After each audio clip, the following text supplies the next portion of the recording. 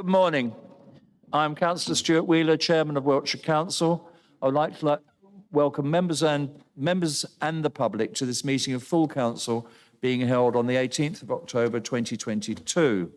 I confirm this meeting is being recorded and broadcast live to the public, and I refer everyone to the notice to that effect included with the summons.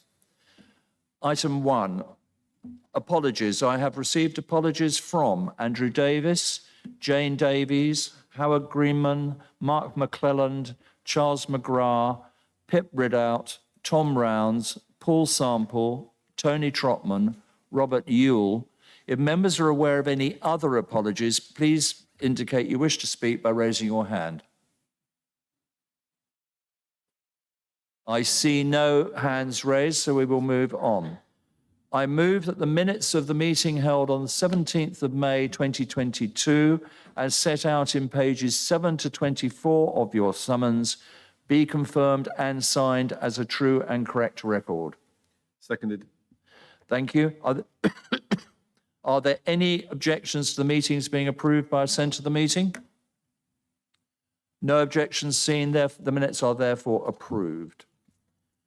3. Do members have any disclosable interest to declare to this meeting? I see no one indicating as such. Now, my announcements. I would like to thank everyone for the tributes and condolences that poured into us from around the county following the very sad death of Her late Majesty Queen Elizabeth II. The Queen visited Wiltshire a number of times, including attending Salisbury Cathedral during her Diamond Jubilee celebrations in 2012, and most recently visiting DSTL Porton Down in October 2020. She had also visited the county for various military engagements, including meeting the Royal Welsh Regiment in Tidworth in 2017. The council received thousands of tributes in books of condolence that were available online and at the council's hubs and libraries, which demonstrated the love, affection, and deep respect that the county had for the longest reigning monarch in our history. These heartfelt messages will be sent to the Wiltshire and Swindon History Centre so they can be archived and preserved for future generations. We would also like to acknowledge the many local events and memorial services that took place to honour and remember Her Majesty. And we thank our local councils and communities up and down this county for their efforts during this historic time. This included a county proclamation event and many subsequent local proclamations of King Charles III, which were very well attended and organised in high-pressure circumstances. Wiltshire did Her late Majesty very, very proud. Thank you. I also have to record the sad passing of Councillor Mary Webb, which was announced in August. Councillor Webb was a Wiltshire and Salisbury City Councillor representing St Paul's Ward from May 2021 to August 2022. We were saddened to hear of her death, and our thoughts and prayers remain with everyone who knew and worked with her. I would like to ask the leader if he would like to say a couple of words about Mary.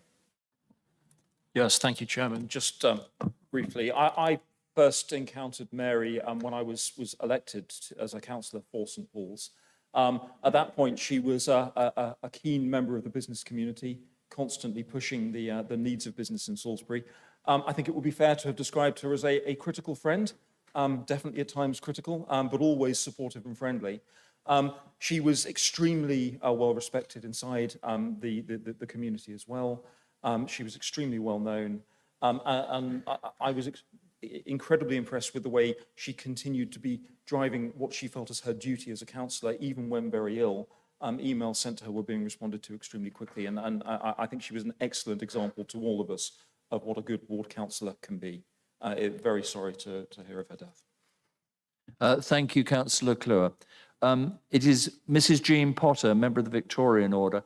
It is with great sadness the death of Mrs. Jean Potter was announced on Thursday, the 23rd of June, 2022, following a long battle with cancer. She was 68 years old. Jean joined Wiltshire County Council in 1972 and had a long and successful career with both that council and its successor, Wiltshire Council. Jean retired from her position as assistant clerk to the lieutenancy in January 2017. Her funeral took place on Friday, 22nd July 2022 at St James Church, Trowbridge. Lieutenant Derek Jarvis, Distinguished Flying Cross. The sad death of Lieutenant Colonel Derek Jarvis, DFC, former chairman of Wiltshire County Council from 2000 to 2001, was announced in July. Lady Benson. The sad death of Lady Benson, OBEDL, wife of Sir Christopher Benson of Salisbury, was announced on Monday, the 1st of August 2022.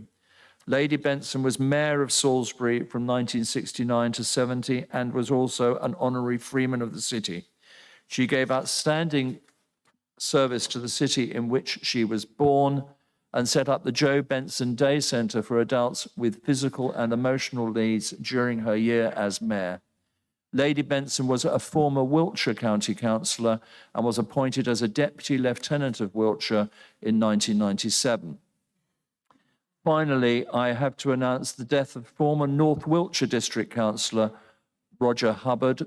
He sadly passed away on the 11th of June 2022. He was a member of North Wiltshire District Council in the 1980s and represented the Pickwick ward in Corsham. His funeral took place on 23rd of June 2022. In order to honour the passing of the Queen, Councillor Mary Webb and the others I mentioned above, I propose we stand for a 1-minute silence.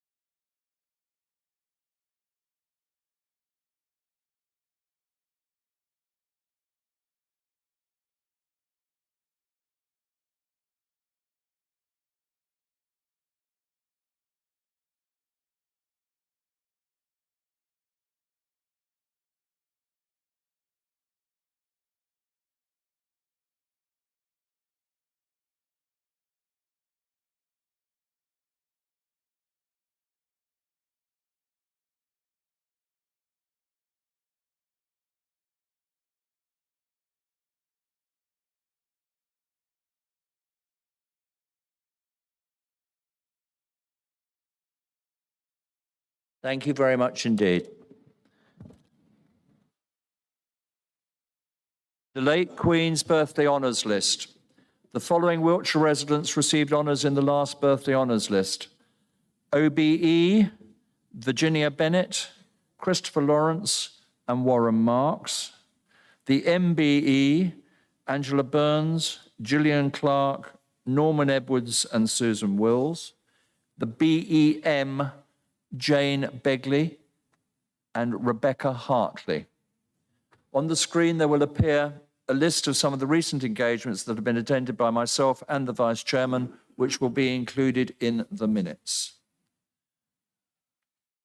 Now, moving on.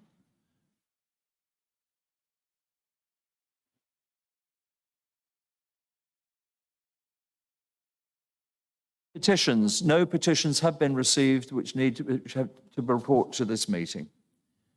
I am not aware that any members of the public have registered to make a statement. There are no members of the public registered to make a statement. Therefore, I will not read out the other details related to public participation. Moving on to the summons.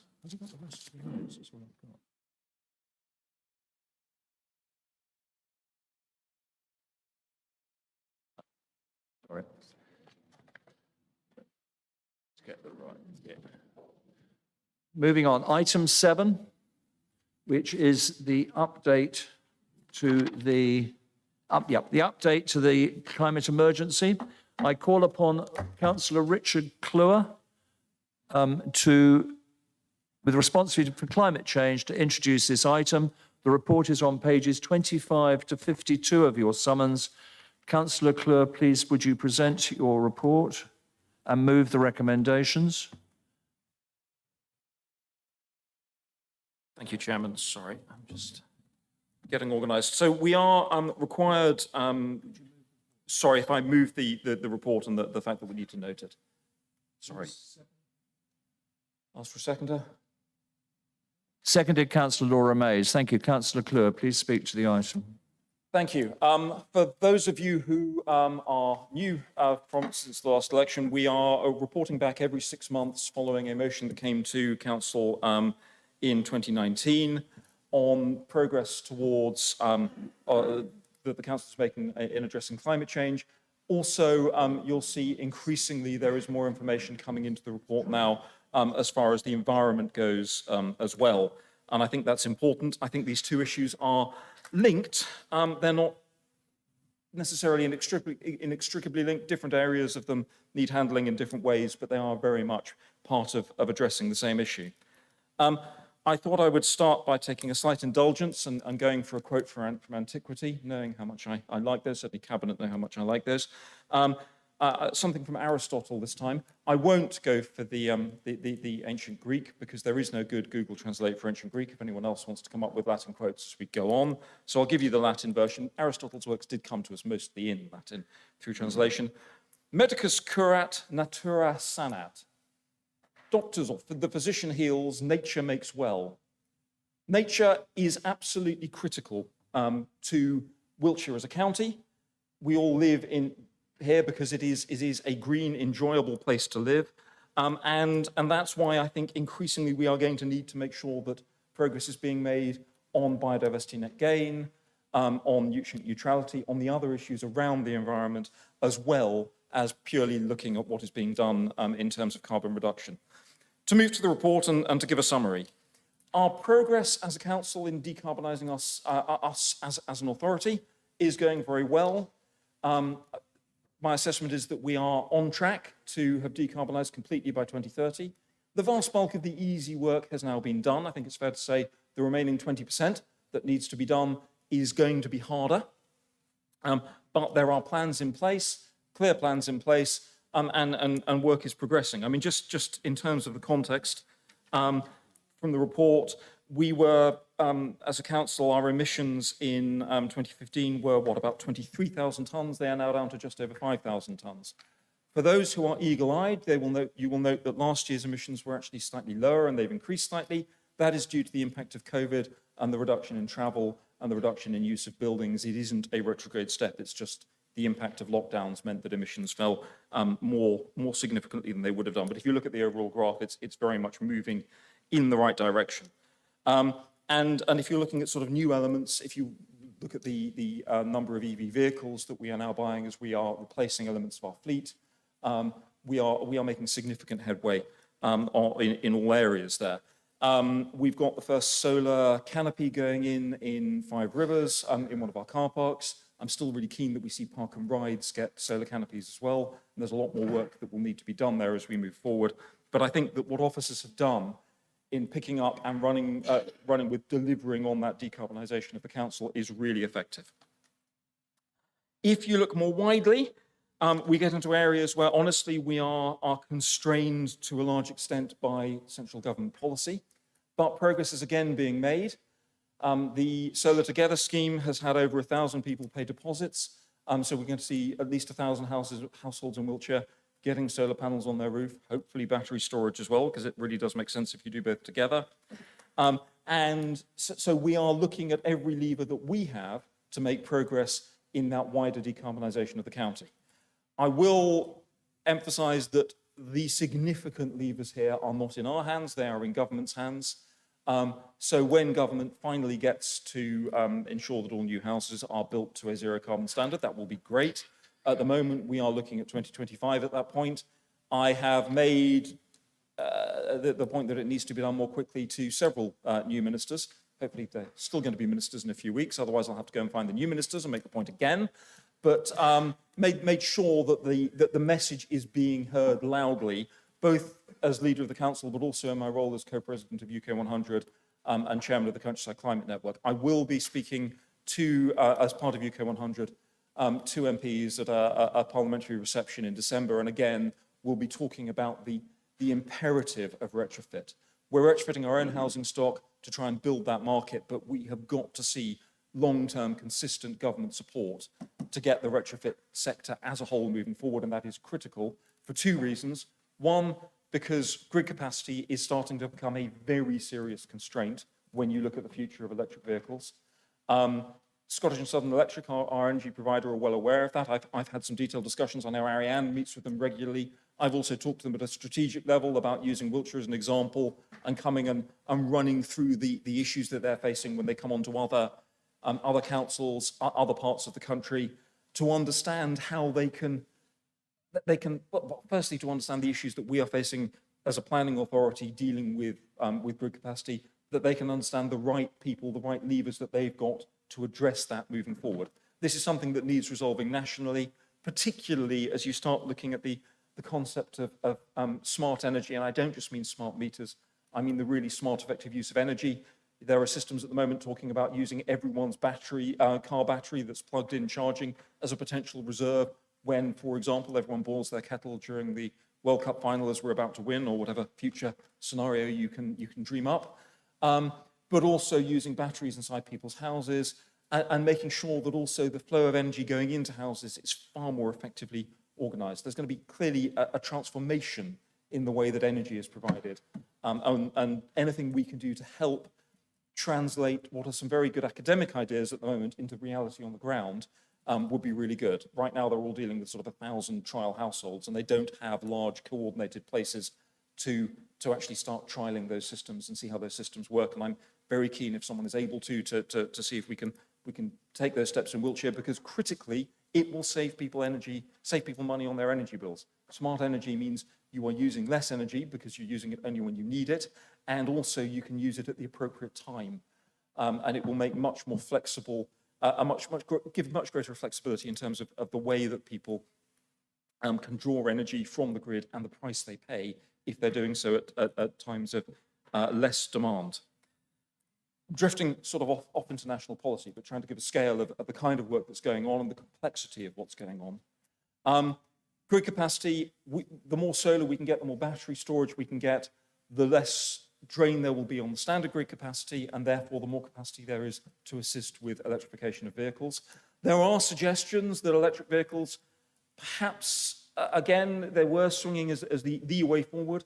I'm hearing again more about some potential alternative fuels. There are a lot of different things being said nationwide, so who knows whether electric vehicles are the answer. They are certainly a large part of the answer. We've got our new EV charging scheme. The EV charging points, are now being rolled out. There was a consultation with parish councils about how they can also then get EV charging points put in and the support we can give them in doing that, and that work's proceeding. I don't know how many we're going to be seeing going in through that process, but it is well underway. We brought together in a natural environment summit many key players. I do mean key players. There are so many different groups that want to be involved in preservation of nature and wildflowers. But as a council, we brought together many of the key players, including the National Park, the AONBs. We had some very good speakers from Natural England. We had engagement from some of the larger town councils who've been moving on this issue. If you want to look at an example of a council that's making significant headway, Bradford-on-Avon is doing some really good work there. We were also sharing some of the ideas that have come out around both what we have done with wildflower meadows, but also the future work that is being done through, or potentially done, and building on what's been done from Dorset, the kind of benefits that you can get from both, again, the cost saving for not having to mow, but also the biodiversity benefit. And then engaging with people like Wiltshire Wildlife. So we've got to make sure that the planning issues that come out from biodiversity net gain in particular are capitalised on, and we don't end up, and I have said it before, I'll say it again, we don't end up with applications where biodiversity net gain is going to be delivered by putting a hedge that's surrounded on 3 sides by housing and 1 side by a road. We've got to make sure it is thought through, joined up, and creating long-term, genuine reservoirs for nature. So huge amounts of work going on.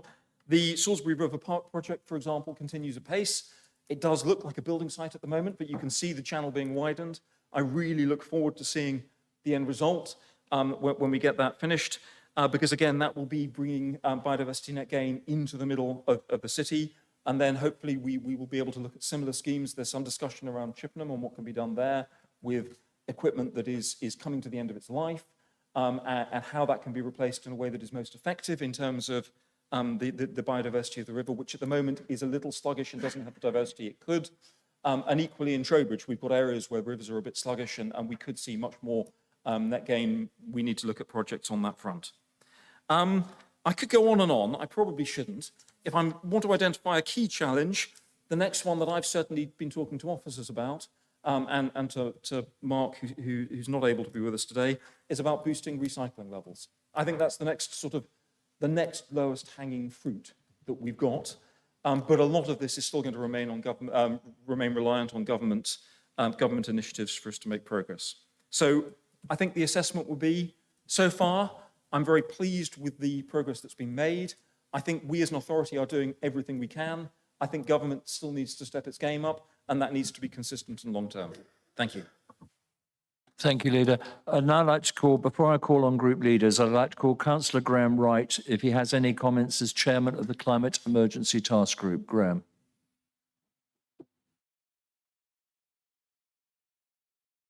Thank you, Chair.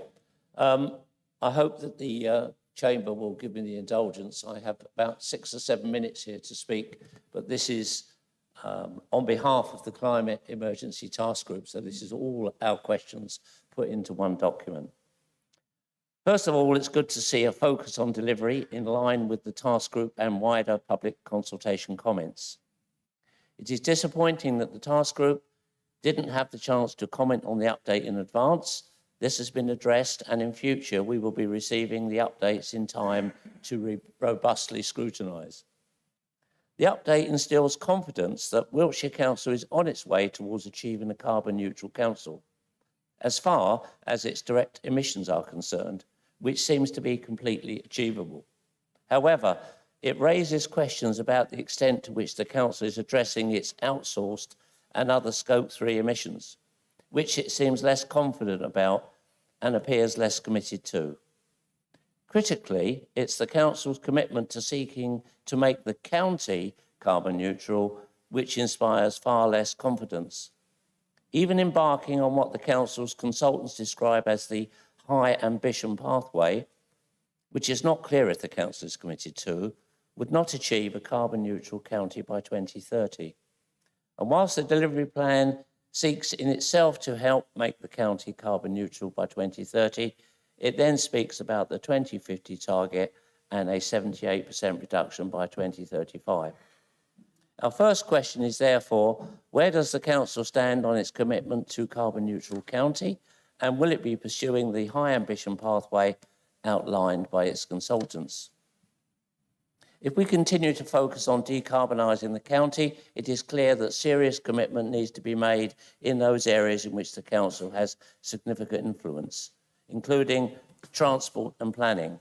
So moving on to the local plan and the local transport plan, there is little mention of the local plan in relation to the objective of scale and location of new developments in order to reduce the need to travel, with which almost 90% of those responding to the consultation agreed was important.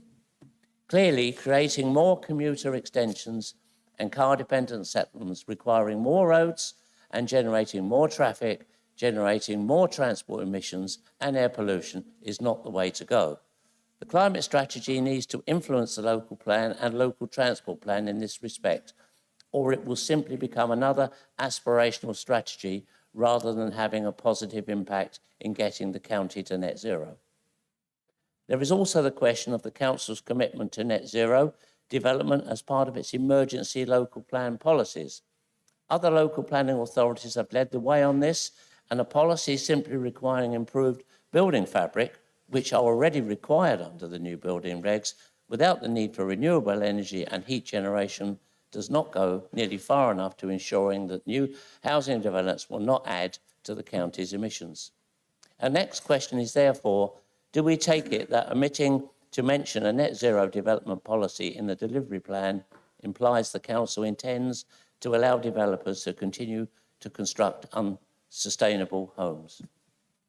Looking at sustainable transport, much is made of the emerging local cycle and walking infrastructure plans, LCWIPs, but these are not in themselves, and they will not deliver the investment that's needed.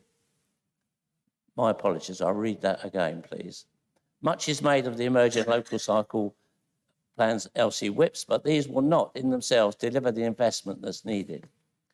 Wiltshire Council's receiving no funding under tranche 3 of the 2 billion active travel fund and has an assessment score that does not bode well for success in any tranche 4 bids.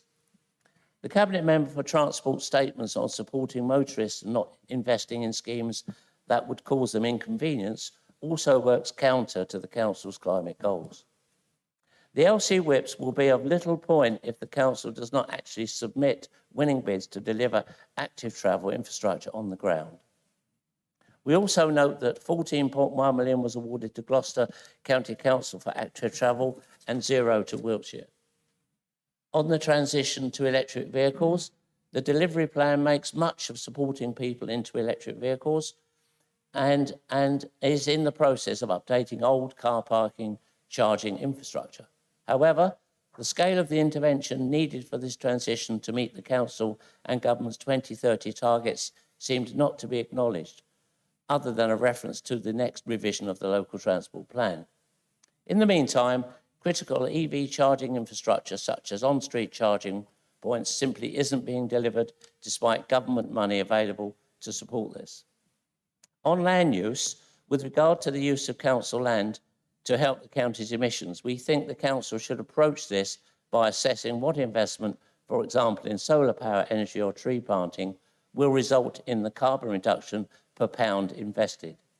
In our view, there are many willing partners that can help deliver such projects, several of which have attended the Climate Emergency Task Group arranged sessions, which were also attended, the majority of them, by the leader and officers.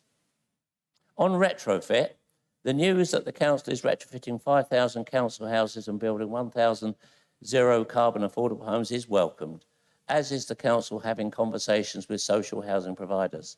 There are, however, no proposals for promoting retrofit of the many thousands of private homes in Wiltshire which need positive support, for example, through low interest rate loans. This is something other councils have done. Wiltshire Council could follow the lead that local parishes and voluntary groups are doing through using thermal imaging camera loan schemes and straightforward advice. Unless the council addresses the key issues like energy conservation in existing houses, it is unlikely to impact significantly in terms of getting to net zero. Greenhouse gas production. Some attempts at establishing the greenhouse gas production from staff working from home rather than working at the office could have been attempted, as could the distance staff have to travel to get to work. This is a balance we need to understand. Waste collection. Why are there soft plastics still not collected as part of Wiltshire Council's doorstep collection service? Some responsible residents take their soft plastics to local supermarkets and environmental groups, but while this may be an admirable behaviour, in itself does not touch the sides of the problem. Recycling. 30% of household recycling centre waste sent to landfill allegedly causes 9% of the carbon pollution. How are these figures derived? Do they include the methane from food waste that goes into general trash? An assumption that incineration of waste to generate electricity somehow gets rid of the problem when the incineration of plastic is known to produce 38%, for example, more carbon than coal. On working in partnership, the report and delivery plan indicate the partnership working is going to be crucial to achieve carbon neutrality for the county. The council's consultant report goes on to recommend that the council should explore cross-cutting actions to increase its ability to drive action, including lobbying, national government and exchanging with residents and businesses. There are also important themes in the delivery plan. So in this regard, please could the leader tell us what the council has asked for specifically from government, and could we also be updated on what is currently being done to mobilise partnership working with businesses and the community. On funding, the delivery plan talks about identifying a way forward in terms of raising finance, such as green bonds and we believe work in this area currently being explored needs to be rapidly accelerated. However, as already mentioned, there are millions of pounds worth of government funding already available for active travel and EV charging infrastructure, which the Council is not fully accessing. We believe it needs immediate focus. On measuring progress, finally, there is a mention that actions will be prioritised according to their impact on carbon emissions. There is little indication of what measurable impact the delivery measures listed will have. We believe it's very important to put figures not only on the county's current emissions in key areas, but also to indicate the extent to which the Council's delivery plan will impact these baseline figures. Without these, it's impossible to gauge what impact the Council's plans are having and where it should be focusing its efforts. Please accept these comments from the task group in the spirit that they are meant. Lastly, we would like to thank the climate team led by Ariane Crampton for their tireless efforts. Thank you, Chair.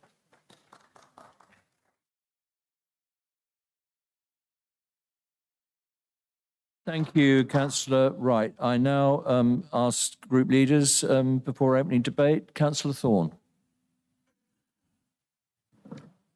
Yes, thank you, Chairman. Good morning, everybody. Can I just start by, these sort of debates are often full of thanks, and I think they should be. So I'm going to start off by thanking officers, and Ariane's with us, of course, in the back of the room. And I think the role of her and her team over the past months, years, it seems, I guess, has been absolutely magnificent. So thank you very much for all you've done.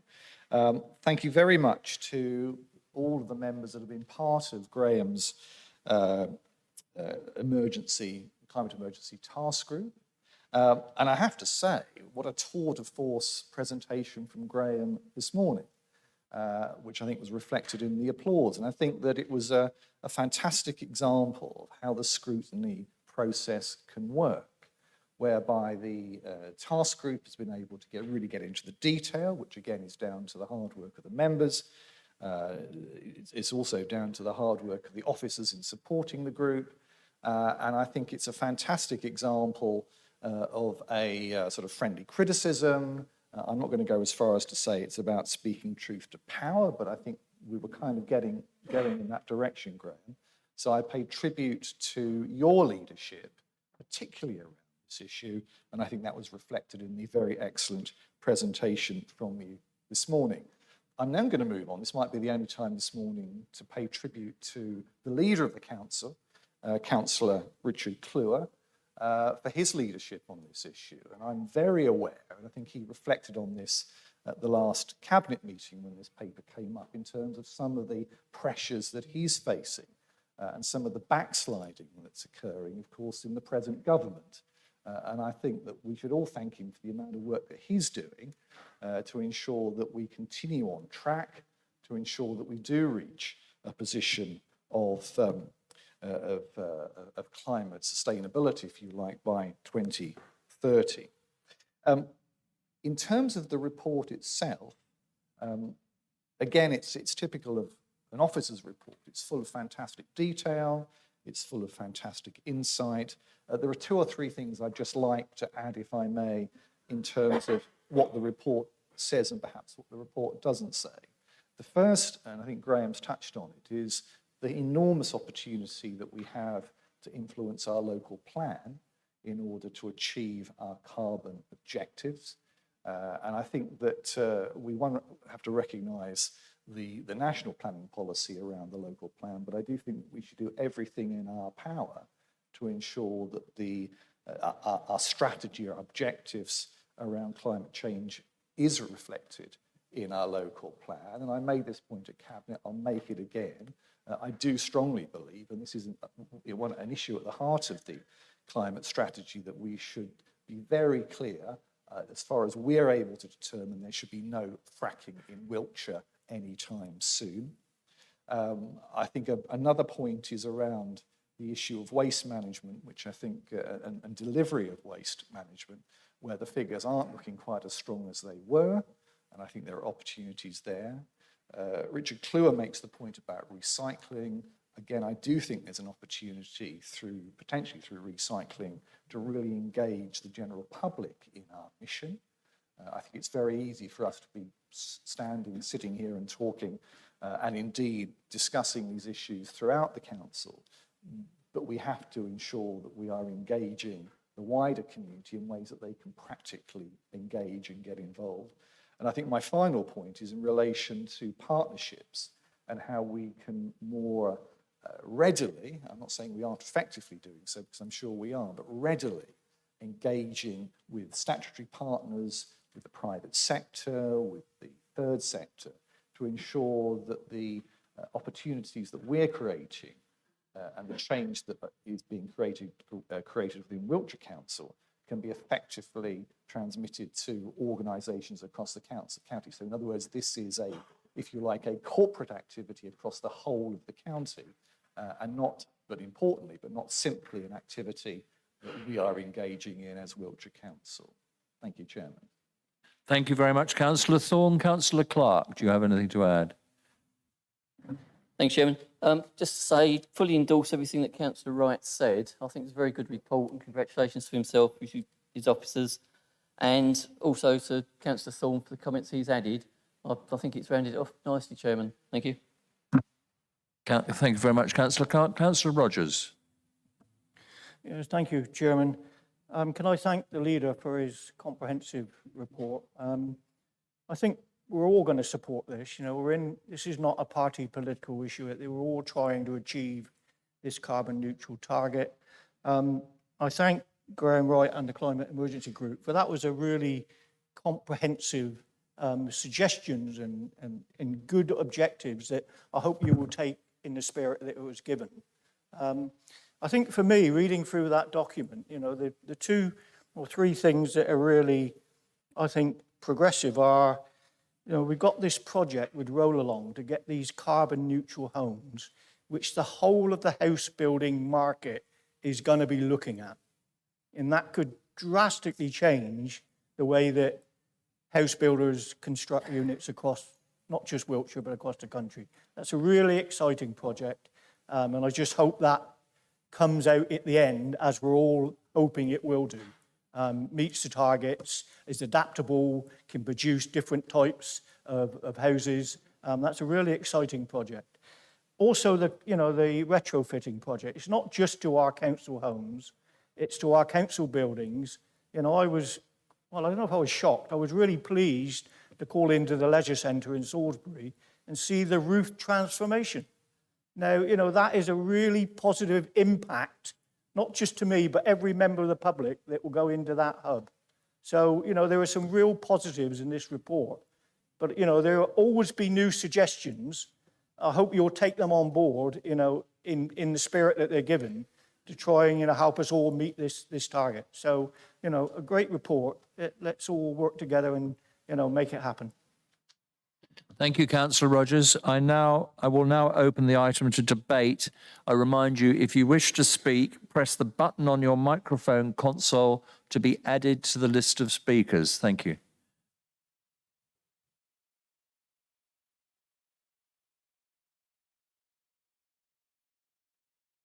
Councillor Trimble, you're on. Right, thank you, Chairman. Great report, thank you, Graham. But I think there was one element that perhaps you missed. You spoke about electric vehicles, but I'd like to remind people about the potential for electric bicycles. Now, I see there's a co-cars system going in Salisbury, and we're also investigating a similar system in Bradford-on-Avon. The potential for electric bicycles to replace a lot of car journeys is absolutely enormous, because they effectively make any kind of hill a complete breeze.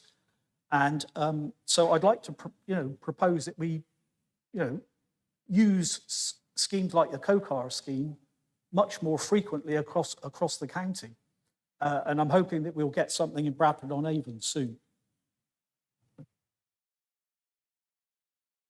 Councillor Hubbard.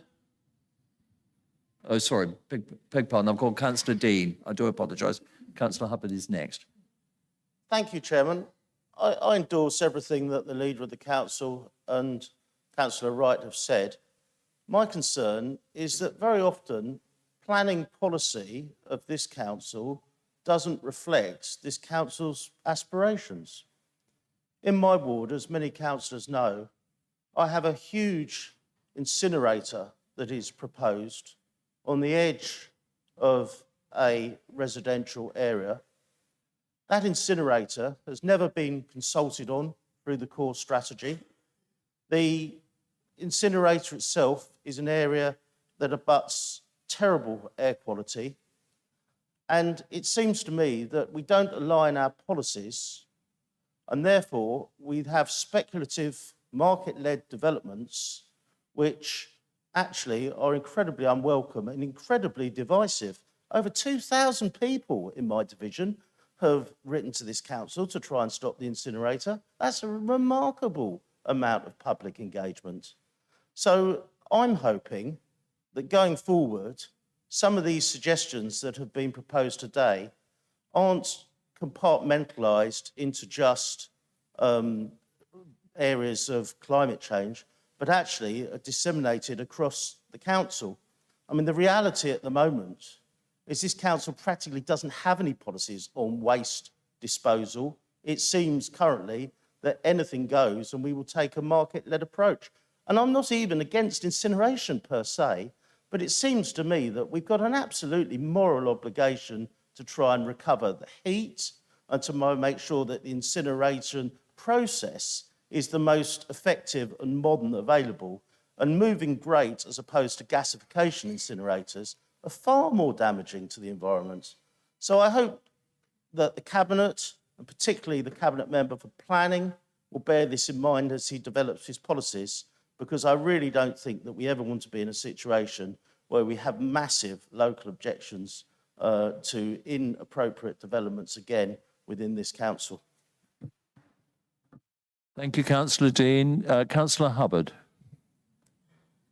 Thank you, Chair. I think we could probably all agree that there has been significant movement and improvement in this council's attitude towards the climate and the climate change agenda over the last few years. And I think we all welcome that, and I hope we'll be supportive of today's report to demonstrate that. But what I would say is I think today's report shows us that we can now talk the talk. We now just need to start walking the walk. And perhaps we've started crawling, but we're certainly not walking yet. And there's a lot more to do. And I'd like to very briefly just dwell on 4 points. Well, one of them is the same one, actually, so 2 of them are the same one. EV charging. I've recently been lucky enough to upgrade to an electric vehicle because I'm commuting more and I wanted to try and be responsible. And one of the things I've found is that when I'm outside of Wiltshire, I can recharge my car a hell of a lot easier when I'm inside of Wiltshire. And that's not only with local authority charging points, which there are far more of in other areas than there are in Wiltshire, but also with the private sector as well. I'm commuting twice a day to Newport. There's a bank of 12 electric charging points within 3 minutes walk of the office I'm based in. I don't think that that's the case anywhere within our county. And I think that this is vital that we get a grip on. If we don't do something about providing adequate electrical vehicle charging opportunities within our towns, within our villages and within our city, then we are going to stop people from being able to go down that route.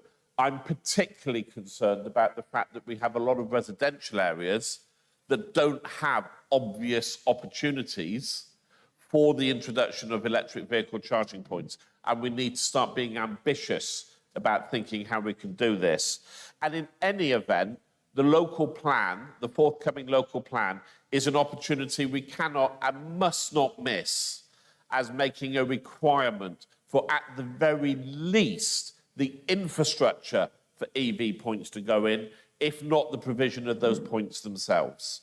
And the biggest risk we're going to have is we're going to build new estates, and those new estates are going to end up having inadequate electrical supplies to the whole site to be able to support enough electric vehicle charging points within that estate to meet need. And that would be scandalous if we allowed that to happen.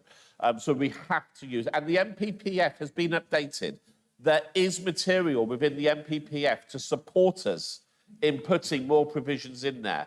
We've got to be brave and be a trailblazer. I remember when Jane Scott was leader of this council once, and I was sat where Councillor Thorne is now today, and she was sat where you are, Councillor Kluwer, and she scathingly said to me, Wiltshire Council does not follow, it leads. Well, Councillor Kluwer, you have an opportunity to lead with this. Let's put EV charging points central into our local plan and the requirement for. Let's put solar power and other environmentally friendly solutions central into our local plan and make it a key bit that we deliver. And then just finally, before I finish, we've talked a lot about retrograde and building up. Our county is littered with community buildings. Those buildings, village halls, scout huts, guide huts, youth centres, you name it, they're all out there. They are all badly or mostly badly insulated, not very effective at running things, and none of them will have ever the money or the investment needed to be able to upgrade, to do everything that should be done to make them economically sound, environmentally sound, and able to perhaps be more carbon neutral. We as a council could help them with that because they are paying that money. They're now paying it to the electric and gas companies. Let's work with them and let's provide an opportunity, as other authorities do, to give them a route to going carbon neutral within their own buildings, financially supporting them but recouping that money over time back into the local authority so that they can play their part in helping our county go carbon neutral. And my very last point on let's walk the walk, not just talk the talk. Briefly, please, Very Councillor. briefly, Very Chair. briefly, Councillor Hubbard. Melksham campus is a wonderful new building. It only opened a few months ago. It is providing fantastic facilities for our town, but not a solar panel in sight. And yet we're told they can't turn the EV charging points on because there's not enough electricity to do it. Thank you, Councillor Hubbard. Councillor Whitehead, please. Thank you. I'll be a little bit quicker than Councillor Hubbard was.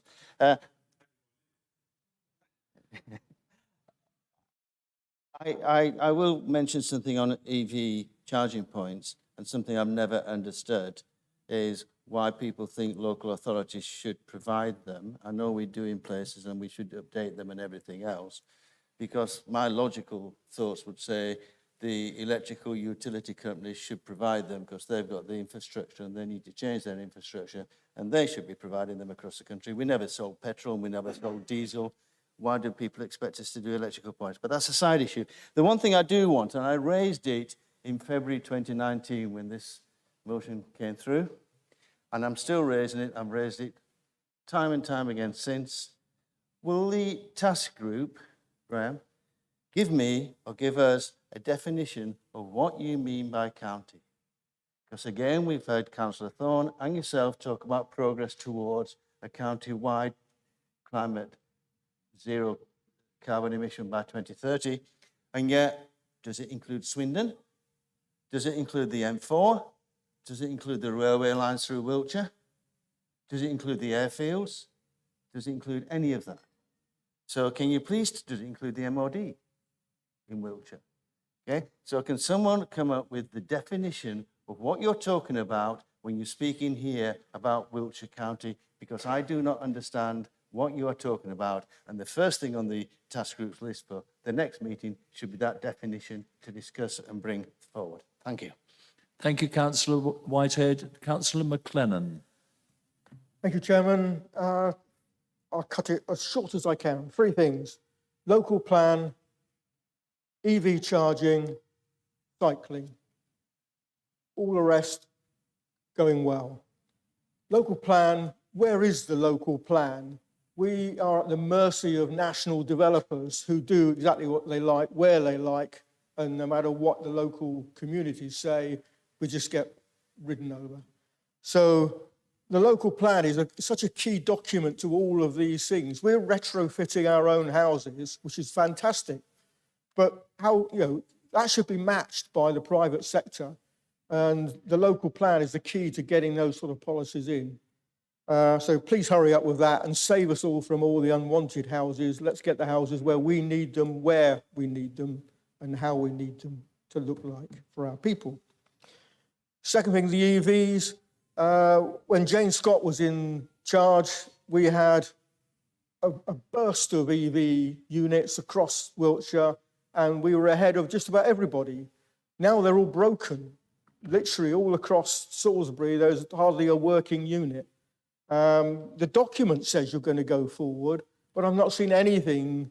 They've been out of, the one nearest me has been out of order for about 3 years, which is pre-COVID. So it's absolutely crazy that we're not progressing any of that. To take Councillor Whitehead's point, yes, no reason why the private sector can't come in and do that, but it needs the council to give it a burst again, give it a boost to launch the schemes that can be supported, because the private sector will want some money out of this and make a profit, and the council can do this thing on a break-even basis. And thirdly, cycling. A councillor to my left, not my political left, but my left, physically, said that electric bicycles get you everywhere without having to use the car. Such a true thing for us older folk. Not that I've got a bicycle. I've got an electric car, but not a bicycle. And an electric scooter that's now on the tip. But the use of cycling lanes to protect people on a bicycle are essential. My understanding is council put in 10 schemes to get government money, 4 of which were withdrawn from a leadership perspective. Perhaps you can enlighten us on that. And the other 6 didn't gain any funding whatsoever. So what sort of schemes are we drawing up that can't get funding from government when there's money available? I think that those 3 key areas are things that could drive on the rest of your plan, which has many, many good attributes and which we all support. So thank you for that. Thank you, Councillor McLennan. Councillor Sarah Gibson.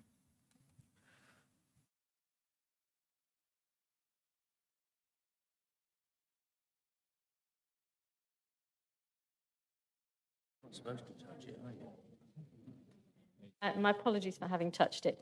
2 entirely separate points.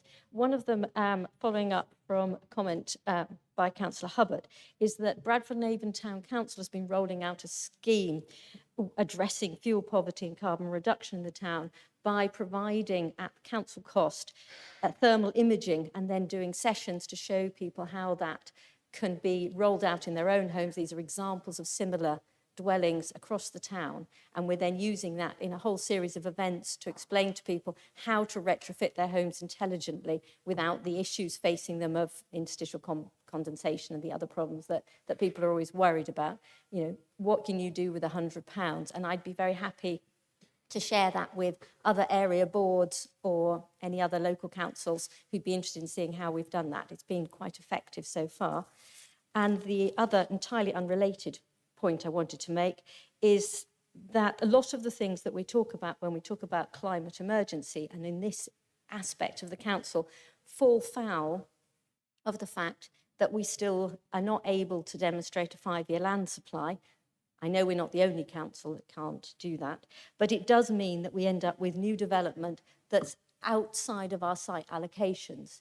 And one of the things I think is absolutely vital that we ensure in our new local plan when it comes through and push to make sure that these 5-year land supply slips don't happen, is that ends up with series of developments that don't have local amenities close by, they don't have access to public transport, all of which adds to our carbon footprint by encouraging people to have to drive. We have a lot of examples of new development in and around Melksham and various others of our market towns, which just don't have the infrastructure and the communities development and the amenities close by. There's that lovely example of the 15-minute city. You need to be able to walk or cycle to most of the things you need. And I really would like to see our local plan come forward as fast as possible so that we can address those issues, which will make a huge difference to the way our county looks in terms of air quality and carbon footprint. Thank you. Thank you very much indeed, Councillor Gibson. Now, Councillor Walters, please, Derek Walters. Hello, my name's Derek Walters. I'm the councillor for Caution Without, which is a semi-rural division. I'm trying to create a framework in my division for active travel. However, I am encountering problems whereby I have a particular issue over a 50-mile-an-hour limit on a road outside a primary school with estates around there. How can I get people to walk and cycle if they are experiencing speeding traffic when they're on very local roads? Thank you. Thank you very much indeed, Councillor Walters. I now call Councillor Nick Puntis. Thank you, Chair. As portfolio holder for flooding, I would like to raise under adaptation and resilience on page 29, the work that this council has put in towards more money going into clearing gullies and the new vac tanker that's going to be provided by this council to help with flooding resilience. Unfortunately, climate change, as we know, an unfortunate consequence is that we do get flooding, as well as the ordinary flooding that happens seasonally. And as also a voting member on the Wessex Regional Flood and Coastal Committee, we have a meeting this week, and on the agenda is the Chippenham and Trowbridge schemes that are being proposed.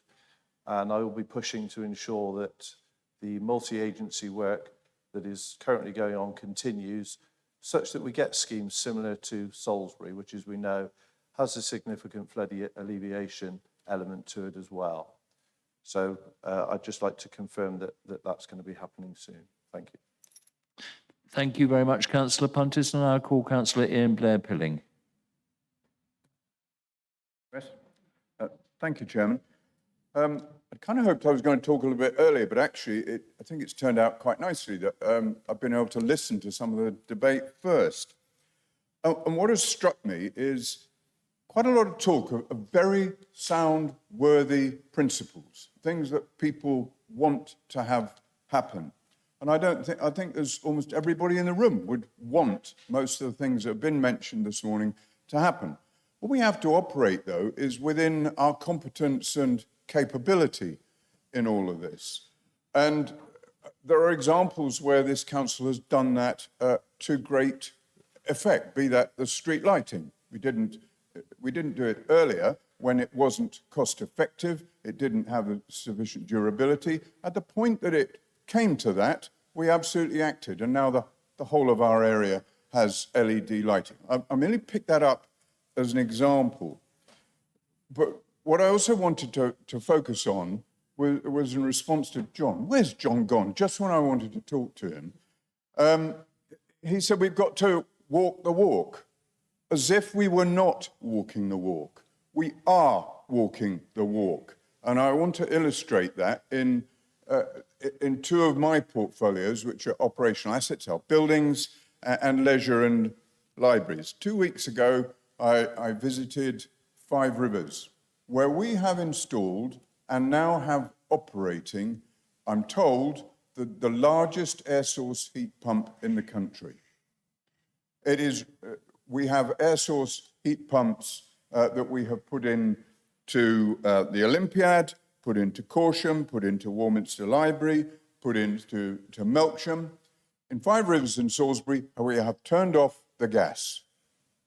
So, I think that is walking the walk in that within our own field. I think also it has an effect. It's not just about what we do to that building. It's setting an example to our community of what we are doing and what everybody else could do in their bit of responsibility and their competence and capability in this. I would add to that, we have now 30 sites with solar, including all our hubs, all our health and wellbeing centres, all our leisure centres, bar 5 so far, now have solar panel installations. In January, we'll be signing off, we hope, on the plan as to how to decarbonise 17 of our largest gas-using sites. We will be shortly finalising the tender documents for the solar canopy, which Richard mentioned earlier, down at Five Rivers. Currently, the solar panels at Five Rivers contribute 20% of the electricity use on that site. When that canopy in, it will be 25%. We are essentially installing solar panels wherever we, the council, can in all of this. Back to my point about competence and capability.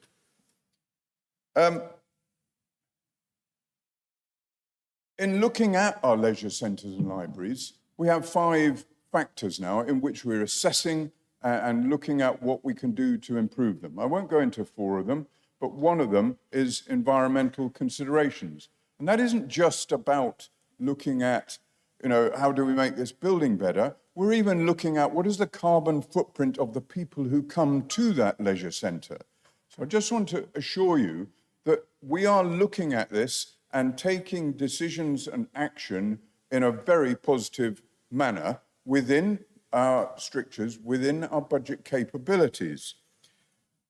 There was a mention earlier about, I think it was John, you said about village halls, that none of them got any solar. They're all in a dreadful state. Well, look to themselves. I can tell you, my village hall in the last month just covered its roof in solar panels. It didn't need a grant from the council. It did it.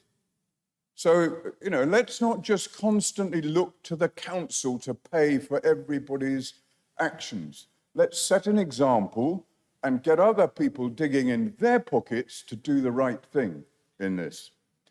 And finally, a little note here. Melksham, I want you assured, you may see, X number of EV charging points at the Melksham Leisure Centre. I can assure you the infrastructure is in the ground for many more. So I think I've said enough. I think what I hope to get across to you is we are walking the walk. We are within our capabilities. We are getting on with it and setting an example. Thank you, Councillor Bear-Pilling. Councillor Tony Jackson, please. Thank you, Chairman. Wow. It's all right. You stood up and the skies darkened immediately. Thanks, Chairman, and thank you for the report. And I'm actually a member of the working group, so I do pay tribute to our wonderful chair.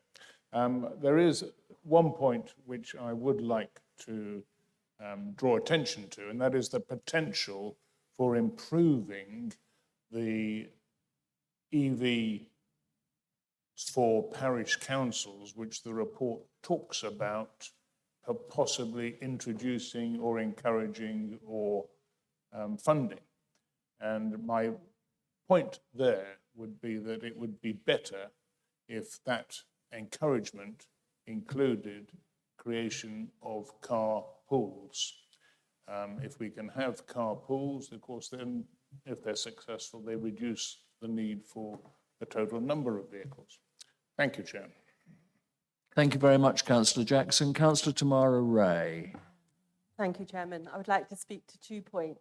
A number of colleagues today have made comments about our EV charging, and I'd like to remind all members that there was a webinar for town and parish councils which took place on the 14th of September, which was really well attended, and officers spoke about the schemes that are coming forward to enable town and parish councils to apply for grant funding, both Wiltshire Council grant funding and central government grant funding, to install EV charging facilities in local areas. And that's in addition to replacing the EV charging infrastructure that we have in the sort of larger car parks across the county. Yesterday, an email went out to area board environment leads, of which I think I'm one of, and there must be 17 other colleagues in the room here, encouraging them to share that information amongst area board colleagues and also town and parish councils. So I would very much urge you to do so and to take advantage of the grant schemes because the government funding is only available until the end of March next year. Secondly, there's also been quite a number of comments today about bike schemes and car schemes. I should say, as well as Salisbury that we already have, and I know that Bradford-on-Avon are also looking at that I'm also working with the Devices Area Board to look at that co-cars for devices. And I would again urge other colleagues to look at that locally rather than expecting our very hard-working officers to develop schemes in every local area. Thank you. Thank you, Councillor Ray. Councillor Phil Alford, please. Thanks, Chair. Yeah, some great points raised, particularly some good ones from Graham there with ONS. So I just wanted to come back on a couple of those, if I may. You raised the issue around lending money to village halls and so on.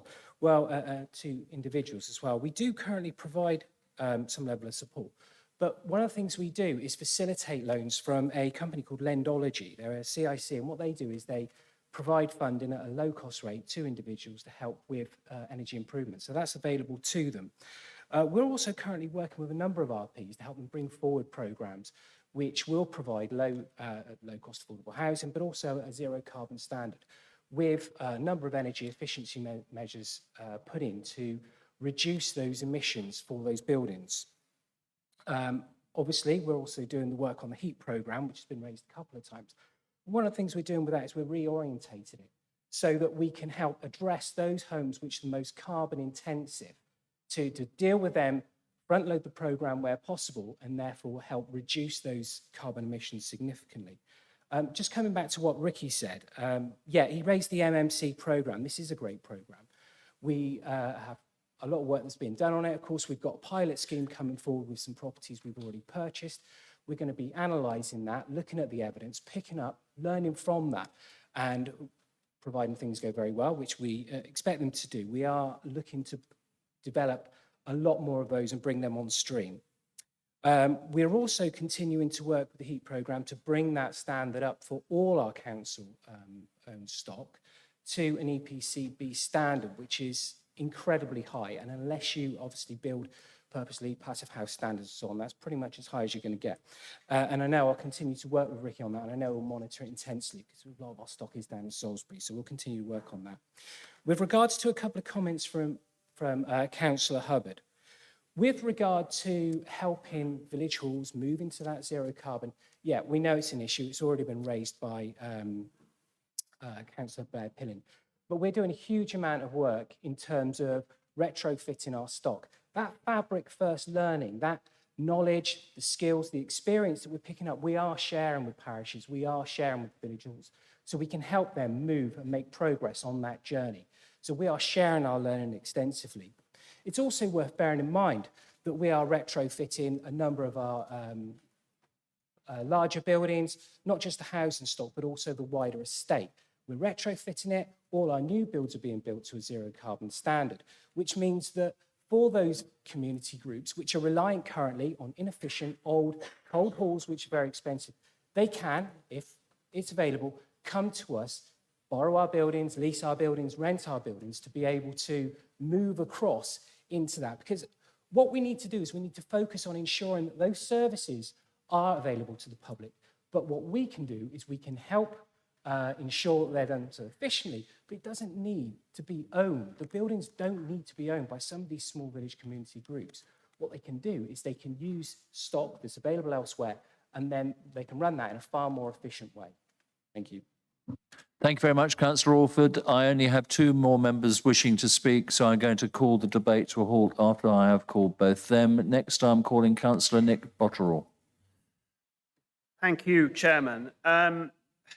I've just listened to some of the comments regarding the local plan review with respect to carbon reduction measures, and there seems to be some sort of feeling that there's a sort of lowest common denominator approach that's being taken. We're saying, oh, well, we can't do this, can't do that, can't do anything else. This is far from the case. We are looking at what is being proposed in many of our neighbouring authorities, and in particular where people have a more advanced stage of their plan making or plan review. And we are going to incorporate the most practical measures that we can, or that we believe that we can get through all the stages of plan making. So, rather than just simply put stuff in that can't actually be delivered and gets thrown out, which I would argue is a bit of a pointless exercise, and I'm afraid that has happened in some cases around the country, we're going to use what works and go as far as we very possibly can to ensure that we get the most efficacious measures deliverable. That's our policy. That's what we intend to do. And I would argue that that is the most commonsensical approach and is the one that is likely to achieve the most practical impact. So please forget any idea that the local plan review is all about seeking some sort of bog standard or lowest common denominator. It is not. It is about getting the best possible outcome. Thank you very much indeed, Councillor Botterill. And finally, Councillor Bridget Wayman. Thank you, Chairman. I just wanted to touch on a point that Councillor Blair Pilling mentioned, which was capability, and I assume you're referring to financial capability. And we mustn't forget that this council is having financial difficulties. We've got inflation to cope with. We cannot start spending money beyond our capabilities on some of these schemes. And I know there are government grants available, but I think I seem to recall from my time as a cabinet member for highways that we did look at numerous schemes. We bid for numerous schemes, and there are a huge number of councils chasing or promoting schemes, chasing a smaller pot of money than is affordable to pay for all of the schemes. So a lot of the EV charging schemes or other schemes that are available there for walking and cycling are subject to competitive scheme through government. The other point that I wanted to make that I have noticed that in my area, very, very recently, a planning application has been submitted for what was a dilapidated service station on the A303, has just put in a planning application to demolish the whole of that service station and create a wholly EV charging service station. And recently at the Strategic Planning Committee, we also had a solar farm application that came in, and the electricity generated from that solar farm was going to be used for servicing the service station on the M4. So there is private sector money and investment that is coming in. We cannot do everything as a council, and that we must rely on the private sector to do some other schemes as well. I would also like to pay some tribute to Councillor George Jeans in Mere, because he's been instrumental in trying to introduce the Go-Cars scheme that is hopefully going to go to Mere. And there is a similar scheme. It's not Go-Cars, and I can't quite remember what the name is, but it's been set up in Tisbury by a group of dedicated people. So it's not about the council doing everything, and obviously we can try to encourage other private individuals or parish councils and town councils to do the work, but we cannot, and we cannot afford it. We cannot afford to do everything, but we can be there to help promote it. And that is happening. We are walking the walk, not just talking to the talk, as Councillor Hubbard has suggested. Thank you, Chairman. Thank you very much indeed, Councillor Wayman. Councillor Kidney, I'm sorry, I had announced the list was closed. So I'm now going to move to the vote. But before then, does Councillor Clure have any comments before we move to that vote? Thank you very much. And I would remind members, the proposal is that the council notes the actions taken in response to the climate emergency following the last update in February 2022. Yes, thank you, Chairman. Thank you to everyone for the comments that you all made. I think it shows quite how important an issue this is to everyone. I'd very much echo the last point that Councillor Wayman was making. This is not something that we will achieve as a council. We can deal with our own decarbonisation, but we require government and we require the public and business to all be working together in this direction of travel. We've got to bring people with us. And I think it's really important that we remember that as we move forward. Coming to answer some of the specific questions, in particular, some of Graham's. I think Scope 3 emissions we need to be really careful with. People need to take responsibility for themselves in this process. Everyone's got to be brought with us. For us to simply say that it's our responsibility to fix everything doesn't work. We can use procurement inside the legal frameworks that we have for procurement to try and assist on that in making progress there, but we can't dictate. And I think we've got to be very careful about making sure that we are leading people, we are encouraging people, rather than simply berating them. Because berating people, well, you catch far more flies with honey than with vinegar. High ambition, yes, we want to follow the high ambition path, but that is fundamentally, it requires government to make sure that they are putting the right framework in place to enable a lot of that to happen. A lot of it is out of our control. And if that's the case, we need to be honest with people. The reason that when this motion came initially in 2019, I abstained is because 2030 is utterly unachievable. No one believes you can decarbonise the UK or rural areas by 2030. You've got to be honest with people about that. 2045, probably, possibly earlier. Some urban areas have looked at this in some detail and think maybe 2037. That's about the most realistic target I've seen for a city, for an urban area. So we've got to be honest about it. We will play our part. We will do everything we can to encourage whatever government is sitting there to play its part as well. It would be nice if DLUC ministers didn't change with quite the frequency that they have done, because if we're going to get consistent change there, it's getting quite exhausting getting hold of the relevant ministers every time they move. Nick's made points around the local plan, and it's really important. Yes, there are other councils that are saying they are doing more, and then you talk to them, and I do. I talk to their leaders or the relevant cabinet members, and they say, oh no, we're putting it forward and we hope an inspector will get it, will pass it. There is one loophole in there around urban regeneration at the moment where you can set higher standards. That's the only one that there is. We've got to make sure that whatever we put forward gets through a local plan. And we will be as absolutely ambitious as we can, but in a way that will get through the local plan. So yeah, you've got a commitment to that, but it's got to be real. It's no use saying, well, another council's got a great scheme they're putting forward, when it's likely, and when they will admit themselves, they're likely to fail at appeal, fail at the inspector, or existing councils are not getting through an inspector with some of those ideas. And there have been a number who, a year ago, were saying to me they've got great ideas and have recently sort of sidled up and said, didn't work, you were right. So it's got to be deliverable. Equally, with EV charging, whatever we put forward there it's got to be deliverable, and it's got to deal with grid capacity issues. We've got a scheme coming forward. It's phase one.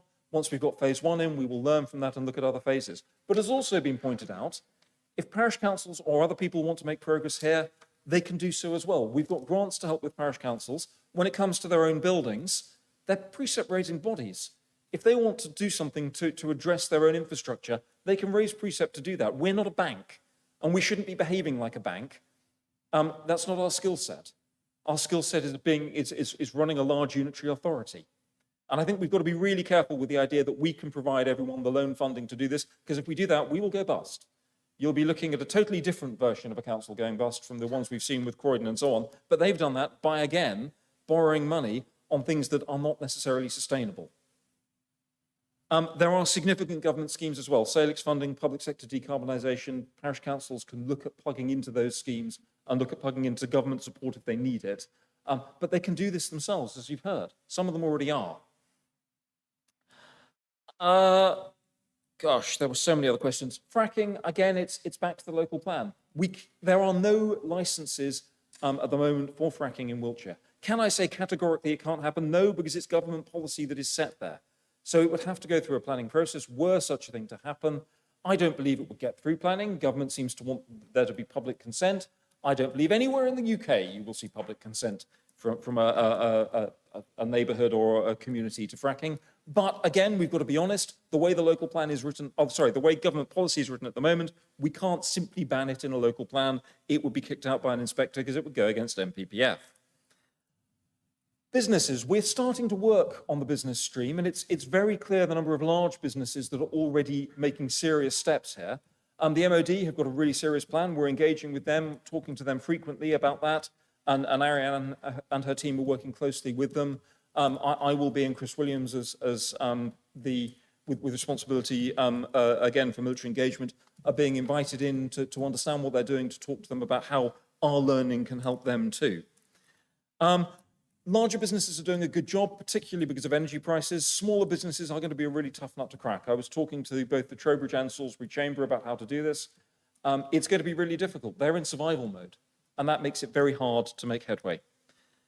There have been a lot of comments about walking and cycling. Again, we've got to bring people with us. To simply say people should stop using their cars in a county that is rural, by any definition you want, 50% of our population at least live in what are essentially villages. You cannot simply say stop using your cars. We've got to encourage people. With the cycling schemes that were mentioned, many of those schemes were looking at taking away people's car parking in order to put in cycle lanes on roads that where when we analysed it, when we thought about it, we didn't actually feel it was appropriate. We have got to put cycle schemes in that connect our communities on dedicated, safe cycle lanes, not simply play games about stealing a bit of parking that winds residents up and results, if you look across the entirety of the UK, many authorities will say they've gone backwards in terms of cycling because of these overly aggressive schemes. We want to create networks that enable people to cycle safely for work and perhaps more importantly in Wiltshire for leisure. Soft plastic, I absolutely agree. My car currently has a bag of soft plastic in there that I need to get to the co-op next time I go there, because I'm not driving specifically and wasting the fuel to recycle the soft plastic.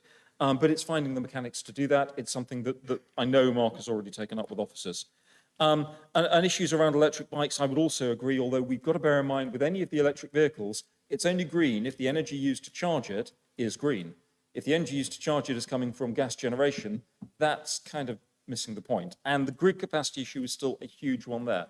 You're absolutely right, we've got to make sure the infrastructure is in place, but without getting the grid capacity, we are going to hit very soon points where we simply aren't going to be able to be charging our vehicles and electric vehicles if we've all got them, because there isn't enough energy to do it. And that, yeah, it's a serious challenge. We've got businesses looking at 3 years to get electricity grid connections put in place at the moment because of the constraints of grid capacity. The providers, the grid, are working very hard to resolve it, but it is going to take a few years to catch up. I think that probably answers most of the questions. If I've missed any, catch me afterwards and we can talk it through. So thank you very much. Thank you, Councillor Clure. We now move to vote on the motion, which is to note the actions taken in response to the climate emergency following the last update in February 2022. All those in favour say aye. All those against say no. I hear one. There we go. All those abstaining, please indicate. Thank you. That motion is carried. Next motion is agenda item 8, which is the update on responding to the cost of living challenge. This is an update, and the reason for the proposal is to highlight the work of the Council in response to national and local challenges, and the proposal is to note the update. I call upon Councillor Richard Clure, Leader of the Council, to introduce this item. The report is at pages 53 to 58 of your summons. Councillor Clure, will you please present and move your recommendations, and I will ask another Cabinet member to second. Thank you, I so move. Seconded by Councillor Mays. Councillor Clure, please introduce your item. Thank you. I wanted to take a chance to bring the same information, the same report that we brought through to Cabinet to full Council.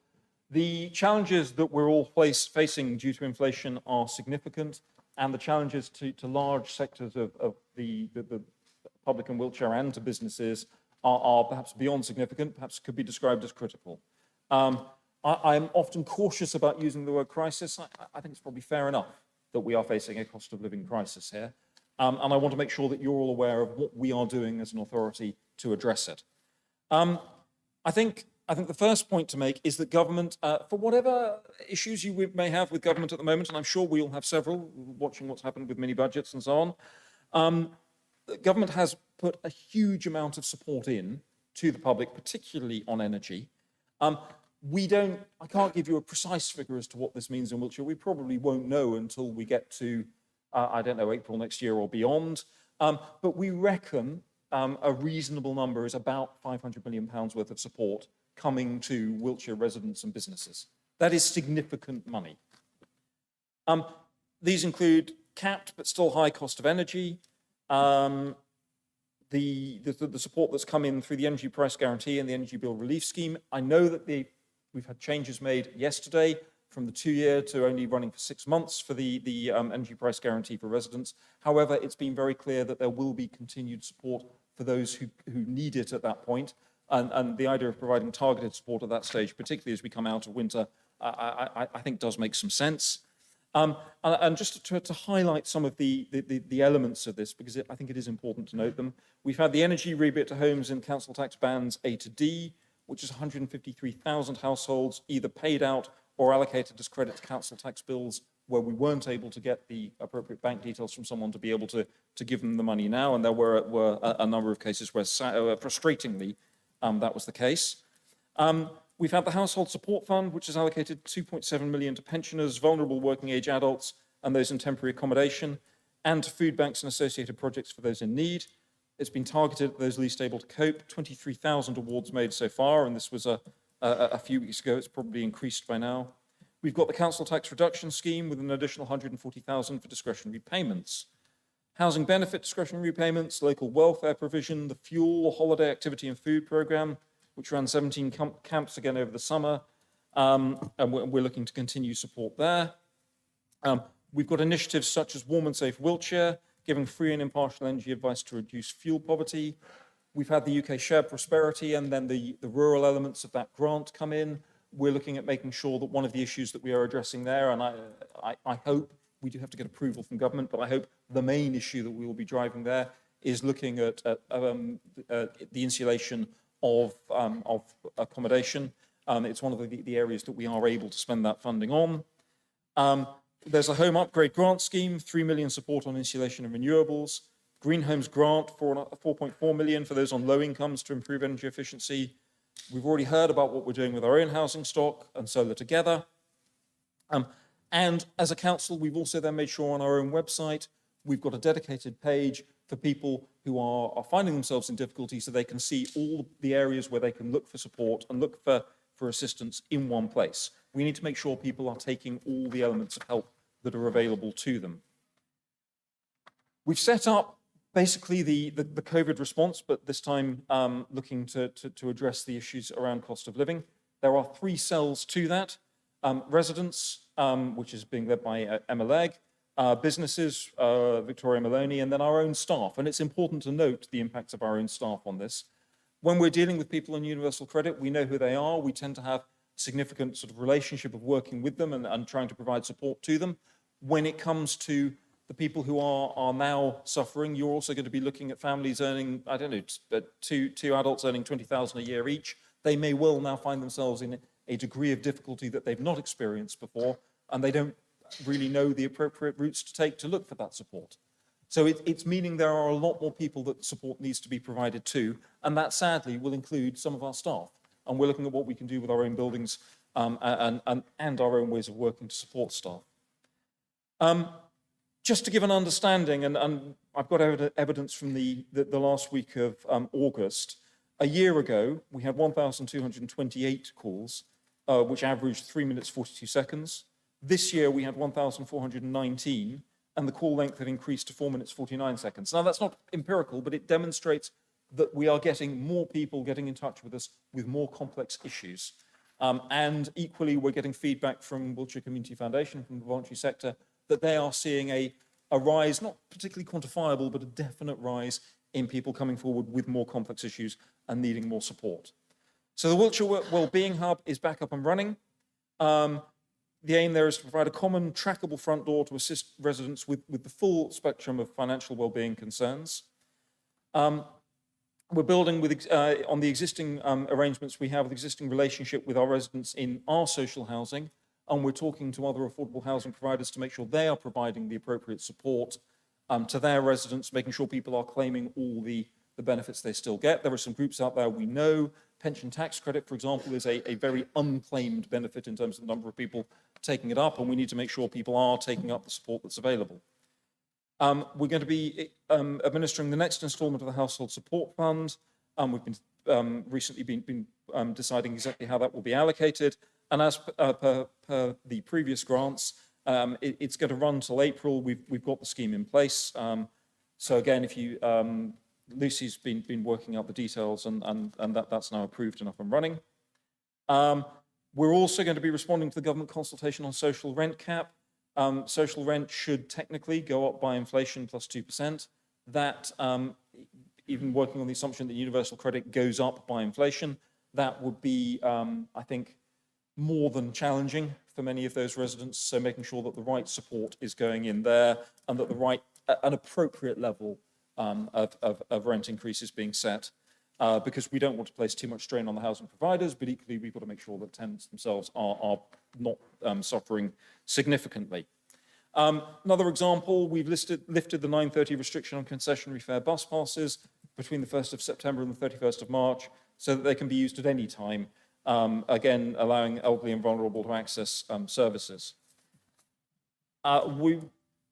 Areas around food poverty and food banks in particular are of great concern. We are hearing more and more that there are food banks talking about potentially running out of food. That is new. It's not happened in the, I don't know how many years that we've been sort of involved, engaging with food banks, certainly from my own experience with the Trussell Trust and talking to them recently, or Salisbury Food Bank as they are now, that they are finding that to be a unique position.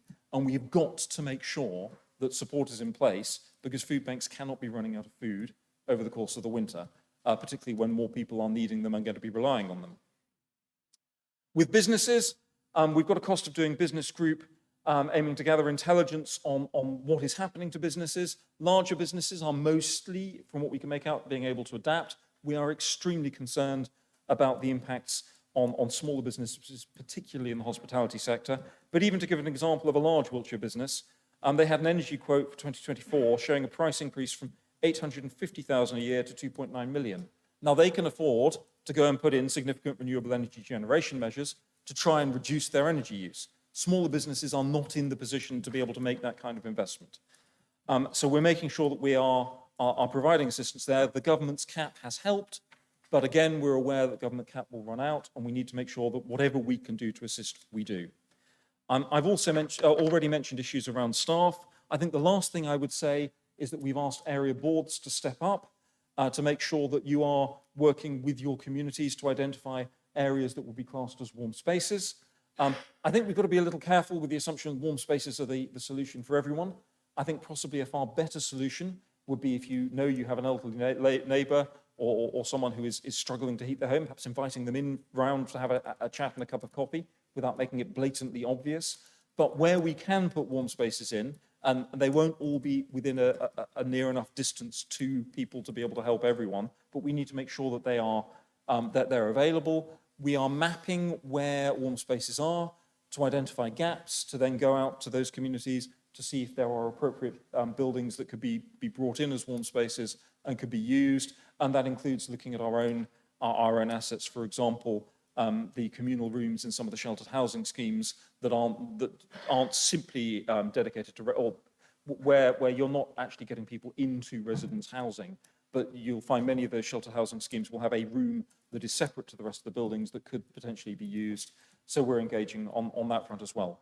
We've also been having discussions with Community Foundation about what can be done in terms of putting out appeals and making headway with the wider public. Some of us will be getting money off our energy bills that we could, honestly, we might like it, but we don't necessarily need it, and to try and provide routes to raise more funding that can go into the Community Foundation, who can then make sure that it is directed out in the most appropriate ways. There should be more specific news coming out on that very shortly.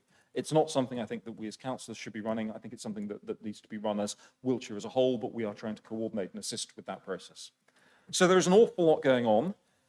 We could be in for a very difficult winter. It, to a large extent, depends on how cold it gets. The worst time certainly isn't with us yet. It's going to hit when things get cold, late December, January, February. We're making sure we've got the infrastructure in place, the teams in place, that the officers are putting the work in now so that we're able to provide as much support as we can over the course of the winter. I think that's as much of an update as I've got, but I'm sure there will be lots of comments, Mr. Chairman. Thank you, Councillor Clure. Moving on to group leaders. Councillor Thorne, your comments, please. Yes, thank you, Mr. Chairman. Firstly, can I welcome the report? I think this is the second report that initially came through Cabinet. And again, rather like the climate emergency report, there's an awful lot of really good stuff in it. So thank you very much indeed to officers for bringing this to us. There are a number of specific points I want to make in relation to, for me, some of the key areas in terms of the, and I'm glad Richard clarified the position, the cost of living crisis that we're facing, not a cost of living challenge, for goodness sake.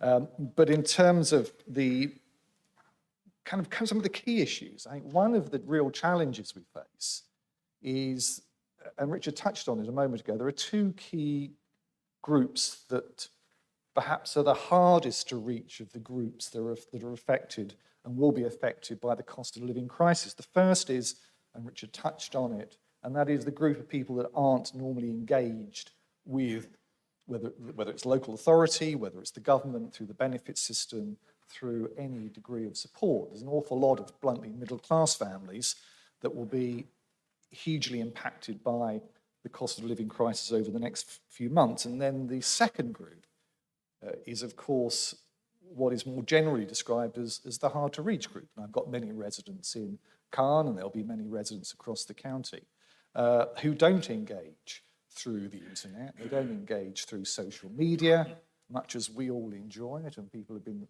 looking at their phones. I can see one or two doing it now, looking at their phones through the course of the meeting. So I think the real challenge, and this applies to the cost of living crisis, it applies to the delivery of council services more widely, is how we reach particularly those individuals within communities who just aren't engaged through the kind of media that would normally be engaged, that we would perhaps normally be engaged by. And I think that's terribly important. I take Richard's point in relation to small businesses. As a small business owner myself, times are extraordinarily tough. You open electronically the latest statement from your energy provider with a sense of horror. Point one, you immediately think, well, can we get a payment plan organised here? Hopefully we can if you can get through on the phones. So the challenge to small businesses, and of course the vast majority of businesses, and indeed businesses that employ people across the county, as that is always the case, is in relation to small businesses, and therefore they're absolutely vital. And I think we should also be doing as much as we can as an authority to promote some fantastic work being undertaken by some of our towns, our parishes and our city council. And again, I'm just going to reflect for a moment on the work of Caen Town Council, who have established a fund of £50,000 with an initial £5,000 directly to the local town charity, which allows that town charity to substantially increase the amount of requests it can address from residents in the community. But yes, can we just take ourselves back to, I'm not quite sure where the word challenge came from. Certainly when this report came to Cabinet, I think on the 27th of September, the word crisis still existed in that report.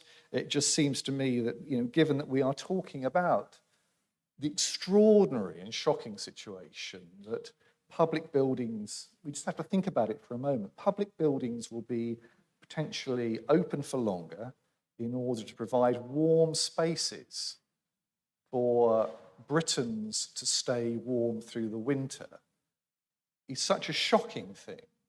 And I think the use of the word challenge rather devalues that. And I would hope that we can avoid that word in future. I know we're going to come back to it in the rather odd motion later in the day, when you've got, I don't know, millions and millions of people, and indeed millions of businesses, trying to stay afloat in terms of their energy bills. That is a crisis. We have, thanks to the remarkable mini budget, interest rates soaring to, again, use the word remarkable levels. And as the council leader said, we've got food banks that are running out of food. Now, the fact that we even have to have a food bank and food banks in a country which I think is still just about the 6th largest economy in the world should be something that is so appalling and so abhorrent. We should reject that outright. But we're not even talking about the fact there are food banks. We're talking about the fact there isn't even enough food to go into the food banks. And if that's not a crisis, I don't know what is. So please, whoever, and I say this with enormous respect, came up with the word challenge, challenge is something for a TV game show on BBC One on a 4 o'clock on a Friday afternoon. Challenge is something you get the kids to do in the school playground.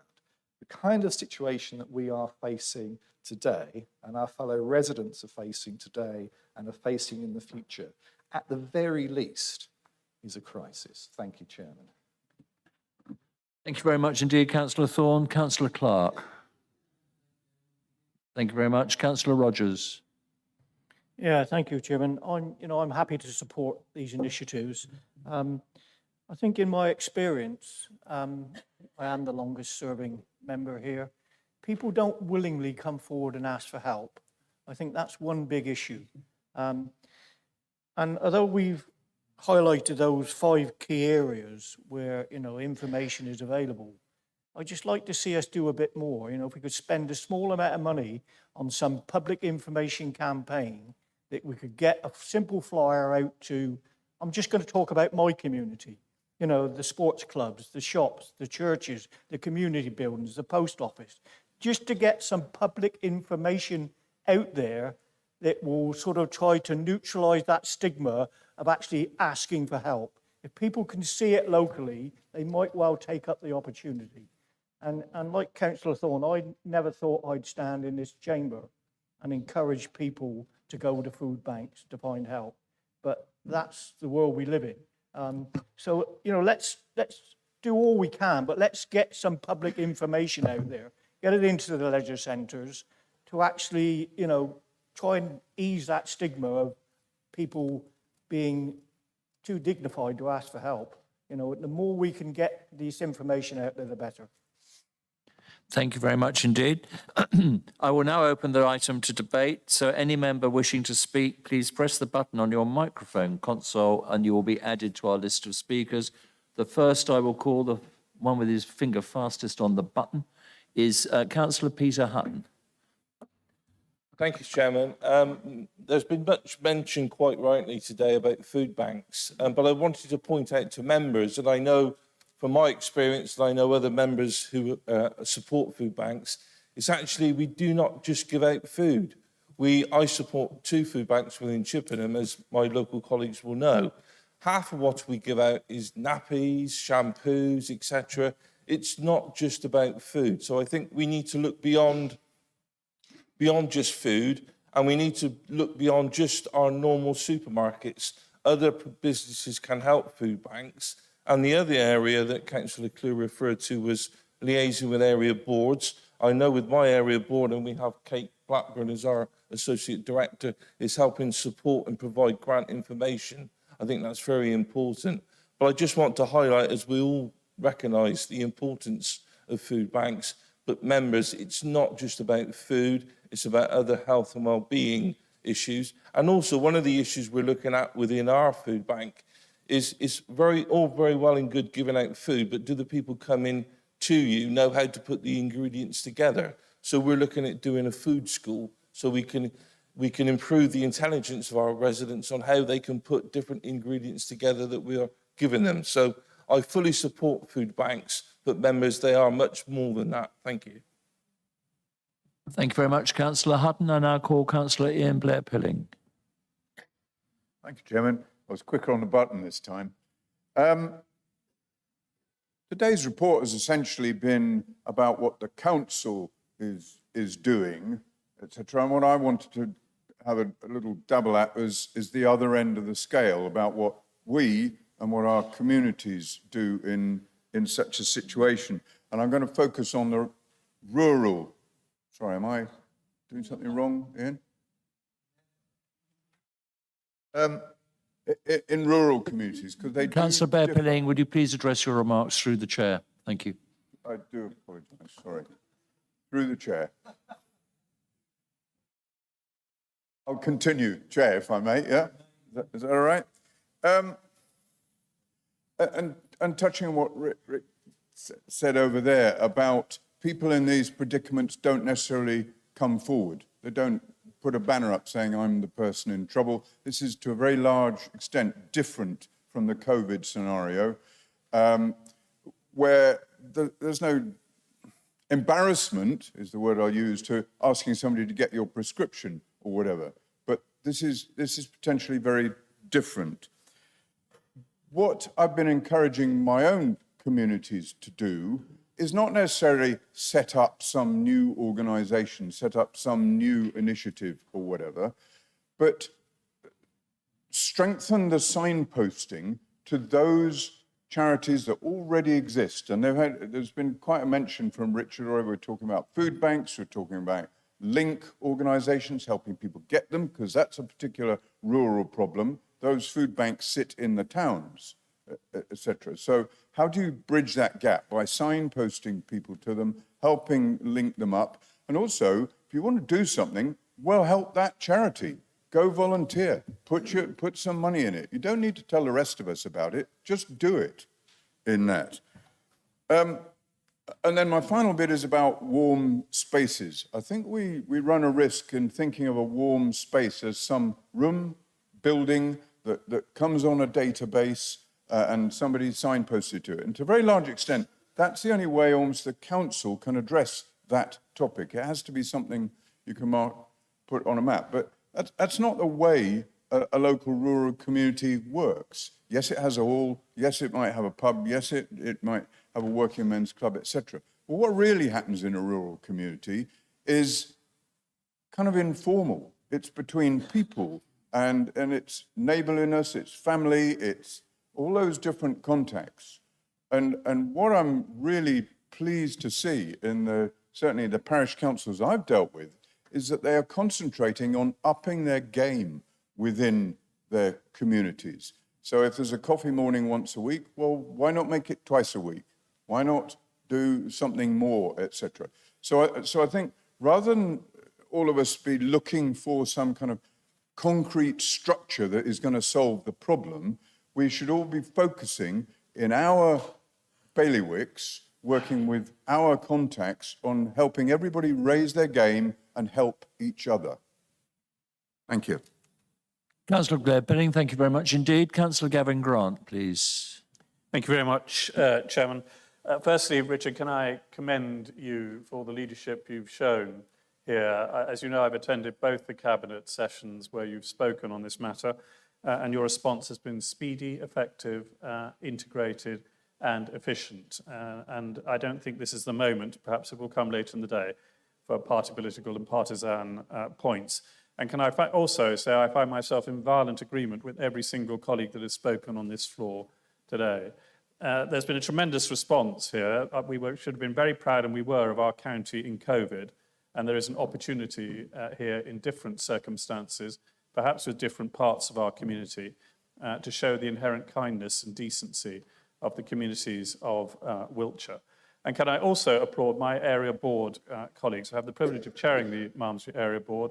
And in our pre-discussion as to the first area board, which I think met after the period of official mourning for Her Majesty the Queen, we found ourselves in complete agreement, Councillors Berry, Threlfall, Smith and myself, that this was a matter we should place on our agenda and speak to our parish council colleagues and other community colleagues about. And we've had excellent support from our strategic engagement and partnership manager, Andrew Jack, in that regard. 2 Zoom calls bringing our communities together to talk about, in exactly the spirit, Ian, that you have suggested, both Ians actually, as to what can we do, who is doing what, and how can we ensure that the various aspects of our community have those opportunities communicated to them in an effective way. Privacy and dignity will be very important in how we respond as communities to ensure that those people who do have a need here feel that that need can be met in a way that respects them, respects all of us, and meets the need itself. Charity, I have the privilege of chairing a charity in Malmesbury that responds to social need, and we are upping our game, Ian, in response to this, and we're working with businesses and with this council, with our town council and our surrounding parish councils, with our food bank and with our community organisations. It will be that integration and coordination, but with a spirit of kindness, love and respect that will get our most vulnerable people through the challenges we face this winter. Thank you. Thank you very much indeed, Councillor Grant. I now call Councillor David Vigar. Thank you, Chairman. I want to say something about the voluntary daycare sector because I think it is relevant to this discussion. It's clear from everything that's been said that the Council sees the voluntary sector as key to the well-being of vulnerable people at this time. And I think the nature of the relationship between the Council and the voluntary sector is key to this. However, as we know, the Council is currently withdrawing funding from the network of voluntary lunch clubs that provide food, company and a warm space for hundreds of older people, along with the parallel network of friendship clubs that cater for people with disabilities. Many members will know of such clubs in their own divisions. 20 lunch clubs, 10 friendship clubs used to receive a total of just over £200,000 per annum in grants, but these have been halved this year and they will be eliminated next year. The Council did say that these clubs could bid to join the new open framework or roster that's been set up to provide for people who've been assessed under the Care Act as requiring daycare, but this has not been feasible as the vast majority of those club members don't have such assessments. I put down some questions about this issue for this meeting, which the Chairman deemed to be operational. I haven't argued with that, so they don't appear in the reports pack, but the answers do reveal how many of those 20 lunch clubs have actually joined the framework. The answer is 2, and I know that one of them has yet to see the contract. So 90% of those clubs are not funded by the new system, but are still having grants withdrawn, and this is at a time when their value to society is increasing. I've contacted a number of those clubs in the last couple of weeks. One day centre manager said to me, many older people now feel they choose between heating and eating. Day centres provide a warm space, hot nutritious meal and company and safe surroundings. And she added, withdrawal of that grant means that we need to raise twice as much as we did before, just when donations and other grants are diminishing. This could ultimately result in closure, as passing on the extra cost to our guests would mean most, if not all of them, could no longer afford to attend. And another club secretary said his committee did feel it was short-sighted to stop the grants as they support members all week, not just on their club day, and this saves costs on resources such as social and ambulance services. The good news is that many of these clubs are surviving. Their heads are above water because they have donations or grants or legacies have come their way. But the bad news is that on a P&L basis, as it were, many feel that their days are numbered because their outgoings exceed their income and higher fees would be unaffordable. And as we know, once a voluntary group goes in our area, it's often very difficult to reopen to get it back. So what can be done in terms of next year's plans, next year's budget? I want to be realistic and hopefully non-partisan about this. It's not realistic to ask for those grants to be reinstated. I appreciate that. It's not realistic to ask for grant funding of groups that are thriving, particularly at a time like this. Equally, it's not realistic to suggest that area boards meet any gaps, as they only have tiny health and wellbeing budgets. But I do think it's realistic to find a mechanism to do what the Chief Executive's report says at 11B in this report, to target provision where there are gaps, going beyond warm spaces and food banks. I think that should possibly involve helping volunteers set up a group where there's a need, or preventing a gap by opening up, by saving a club from going under. Sorry, preventing a gap from opening up by preventing a club going under, or indeed a coffee morning or a tea session. That mechanism might be a centrally held community support fund that area boards can bid into. It might be assistance for area boards to help establish community interest companies that can bid for funds from charitable trusts. It might even be a crowdfunding platform where the council, residents and businesses can all contribute to community projects.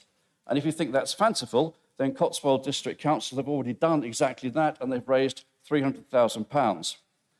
So these things are not, taking Councillor Bear-Pilling's point, they're not just necessarily council-funded, but they are council-led and council-initiated. So please, can we think and talk about what we might do within our means to support our fantastic voluntary sector, and by doing so, support some of our most vulnerable citizens. Thank you.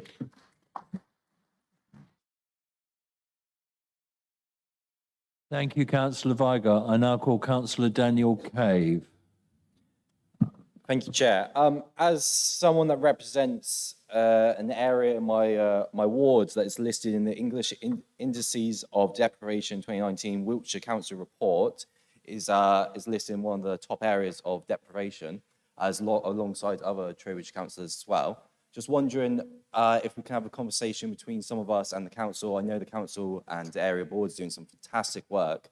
What extra we can do to help those areas that are listed as some of the most deprived in Wiltshire. So yeah, I would welcome any conversation we could have to work above and beyond what we're already doing. Thank you. Thank you very much indeed, Councillor Cave. And I call Councillor Nick Holder. Thank you, Chairman. I'd like to make a couple of comments. First of all, I'd like to echo Councillor Grant's thanks and recognition of the work that we've seen in the report today that's come from the leader. Some of you would say this anyway, but I do think there is a cross-party commitment to resolve the challenges, the crisis that we are faced with across the county. I'd like to talk specifically about a couple of issues, particularly relating to community vehicles for dealing with some of the challenges, food banks and food supply. I understand the comments that the previous councillor spoke from Trowbridge about groups not being able to provide, groups that provide free meals are closing down. I would have to say in Melksham, there is the opposite that's happened there. About 12 months ago, Melksham Free Dining set themselves up and they approached our area board for a small grant. We were so impressed by the activities that they provide, not just in terms of provision of meals, but other activities, that my colleague, Councillor Seed, put a proposal forward that we all unanimously approved to increase the level of funding to recognise the efforts that they do. They are going from strength to strength in terms of the number of people that they support. And that's a direct result of the intervention that us as an area board made for our Melksham community. And I'm pleased to say they actually meet every fortnight in Bower Hill Village Hall, which is in my division.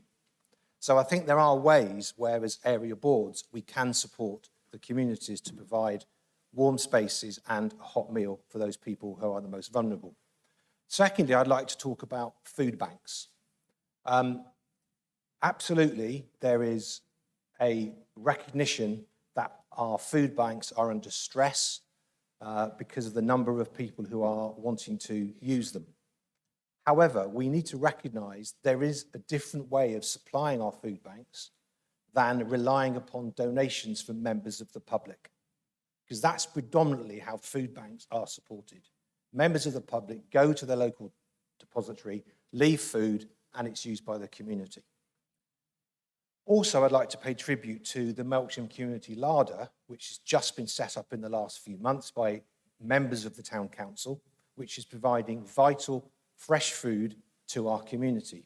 They also are reliant upon donations, not from members of the public, but from donations from the retailers in our town, and they are thriving. I don't know how many members here would have come across an organisation called FareShare. FareShare is a very different way of supplying products to CICs and charities that support our local community. Unfortunately, we don't have a FareShare distribution centre within Wiltshire.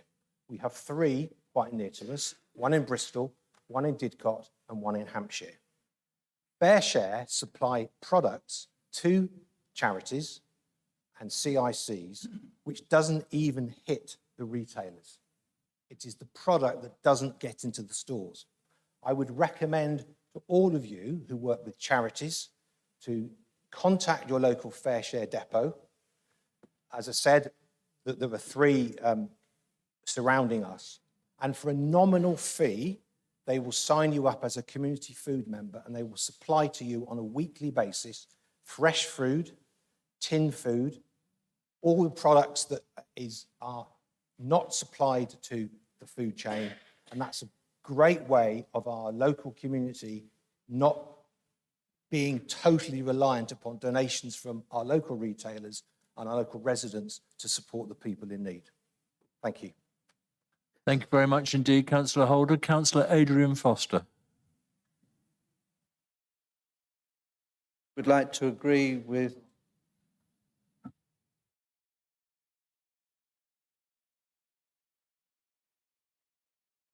Sorry, I would like, I did hear that. I'd like to agree with Peter, Ian, Gavin, David, and Nick with everything they've said. At a point of context, I'm in the same area as Peter, and I help run one of the food banks that are within that region, and we do get fair share food. Their fair share food is getting more and more restricted in what's available because they're not being as wasteful, shall we say, in bigger industries now than they were. And I would agree with Richard that the food banks are running out of food.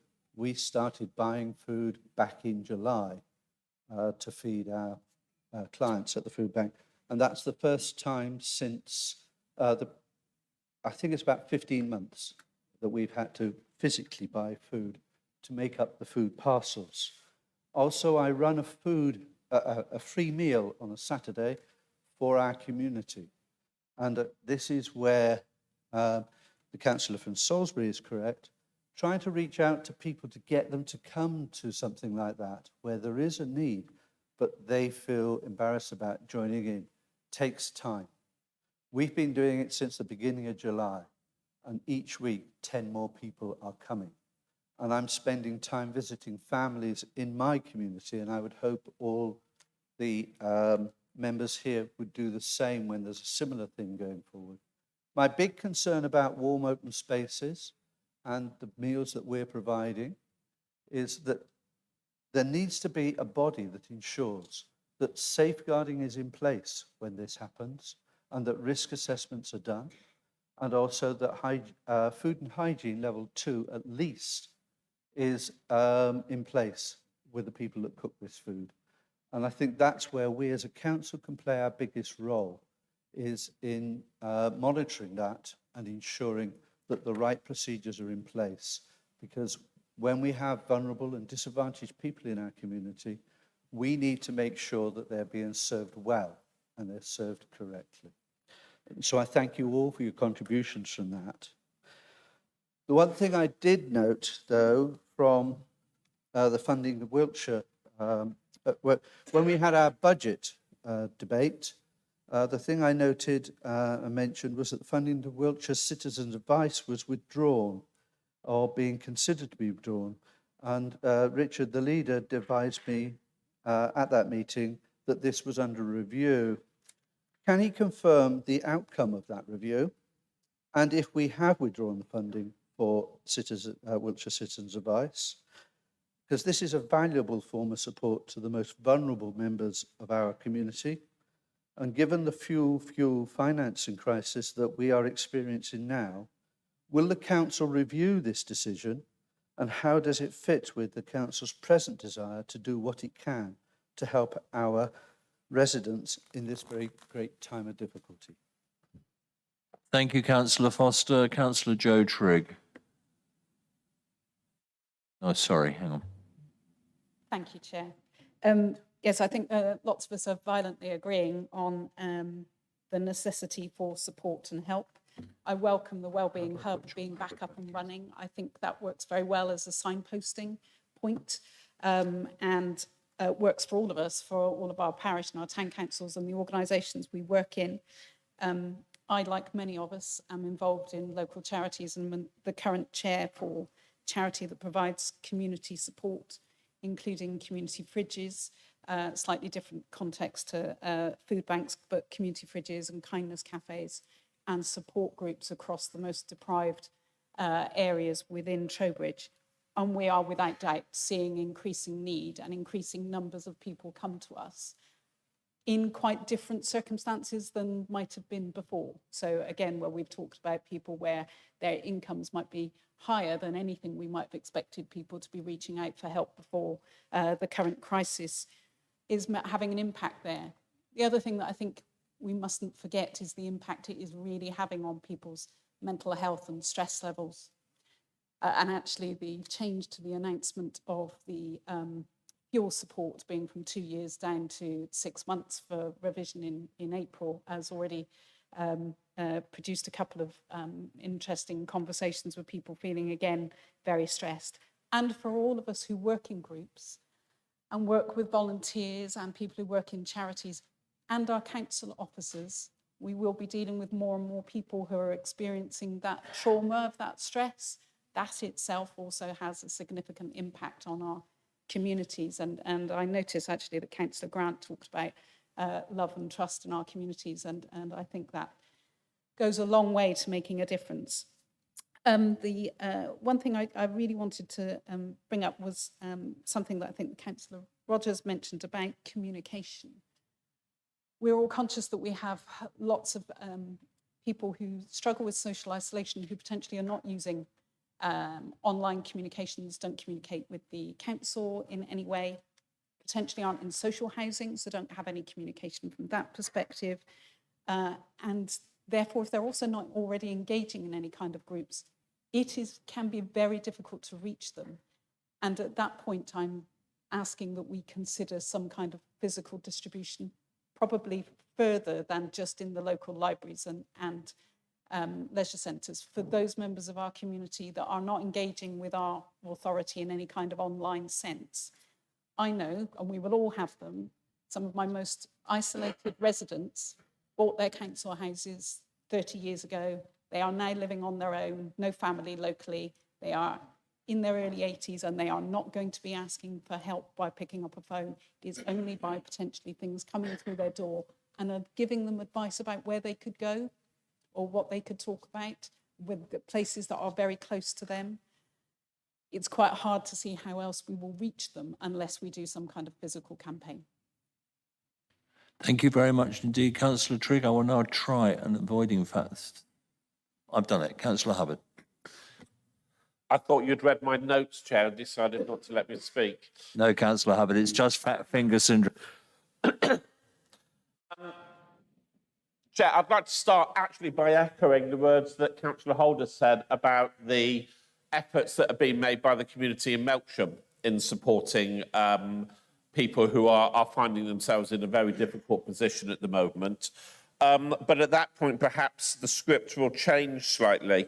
I find myself really struggling. In fact, to be honest with you, I've never been more angry in this chamber than I am right now, where we've heard members from across the political spectrum talking about what great efforts we're making, talking almost with pride about what is happening.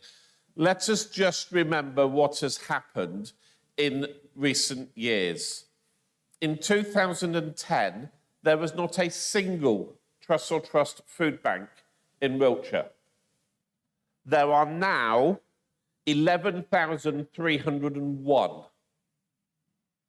In 2000, and these are the Trussell Trust figures, I've taken them off their website. In 2014, 6,147, 6,147, my apologies. Yes, 11,301 today.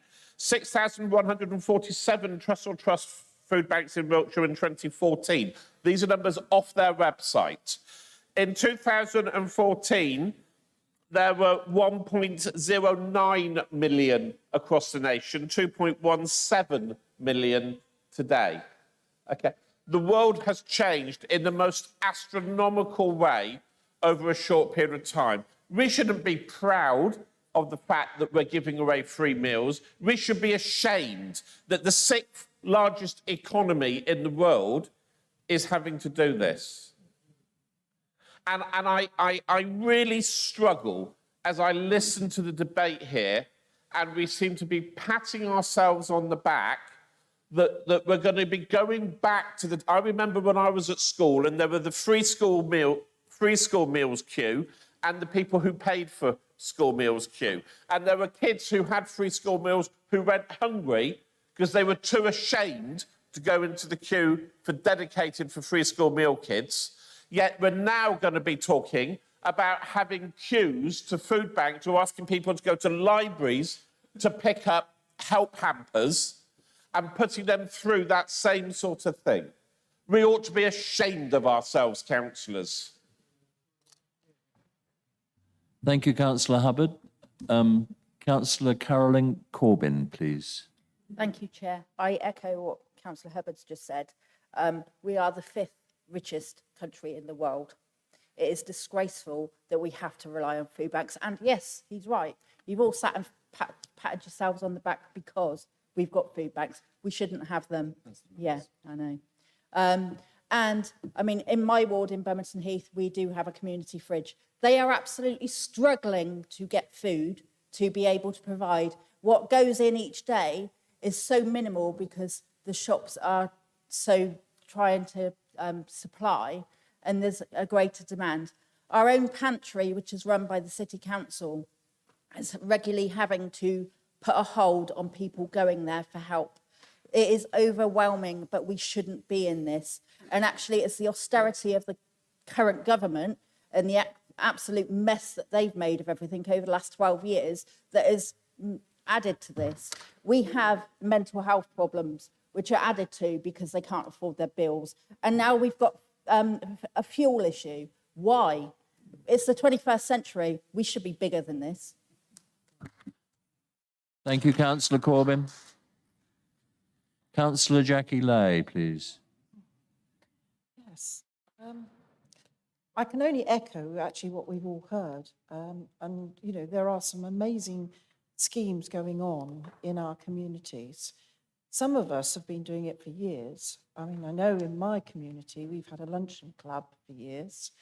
It did stop over COVID and it's set up again and it's been run. And it's volunteers that are running it with no funding from anyone. They just do it. And I think, you know, in the same subject that we were talking about with the global warming, it isn't just down to council or councillors to do these things. Yes, we lead, and yes, we will signpost. Yes, we will come up with ideas, and we will listen to what people say to us. But the public need to be the ones that are doing a lot of the things that need to be done. And that's happening certainly in my community. And I can only applaud my community who go out there and support those who do need help. The problem is identifying who does need help.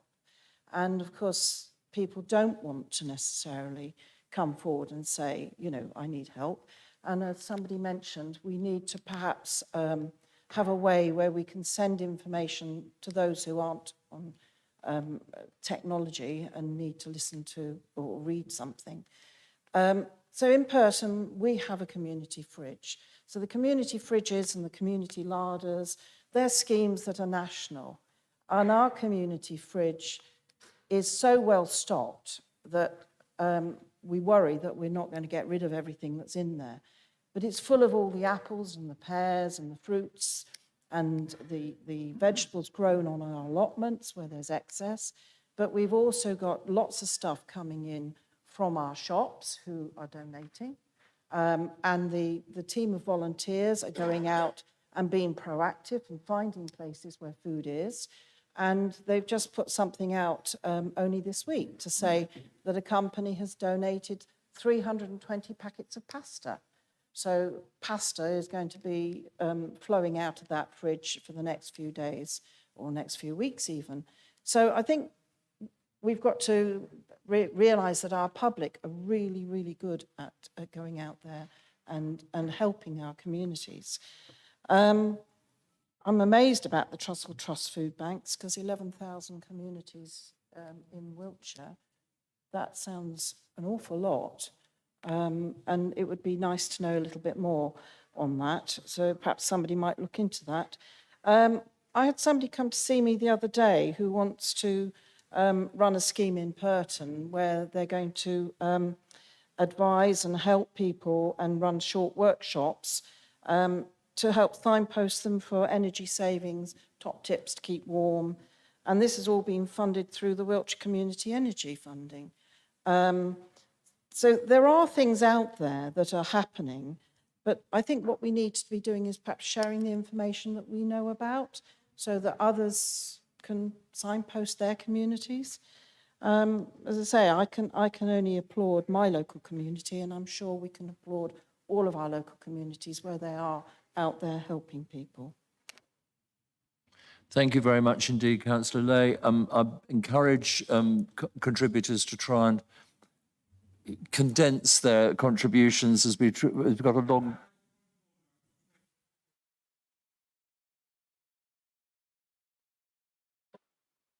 Entitled to do so under the, and I would hate to be accused of misleading the Chamber, Chair. The numbers I gave were correct, but were for parcels distributed. There are 20 Trussell Trust food banks in Wiltshire, alongside a large number of non-Trussell Trust ones. But the numbers I gave were accurate for the number of parcels distributed. That is, in Wiltshire, naught in 2010, 6,000 odd in 2014, Thank you, Councillor Hubbard. and 11,000 in 2021. I think we've got the point. I'm sure in due course you'll supply a written note of exactly how many food banks there are in Wiltshire, but I'm not going to ask you. Thank you very much indeed. Right, moving on. I was going to say, if members could try and condense their contributions, that would be much appreciated. It is 1:45. I'd like to finish this this item before lunch. Councillor Ruth Hopkinson, please. As always, Chair, I will be short and to the point on this one. I think it's absolutely apropos that I follow Jackie's comments about the use of the community. But the reason I put my hand up was in order to pick up on some of Councillor Blair Pilling's comments earlier about supporting and encouraging local charities and volunteering. And yes, I agree with you. However, there are more and more calls for volunteers throughout our communities, whether that's guiding, whether that's school governors, whether that's parish councillors, whether it's in food bank. The reams of them are huge, and ever more the number of volunteers that are being asked for increases day by day. And actually, it's the usual suspects that turn up, and the supply is diminishing. The other point I'd like to make is the difficulties that a number of the members of our community face are becoming more complex every day. Whether that's debt, whether that's heating, whatever it is, mental ill health, they are more complex. And actually what we shouldn't be doing is relying on volunteers to meet those gaps. It's time that professional help and professional care is given to the people that actually need it. And we don't rely on the goodwill of the otherwise not employed, possibly like me. So, yeah, so what I would say is, yes, volunteers, but actually they are not a complete replacement for the care that our communities need. Thank you. Thank you. Thank you very much indeed, Councillor Hopkinson. Councillor Tamara Ray, please. I will be very brief. Many colleagues have touched on the importance of the voluntary sector in helping us through the cost of living challenge. But there's one part of the sector that hasn't actually been mentioned today. And as the mother of a 15-year-old, it was the baby and toddler groups that I attended were absolutely vital to me and my son all those years ago. They provided a cup of tea and a slice of cake and a warm space and space for him to let his hair down and run off steam. And I would encourage you to identify the toddler groups in your communities, in your village halls, in your church halls, and to signpost residents to them over the coming months. Thank you. Thank you very much indeed, Councillor Ray. I now call upon Councillor Jonathan Seed. Thank you, Chair. As was earlier mentioned, I did get very heavily involved in the Melksham Lunch Club a couple of years ago now. And I went and sat down and talked to a lot of the people attending there. And I was struck by the numbers who were attending, not just for something to eat, because actually none of them would actually admit that, but the numbers who were attending because they were either lonely or it was perhaps the only proper meal that they may get. I don't mean to say they were short of food, they weren't. But some of the people I talked to would have sat at home and had a sandwich. But going there, they got to know people and they had a proper warm meal. And I then widen this and say that actually, when we are all advertising and looking for these warm spaces, and I speak particularly as a member who represents a rural area, we need to start thinking slightly outside the box and the areas that we might represent. And certainly in the rural areas, where everybody knows everybody else, pride plays a place. And this comes back to what John Hubbard was saying earlier on about the lunch queue. People won't necessarily take charity by going to a warm place. And it may be that we just have to do a little bit more, and people might just have to keep their eyes open and just perhaps ask someone, as Councillor Ray just mentioned, for tea and a cup of cake, a piece of cake, to try and get people into a warm area where they may not necessarily go to the, if you like, the official one the community provides for reasons of pride. So I would urge members, I have urged all my villagers through to do this through my article in parish magazines, and I would ask people to just think as best you can over the winter and help as best you can. Councillor Seed, thank you very much. I have only 3 members left to speak, and I'm closing the list at this point. So the next one I call is Councillor Matthew Dean, please. Thank you, Chairman. I'd like to correct what I see as some of the inaccuracies that some of the people have said in the debate today. We obviously, nobody wants to use a food bank unless they absolutely have to. We all accept that.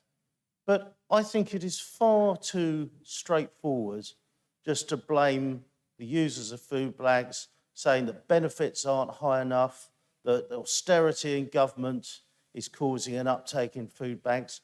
While these things may or may not be contributory factors, one of the largest single reasons for the increase in the use of food banks is the time it takes this council to process universal credit. And the issue for us, actually, at this council, something this council could do to help, is try and process universal credit payments more quickly.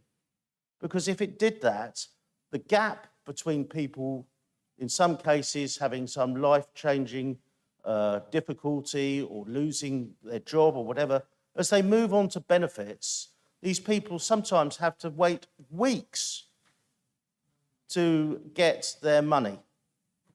And if we're serious about doing something, instead of the usual sort of hand-wringing, actually, one of the things that usefully this council could do is to try and speed up those payments to make sure that those people are supported more quickly.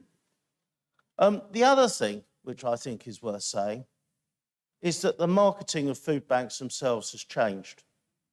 Rightly or wrongly, and I could never understand the reasons for this, the last Labour government had a policy that the Department of Social Security, or whatever it was called in those days, did not signpost food banks to people that needed them at all. And to this government's credit, one of the things they did very early on, and it was the coalition government that did it, so the Liberals and the Conservatives should take some credit for this, is that they released that stricture so that probation officers, doctors, and crucially, social security officers in government could signpost the use of food banks. So it's not entirely surprising that the use of that support has grown.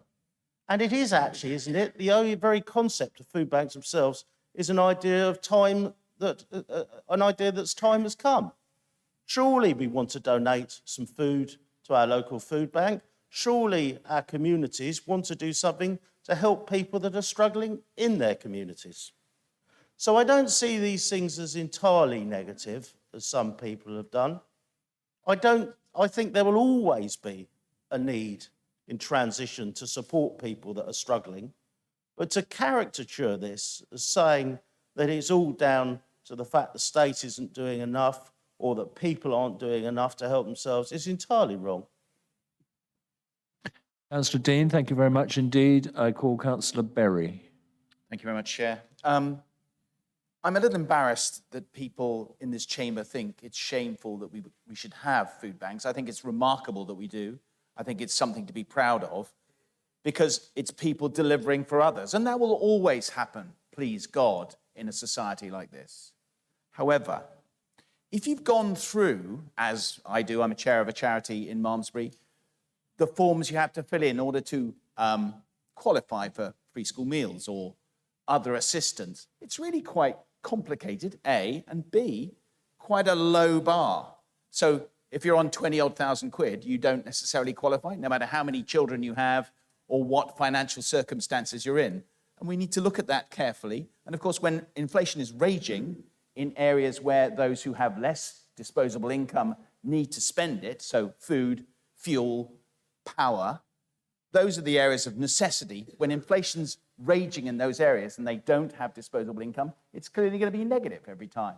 So we've got to respect that view and understand that benefits don't necessarily move in check with inflation and may not, we don't know, move in check with inflation going forwards. So we as a society will have to look after those less fortunate than ourselves, and let's hope that everybody in this chamber supports that, because I think they do. I think they feel that in their hearts. So never be ashamed of those who are prepared to come forward.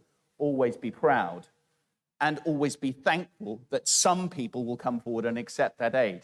Because actually, the more people who do, the better it is for the whole of society. Just remember one thing. We spend 65%-ish of our revenue on about 1.5% of our population when it comes to adult and children's social care. That's about looking after the community. And perhaps we need to do more of that going forwards and encourage others to give up the discretionary income they have for others too. So never be ashamed. Thank you. Councillor Berry, thank you very much. And finally, Councillor Helen Belcher, please. Thank you, Chair. I deliberated about pressing the button because I know we want to go off for lunch, but there are a number of things which really concern me around the whole cost of living crisis. And I'm very glad that the Leader of the Council did touch on staff employed by Wiltshire Council who will be affected by this, not necessarily just in terms of income, but those who are delivering services dealing with their own mental health pressures, because it is, I remember my time on benefits, it was really uncomfortable with sleepless nights, wondering how I was going to feed my young family. And those stresses and pressures just build up and mount up. And we need to be respectful that staff members that the council employs will be under those same pressures, but also dealing with, very often, similar pressures expressed by those they are delivering services to. So I would really urge the council to put more effort and more support around our staff who are facing those frontline crises. And some of those are really desperate. The other aspect which occurs to me in a similar link is those who are disabled in our community, those who are not able to go out to the warm spaces, those who are not able to easily access food banks. And again, a plea to the council so that we actually are aware of those people in our communities and are able to take steps to actively support them, not just putting leaflets through doors or relying on social media posts in order for them to get out of their own houses to access the support, because in many cases, they will not be able to get out of their own houses. And the third is around businesses, small and medium enterprises, and talking about the hospitality business in particular. Because when we're talking about warm spaces, when we're talking about warm spaces, one of the clearest places that people will look to is places like pubs and social clubs in their community. Now, they will not have the same support around energy prices. They are under the same inflationary pressures as the rest of the community. And we therefore need, again, to put warm arms around those businesses who are trying to do the right thing by their communities to provide the spaces for the vulnerable people and the lonely people and people who want to help and contribute. We need to make sure that we find a way to support those, to make sure that those businesses themselves do not disappear and our communities lose valuable assets. Thank you. Thank you, Councillor Belcher. I apologise for inadvertently summoning a lift somewhere in the middle of that thing. That concludes the debate. I would now like to ask the leader, Councillor Clure, if you have any comments before we move to the vote. Thank you, Chairman. In the interest of lunch, I will be brief. Ricky, I agree communicating this is important, particularly, and you talk about people who can be difficult to persuade to take up support they should have. I think particularly in my experience, having represented both rural and urban areas, in the rural areas, rural poverty, it is so hard to get people there to take up the support that they ought to be getting. So yeah, we do have to make sure we're doing that. I'll discuss that further with officers. Just touching on the lunch and friendship clubs, we inherited an old system where we had a very sporadic provision. We have now got a system that is designed to provide provision across the entire county on a basis of where the need is and not where the district councils happen to put funding. Area boards are, I know, still supporting some of the previous clubs. So I understand the point you're raising, but what we are trying to do is make sure that we have got that provision across the entire county.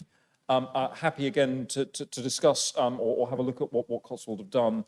I'll take a look and see if that's something that we think is replicable.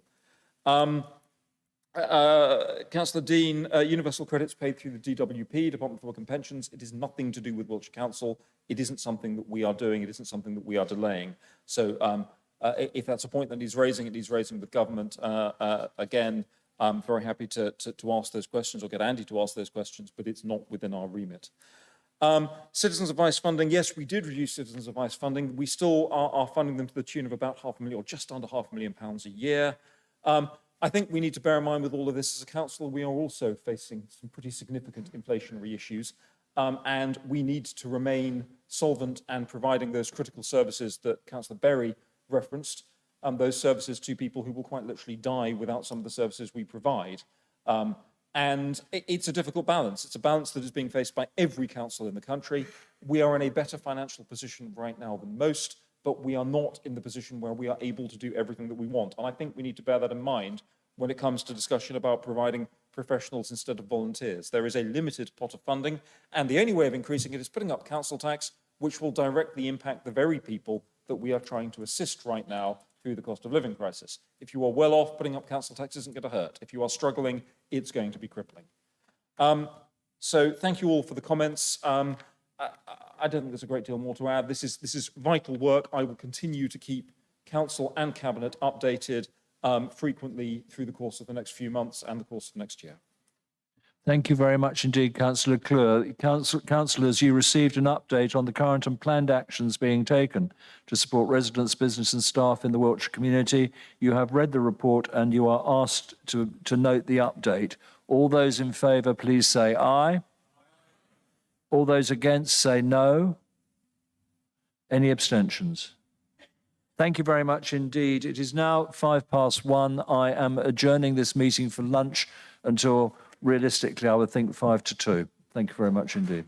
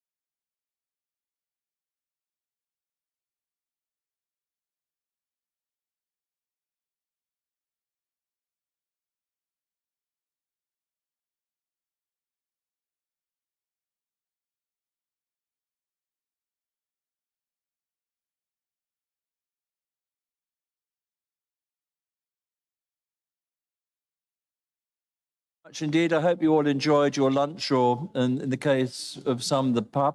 Right, we're moving on. The next item is agenda item 9, which is an update on social mobility and community conversations. I call upon Councillor Clure to introduce the item. Councillor Clure, would you please present and move your recommendations? Thank you, Chair. If I start by moving that we note the recommendations as listed. Cabinet Member to second, please. Ashley O'Neill seconds. Thank you very much. Councillor Clure.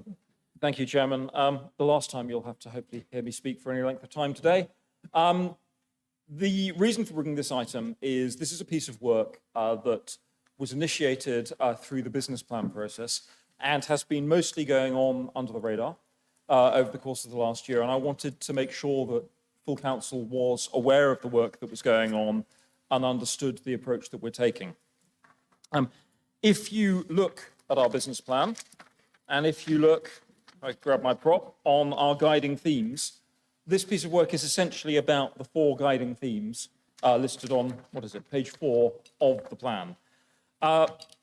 It stems from the fact that we have, despite the fact we are broadly an affluent county, and particularly we have a lot of retired affluent people who've made money elsewhere and come to Wiltshire as a nice place to live, there are still pockets of deprivation inside the county. Those are concentrated in some of our lower super output areas, but also you've then got ingrained poverty across rural areas, which can be extremely difficult to address, as we've discussed earlier. And there's an awful lot of work that goes in from different partners, from us as a council, from the NHS, the police, in these particularly, a lot of resources used in these areas. And that resource, in my assessment, is probably not delivered in the most joined up of fashions. And I was particularly struck while on the last election campaign, whilst canvassing and door knocking in Bemerton Heath, about some of the comments coming out about were not what I would have expected to be the issues people were raising, but were about, for example, a road being too narrow, and therefore when they were parking, they were finding their wing mirror was being knocked off a couple of times a year, which was placing strain on their need to replace it, when they're already in enough of a difficult position with regard to being on universal credit, housing benefits, and so on.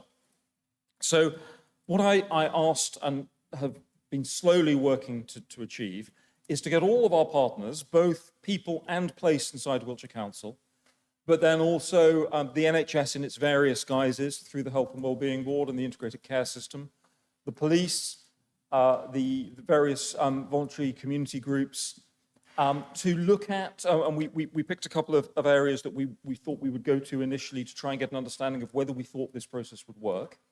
So we went to Bemerton Heath and Studley Green. The local members joined us. Carolyn wasn't able to be there, but her husband Tom was. Joe was with us. And we tried to understand both how we could work in a more joined up fashion and how we could do it in a way that wouldn't be seen as big bad council and NHS coming in and dominating, but would be done in conjunction with community. It ought to be a pretty simple way of working, but if you look across the UK, joined up working between councils and NHS is difficult at the best of times. The integrated care system gives us a way to try and do that in a more effective fashion, involving the housing provider. Selwood and Studley Green, they were really engaged, really interested.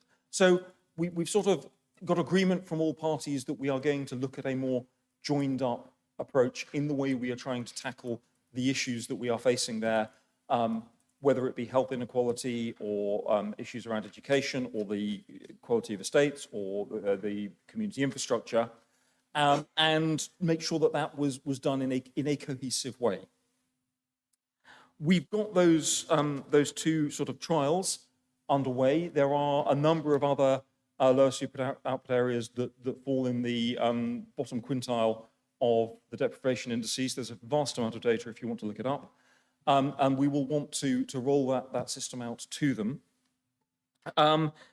It's going to be a relatively different way of working. It's going to be something that needs to be delivered in a sort of soft, under the radar way. It's not about more money. It's about using the money we've got more effectively. Kate Blackburn is heading it up from a Wiltshire Council perspective, and as Director of Public Health, I think is uniquely placed to try and bring the different bodies together there, the different organisations together. But I wanted to make sure that we were all aware of that work, of the rationale behind it. This isn't something that is designed to deliver shiny objectives very quickly. It's not, dare I say it, it's not levelling up. It's not throwing money around. It's about trying to embed a different approach, a different way of working, so that in 10 years' time, at the moment, if you look at some of these areas, the average lifespan of a woman living in one of the more deprived areas of Wiltshire will be 14 years younger, therefore they will die 14 years sooner, than someone living in a more affluent neighbourhood, perhaps 3 or 4 miles away. So perhaps if in 10 years' time we've seen that gap close, that will be an excellent measure of success. This isn't something shiny, it's not something glitzy, it's not something that I think we ought to be making a big political fuss about, but I do think you all ought to be aware of the approach that's being taken, the work that will be going on, will be underway initially in 2 divisions and will be spreading to a number of others. So you've got the update there. I won't go through any more. I think we've had probably enough talking already today. Thank you. Thank you very much indeed, Councillor Clure. I'm not aware of any public participation on this item, so I will now hear from group leaders. Councillor Thorne. Yes, thank you, Mr. Chairman. Again, we discussed this. I say grandly, we discussed it. It was discussed at Cabinet, I think a week or so ago, and Kate was there, and Kate was extraordinarily helpful, I think, in terms of explaining how this process works. I guess I've still got a number of kind of remaining questions in my mind, partly from the professional experience in the past. One is in relation to honest brokers and whether local authorities, and perhaps they can be an honest broker in these types of situations. And I guess my second point is about capacity building, because at some point, any authority, any institution will quite rightly step away, and therefore how you create enough capacity in order for the activities, the beneficial projects and so forth continue. So Richard's point about measuring average age and so forth works, but only if you can then maintain that process moving forward, presumably and potentially without the local authority or the health authority or the NHS or any other statutory body being involved. But this is very, very interesting stuff. I think we heard again at Cabinet that the King's Fund are looking at some of the ideas in terms of case studies. Just to pick up what Kate said at the time, it's too early, of course, for the King's Fund to get involved, but they're interested, which I think is all credit to those people that are involved. So I've still got ongoing questions, but I think it's a really positive start. Thank you. Thank you very much, Councillor Thorne. Councillor Clark.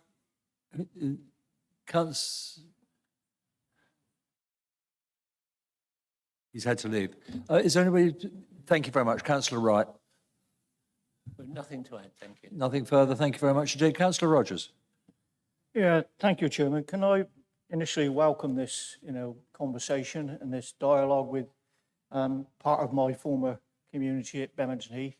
I think we need to recognise, particularly in Bemerton Heath, that because of the wisdom of the Boundary Commission and the changes that, that initial area of Bemerton Heath with its social poverty and its social deprivation has now been spread over 2 divisions. I think we firmly need to understand that.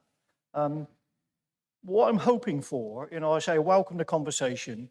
We've had, in my time as a councillor, we've had several dispersion orders where we bring all the stakeholders together, we talk about what works, what's best, and we have an initial investment and projects with no lasting lifeline to them. And they then disappear and we're back to where we began. And people get disillusioned. We come in, we talk to them, we promise them things, and then we're gone. So I hope this will lead to working with particularly established stakeholders that have been there a long time, and we know if we're going to give them some support, they will deliver it for some time into the future. That's very important that we don't have this short-term, pump some money in, invent a project, and then it's gone. This needs to be sustainable, and I think that needs to be at the core of those conversations, Richard, when you take them forward. You've mentioned Rise 61 in the report. They are a good organisation. They've been there a long time, but they need a base. And there are other community facilities on the estate, which, you know, inevitably they may have to share with. You know, the aspirations may be for a permanent, you know, building for themselves, but that may not come to fruition because of cost. They may have to share a base with the other community facilities. But whatever you do, please make sure it's sustainable. Thank you very much indeed, Councillor Rogers. I will now open this item to debate. Any member wishing to speak, please press your button. The first member I have who is pressed, Councillor Corbyn, Councillor Carolyn Corbyn, please. Thank you, Chair. I echo what Ricky said. Because of the boundary change, it does spread over both wards. And actually, what that boundary change in effect has done to our ward is levelled it up financially, because a lot of Ricky's ward is now actually more affluent than what it was when it was under one big ward. The other thing is we do have community buildings. Obviously, Harlequins is a community-focused football club, which probably has capacity to work with RISE. The church, St Michael's Church, they have also worked with RISE in the past. Now, as much as I support RISE because they do good work with the youth on the Heath, there is a lot of youth that they do not engage with because it's a church organisation. So are we looking at putting a lot of money into one basket when actually we should be putting it into other areas in the community which will benefit more? Thank you. Thank you very much indeed, Councillor Corbyn. Councillor Joe Trigg, please. Hang on. Oh, there you are. Thank you, Chair. Sorry, I was a bit too fast off the mark there, wasn't I? As Councillor Cleward knows, and many people in the room who are at Cabinet and conversations I've had with Kate Blackburn, I do welcome the approach and the activity. And I do have to smile a bit, Richard, when you say that, you know, this isn't shiny, but it's exactly this kind of thing that made me want to be involved in council business in the first place, the kind of things that a council could actually have a long-term impact and improvement for some of our residents.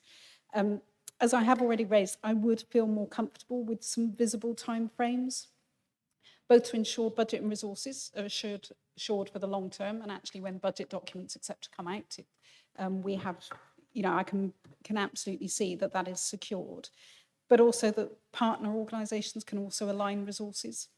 And on that point, quite a lot of the partner organisations we're talking about beyond the NHS are smaller community-based charities and voluntary groups. And they generally don't have the bandwidth to take on even the extra time of a project, even if that's just extra meetings, you know, on a regular basis. So I think the thing I'd probably lob back in, if I may, is we need to think about, if we really want to engage some of those community organisations, as to whether we also think about how we support them in some way with that funding in order for them to be able to undertake some of the work that we want them to make this a success. Thank you very much indeed, Councillor Trigg. And finally, I call Councillor Jacob, please. I keep thinking green means go, and it's the opposite. I just wanted to echo some of the things that have already been said. I think it's absolutely the right thing that you're having these conversations with communities about solving their own problems. So that's great. What I feel really concerned about, and it links back to our cost of living crisis conversation, is the reliance on volunteer groups. And I think Joe hinted at that. We've got to make sure that the funding is in the right place, whether it's the same pot distributed differently, which I think is what you're saying has to happen because we haven't got any extra money, but making sure that it's spread around and it isn't a lottery, that you happen to live in an area which has got lots of people that can have those charity groups and those volunteers that will support you. Some of our most disadvantaged communities are in a position where they don't see volunteering as the thing that they need to do. They're busy dealing with the challenge of the cost of living or their family or whatever else is going on in their lives. So it's really important that we find a way to learn the lessons from this. And I realise what you're saying, it's at the beginning of a project, but it has to be reaching all our communities, not just those communities where there are active volunteers. And what was said about sustainability and why some projects die out, that is because volunteers get to the point where they volunteered for 10 years or they volunteered for 5 years or whatever point, their life changes, they can't volunteer anymore. So if we rely on volunteer groups and charities, we won't have those sustainable projects. So I really hope that you can find a way through this project of making sure that we are making it sustainable by having Wiltshire Council involvement and not relying on those other groups. Thank you very much indeed. I have no other speakers showing, so therefore that concludes the debate. And I would ask, does Councillor Clure have any comments before we move to the vote, please? Thank you, Chair. Briefly. A lot of the comments that have come back from members have been around voluntary groups and voluntary organisations, which is great. They are critical to this. However, I would emphasise that what we are looking at here is that we are looking at something that is involving, I mean, the NHS put a significant amount of resource into tackling health inequality as it is, but one of the things we found as we were doing the investigation work was that, for example, they just launched a programme in Trowbridge. We were told at the Health and Wellbeing Board, no other partner knew. So it's not just about the voluntary groups. They are an absolute critical part of this. They're probably the glue in this, but it's also about making sure that the NHS and the council, the different elements, people in place, and the housing provider, and the police are all joined up in the way we are targeting our existing resources into the lower super-output areas that would be classed as those with the greatest degree of deprivation. Some, hopefully, assistance from the Birmingham Heath point of view. We're looking at lower super-output areas here, not divisions. There are elements of divisions that may well fall and be classed when you look at the deprivation indices as being areas that need help. A neighbouring part could not. So we've got a more granular level of data. It's the level of data that the NHS use and provide us with. So capacity building, yes, but there is no funding to flow into this, aside from the normal funding streams that we've got. This is about changing the way we work, changing the way we as a council are engaging with our partners and are engaging with the voluntary sector and community groups. I'm not going to pretend it's going to be easy, and it's going to take different solutions in different areas. It's certainly not something that is going to give you deliverables on an electoral cycle. So it's not something that's going to appeal to the political zeitgeist of, here, we've achieved something, now re-elect us because we're jolly good. This is about a long-term attempt at a sustained way of dealing with these areas across all parts of the public sector and the voluntary sector. So capacity, I hope, but it will come and go, and I think we've got to accept that, and I think we've got to create the resilience to enable that capacity, that flux in volunteers to come and go. And we've got to enable something that embeds in the way of working, particularly with the NHS and the integrated care system. I think that's probably the most important relationship we've got here, because if you think we put a lot of money into these areas, primary care, GPs, what is it, 80% of their resources goes into the bottom quintile of deprivation, if you look at their funding streams. So yeah, it's not a simple picture. It's not a quick win, but I definitely take on board the comments you're making, and Kate is at the back listening and was nodding frequently as you were all talking. So thank you. Thank you very much indeed, Councillor Clure. I see no one else wishing to speak. Well, sorry, there is no one else able to speak now. I apologise. You have read the executive summary and the paper that appears starting on page 59 of your summons. The proposal is that it is recommended that this council note the range of activity underway to support these communities and the ongoing opportunities for community activism and tailored support. All those in favour say aye. All those against say no. All those abstaining, please indicate. Unanimously carried. Thank you very much. We move on to agenda item 10. I call upon Councillor Ashley O'Neill, Cabinet Member with responsibility for governance, to introduce this item, which is the Independent Remuneration Panel recommendation for the Audit and Governance Committee independent member. The report is at pages 67 to 110 of your summons. Councillor O'Neill, will you please present and move your recommendation?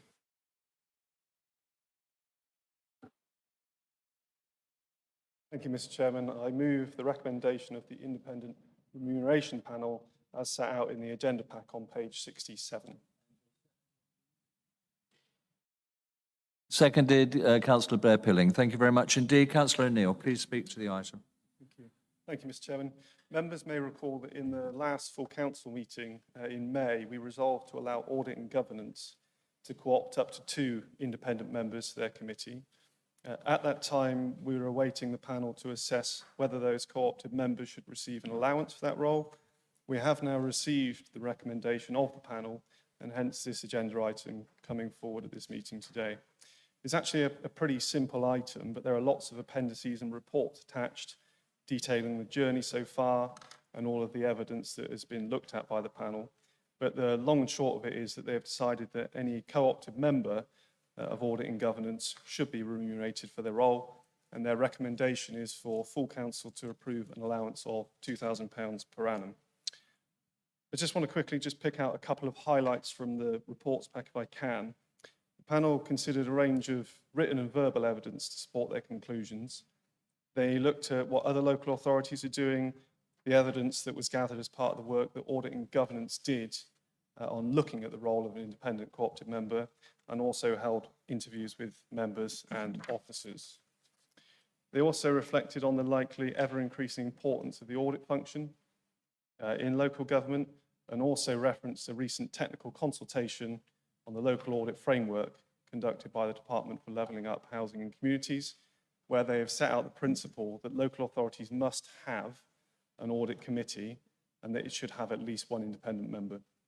There was also recognition of the significant experience, skills and audit knowledge required of anyone that would be undertaking this role, namely that they should bring an independent perspective, be a critical friend to the council, and scrutinise and hold us to account to ensure the committee functions as effectively as possible.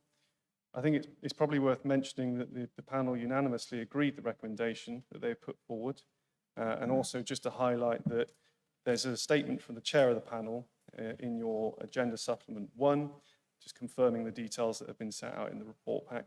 I think that's probably all I want to say on that, Mr. Chairman, and my assessment is all things considered, it seems pretty reasonable, I think, in terms of the sum of money for what would be a significant role for any independent co-opted member, and it's not unusual for us to have some kind of allowance for those members. We already have that arrangement with other committees within the council. Thank you.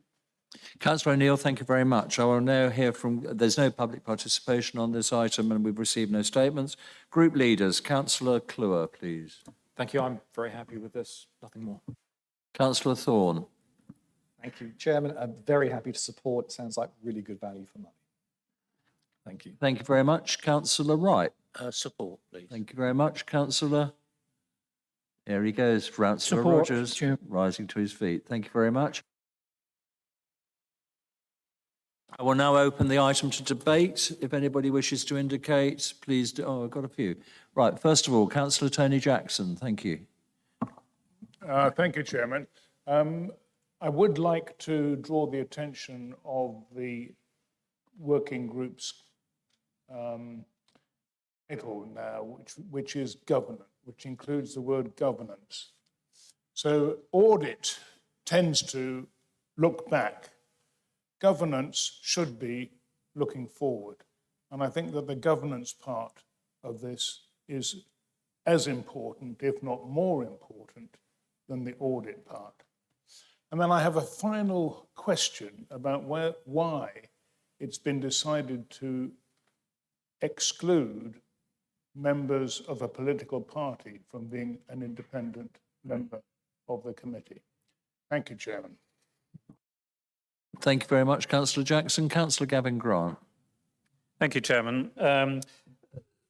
Whilst this is a rather dry subject, it's a very important one. Councils sometimes lose their reputations because of their performance in their service provisions, but they cease to exist when their finances are not properly conducted.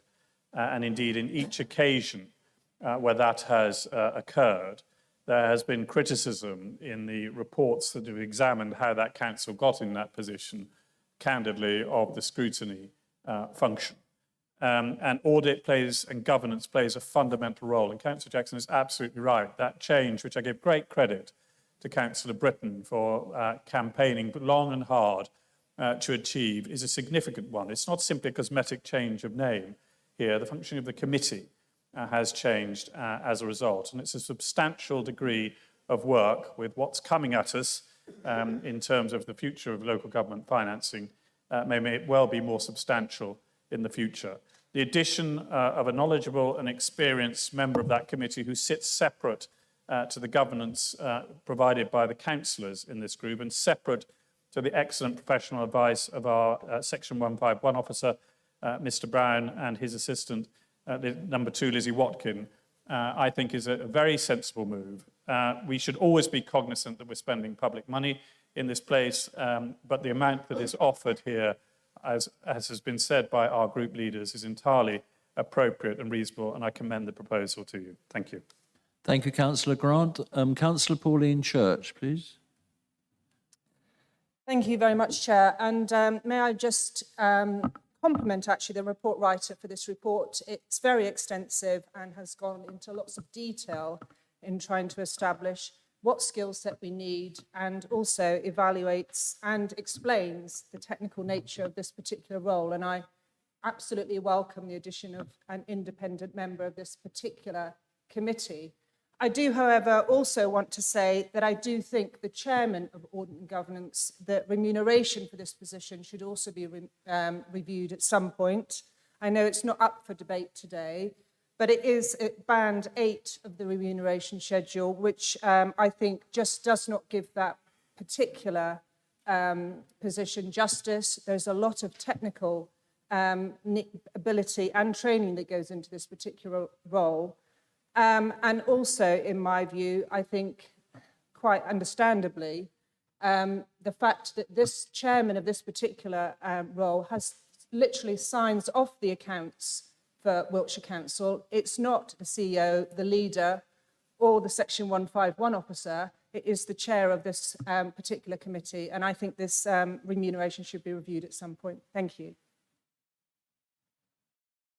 And finally, I would like to call Councillor Mark Connolly as chairman of the Audit and Governance Committee to see if he has any comments. Mark. Yes, thank you very much. And on that very point, I did have a discussion with the leader of the council the other day, in which I said I thought, given the amount of work that's involved in that committee and the role of chairman, that perhaps it needs to be reviewed when the next iteration of the independent board looks at the whole issue of members' allowances after the next election. But obviously it's not up for debate today. I wasn't going to say too much because obviously we discussed this matter back in May. We agreed the principle of having an independent member. It was started by Richard Britton when he was chairman, discussing it, and they decided to leave it to the new committee after the elections, and we fully supported the idea of having an independent member. And as Councillor O'Neill has said, the direction of travel is that we must have them anyway. So to have some funding put aside for an independent member, I think, is important, because we have already tried running a recruitment programme without any remuneration, and we didn't get any takers. So I think without it, we wouldn't fulfil that role. So I hope the council does support the issue of having a remuneration of £2,000 a year as set out by the panel. Thank you. Thank you very much indeed, Councillor Connolly. Does Councillor O'Neill have any comments before we move to the vote? Yes, please, Mr. Chairman. Just to address the question that Councillor Jackson asked, I think the clue is probably in the name, in that when you're looking for somebody that's independent, that you don't want them to be part of a political party, so you can have it as independent as you possibly can. I think that's really important for this council, irrespective of which party's in control and who has control over whatever committee that they have control over. So whilst I wasn't part of the deliberations, I think that's a really important part of securing an individual that has a completely independent mindset. Thank you. Thank you very much indeed, Councillor O'Neill. We will now proceed to the vote. In accordance with the Constitution, as this is in effect an amendment to the Constitution, there will be a recorded vote on this item. Please indicate on your microphone console whether you are voting for the motion, against the motion, or if you are abstaining from the motion, and I will allow 30 seconds for members to vote. It should be coming up on your console.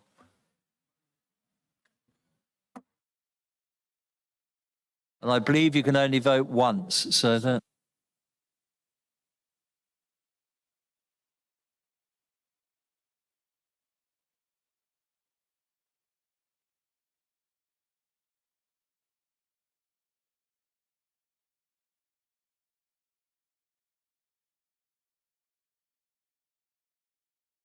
point. If you actually, I understand somebody confused.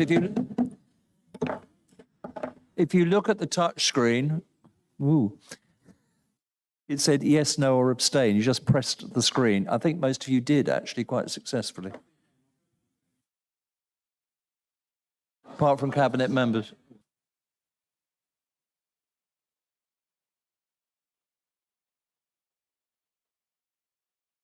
I apologise. Apparently I have a screen that is slightly more elaborate than yours and said yes, no, or abstain. Get you, yeah.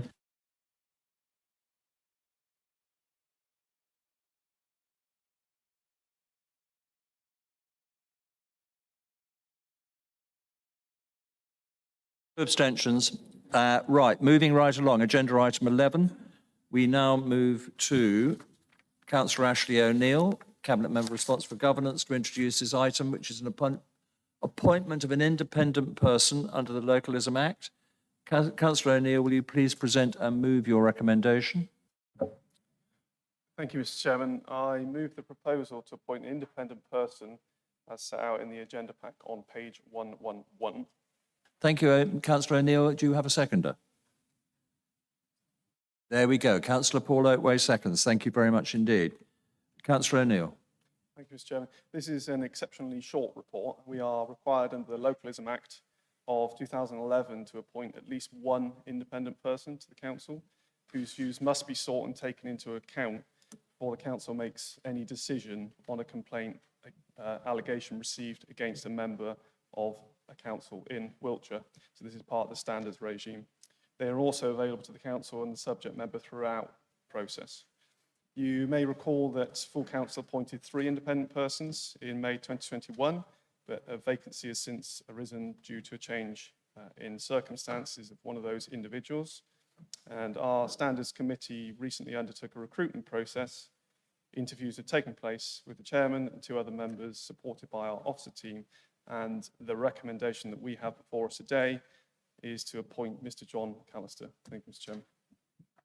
Thank you very much indeed, Councillor O'Neill. We will move directly to the... No, we won't. Sorry, apologies. Do group leaders have any comments, please? Councillor Kluwer. No, happy. Councillor Thorne. Thank you. Excuse me. Thank you, Chair. My only question, it may be in the very, very voluminous pack that Ashley has prepared, is whether there's any details on this gentleman that would just help us understand who he is and how he comes to be where he is. Thank you. Councillor Wright. Happy, thank you. Thank you very much, Councillor Rogers. Happy to support, Chairman. Thank you very much indeed, Councillor Rogers. I will now open the item to debate. Would those wishing to speak please indicate?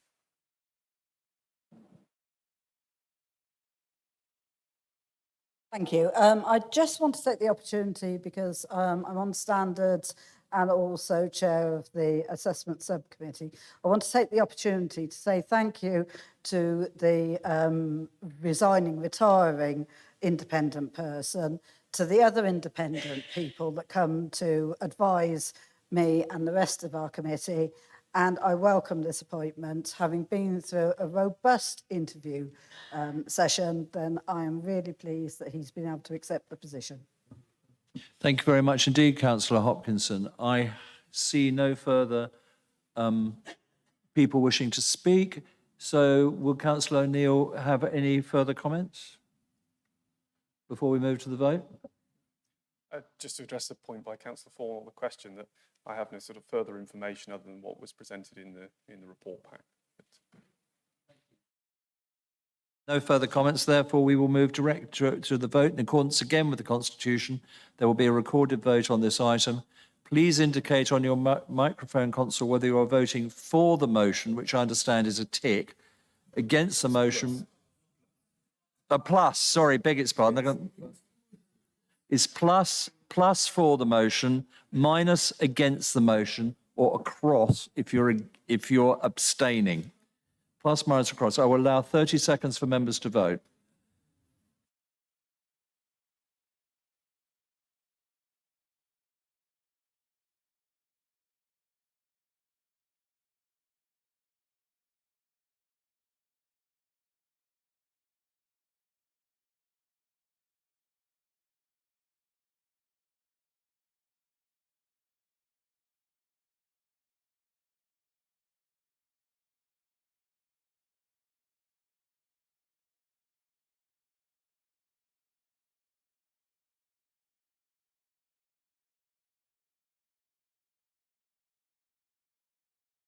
There you go, the results there, 73 for, 2 against, 3 abstentions. Moving now on to what I would call probably a slightly more complex issue, the Community Governance Review. You will find the covering report for this item on pages 115 to 122 of your summons. The final recommendations of the Electoral Review Committee, which we are being asked to consider, can be found at pages 123 to 184. Before I ask Councillor Blair Pilling, Chairman of the Electoral Review Committee, to introduce this item and move the recommendations, I will set out how I intend to conduct this debate. Firstly, as stated, I will invite Councillor Ian Blair Pilling to present his report and move the overall recommendations, which is recommendations 1 through 8, and then 2 and 3, which are the separate ones. He will set out the background to the Community Governance Review and the process that it followed. I will then invite group leaders to comment upon the presentation and the process generally.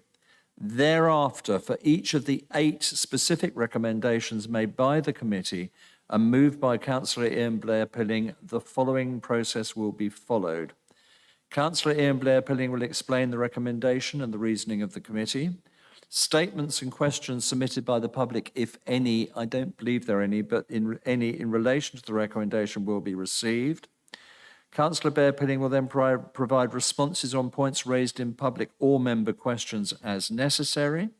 Group leaders comment on the recommendation if they wish. Council will then debate the recommendation. At the conclusion of the debate, there will be a recorded vote on that recommendation. We will then repeat the process, that is the general recommendation. We will repeat the process for each of the 8 individual recommendations. Now, before we proceed to consideration of these recommendations, I have a few points to make regarding amendments and other legal points. Under the legislation that governs this process and the guidance for consideration of community governance reviews, this council may only approve options which have been subjected to formal consultation. If the meeting, that is the whole meeting following a vote, is minded to approve an option which was not being consulted on, we would need to direct the Electoral Review Committee to consult again upon that option in order that council might consider and determine it at a future date. As such, council may approve or reject any of the recommendations, but any alternative proposals would need to be determined at a later date. It is also important to remember that some of the recommendations relate to one another. I would specifically point you towards recommendations 2 through 7, which all relate to Caen and the areas surrounding Caen. That some of these recommendations relate to one another, so we would need to confirm if one were rejected, if this would affect another. We will consider and vote upon each recommendation separately. Therefore, members would not need to move an amendment if they wished to reject a specific recommendation. They would simply need to vote against the specific recommendation in question. If members object to only part of a recommendation, it may be possible to move an amendment to remove the part in question, depending on its impact on the rest of the recommendation. However, as permitted under the Constitution, I will require members to provide details of their amendment in writing, and then it may be necessary to adjourn the meeting to briefly assess the validity of any such amendment. I'll ask questions on it later. I will therefore now ask Councillor Ian Blair Pilling to speak to the report and move his committee's recommendation. Councillor Blair Pilling, will you please move your recommendations?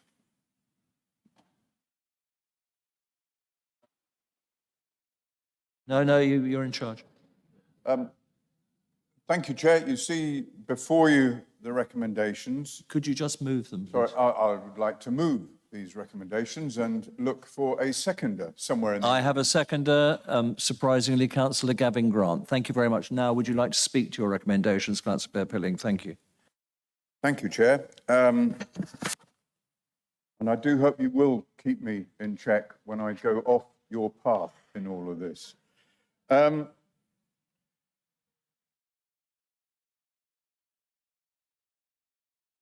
First, an overview of the review itself. A number of you will have been involved in this before, and therefore it'll be old hat. Some of you will not. A community governance review is a process by which Wiltshire Council, as a principal authority, can adjust the governance arrangements of a parish within its council area. This is not simply a bureaucratic exercise. It matters hugely to those communities concerned. What we can do in this includes amending the number of councillors or wards, transferring land from one parish to another, or the creation, merger, abolition, or grouping of entire parishes. The Electoral Review Committee has delegated authority to oversee the community governance review process and makes its recommendations to full council. Hence, we are here today. In all of this, we are guided and must comply with the statutory criteria. They're really very simple, and that is to reflect the identity and interests of local communities and to provide effective and convenient governance. I emphasize these are the only criteria on which any decision can be based. Other matters, such as the council tax precept, cannot be taken into account. I'm afraid that the committee, that's easily said. The committee has become quite expert at spotting those arguments that are actually come forward in different guises, should I say.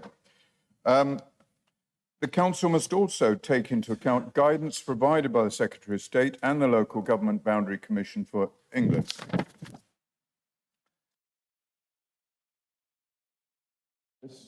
Right, okay. The current review started in September 2021.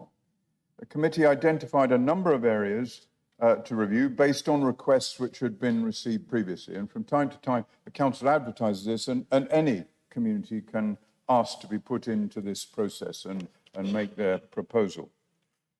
I say that because for those of you who get your juices going this afternoon, don't worry, there'll be another round of this in the coming year. The process involves gathering information on the arrangements in the areas in question. It must also take into account the projected electorate 5 years from the start of review. For example, if it is projected there will be a major change in the character of an area in the next 5 years. Importantly, the committee does not have to recommend only what has been suggested to it, but can develop its own proposals based on the evidence and criteria. Put simply, if the box has been opened, we can rummage around in it any way we like in that. The process is not a referendum. The council can, and in the past has approved changes, which according to surveys, many residents opposed. This was where there was strong evidence that despite those disagreements, the statutory criteria supported a change.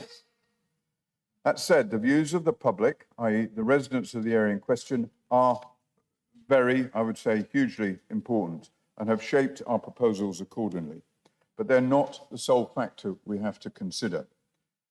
At the information gathering stage, the committee met with parish councils, unitary councils, and surveyed public views. We did a lot of information gathering from individuals, groups, went out on the ground, have a look. Look for yourself, talk to people on the ground, which is what was done. We then prepared draft recommendations and formally consulted on them.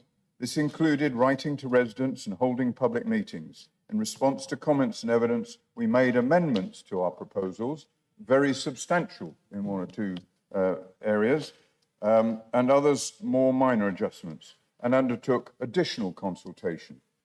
I would really like to impress on you the rigour, the thoroughness and transparency of our extensive consultations with councils and the public, which are set out in detail in the final recommendations. I think I can take it that my fellow committee members and the communities we work with would support me in saying that.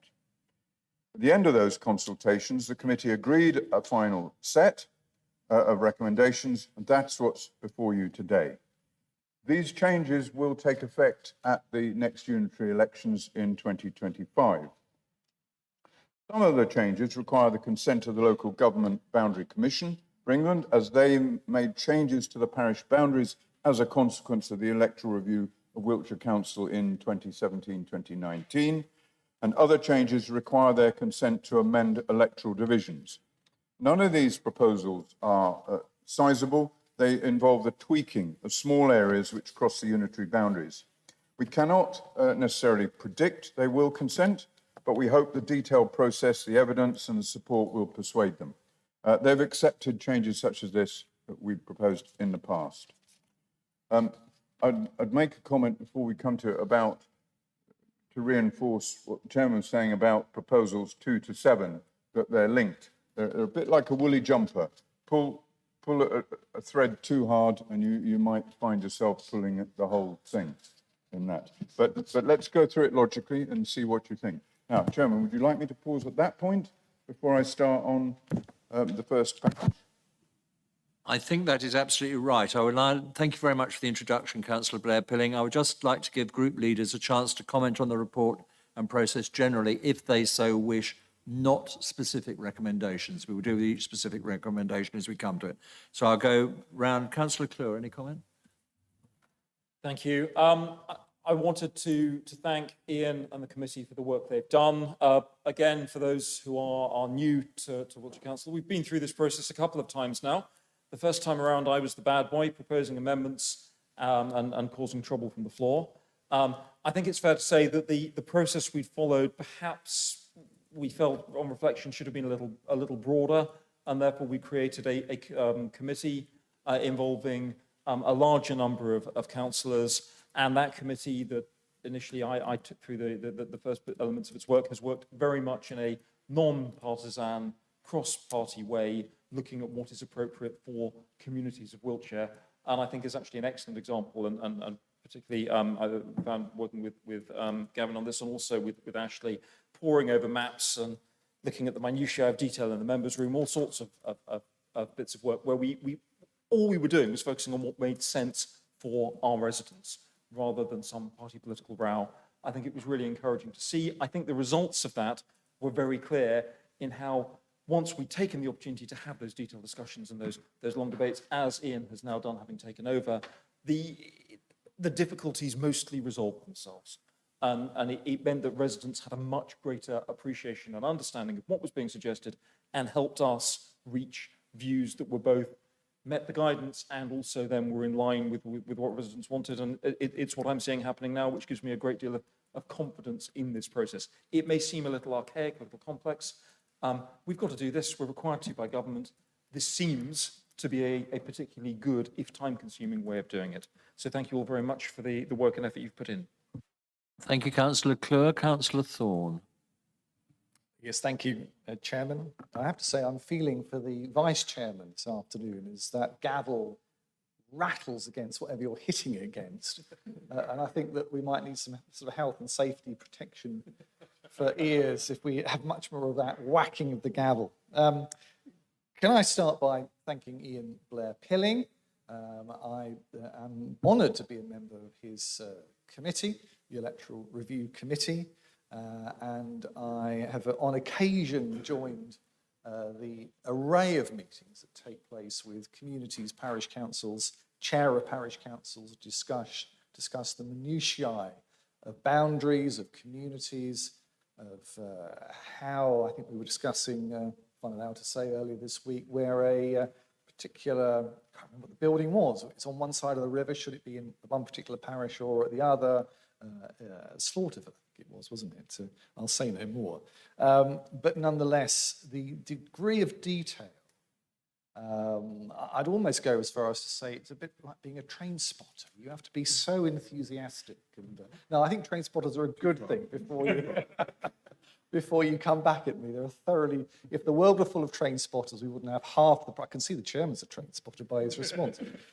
We wouldn't have half the problems we have in this world. So it requires a certain aptitude, a certain commitment, I think, a willingness to really drill down into the detail.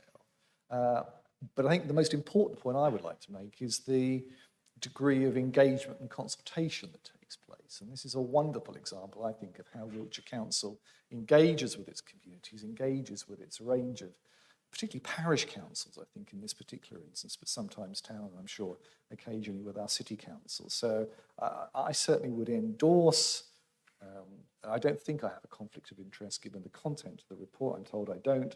So I certainly endorse the contents of the report. I'm admiring, and I mean that genuinely, those of you that really do get it. As my eyes start to glaze over, I shouldn't say that. I really admire the work that you do and have done. I think it's a fantastic piece of work, but particular thanks for Ian, who has to kind of manage this entire process. Worked incredibly hard to make that process happen. So thank you, Ian, and I'm very happy to support support the report. Thank you. Thank you very much indeed, Councillor Thorne. Councillor Wright? Put simply, a job well done. Thank you, Cabinet Member. Councillor Rogers? Councillor Ian McLennan will pick up our comments later. Thank you very much indeed. On a personal note, as the person who was solely responsible for producing to this council the first iteration of this process back in, I can't remember when, this process seems to have been somewhat more civilised than the one that, as chairman, I suffered, especially from the leader in his role as a stout defender of the ability of Salisbury to absorb bits of Salisbury well beyond it, but we'll move on. I think that's very good. We're now going to proceed to detailed consideration of the first recommendation of the committee, which it relates to Charlton, St. Peter and Wilsford. And as far as I can tell from my papers, that the detailed recommendation appears on page 129 of your papers. Therefore, I would like Councillor Blair Pilling to please explain recommendation 1. Okay, I think you can all see the recommendations on the screen as well as the map. This shows the parish of Charlton St. Peter. At our meeting in May, at the parish's request, they actually changed their name from simply Charlton to Charlton St. Peter. This actually came about from another part of the review where we'd originally been looking at the nearby parish of Beechingstoke, which had not had a council for several election cycles. And it came to our attention, therefore we put it in the review to have a look at that. I am delighted to say that having put the headlamp on Beechingstoke and posed to them various different solutions, they've got their act together and now they do have a parish council. But I want to make a personal thanks to Councillor Paul Otway, who is the local councillor there and who was very expeditious in bringing that about and helping that parish council find its feet again. Thank you, Paul. What also transpired was that Charlton, St. Peter and Wilsford had been merrily thinking they were one parish council for some years and had conducted elections in that spirit. But that wasn't the case. So we had a look at it, and therefore, essentially what we decided was you should be a joint parish council. You should have 2 parish councillors representing Wilsford, and 5 representing Charlton St. Peter. That's proportional to the communities.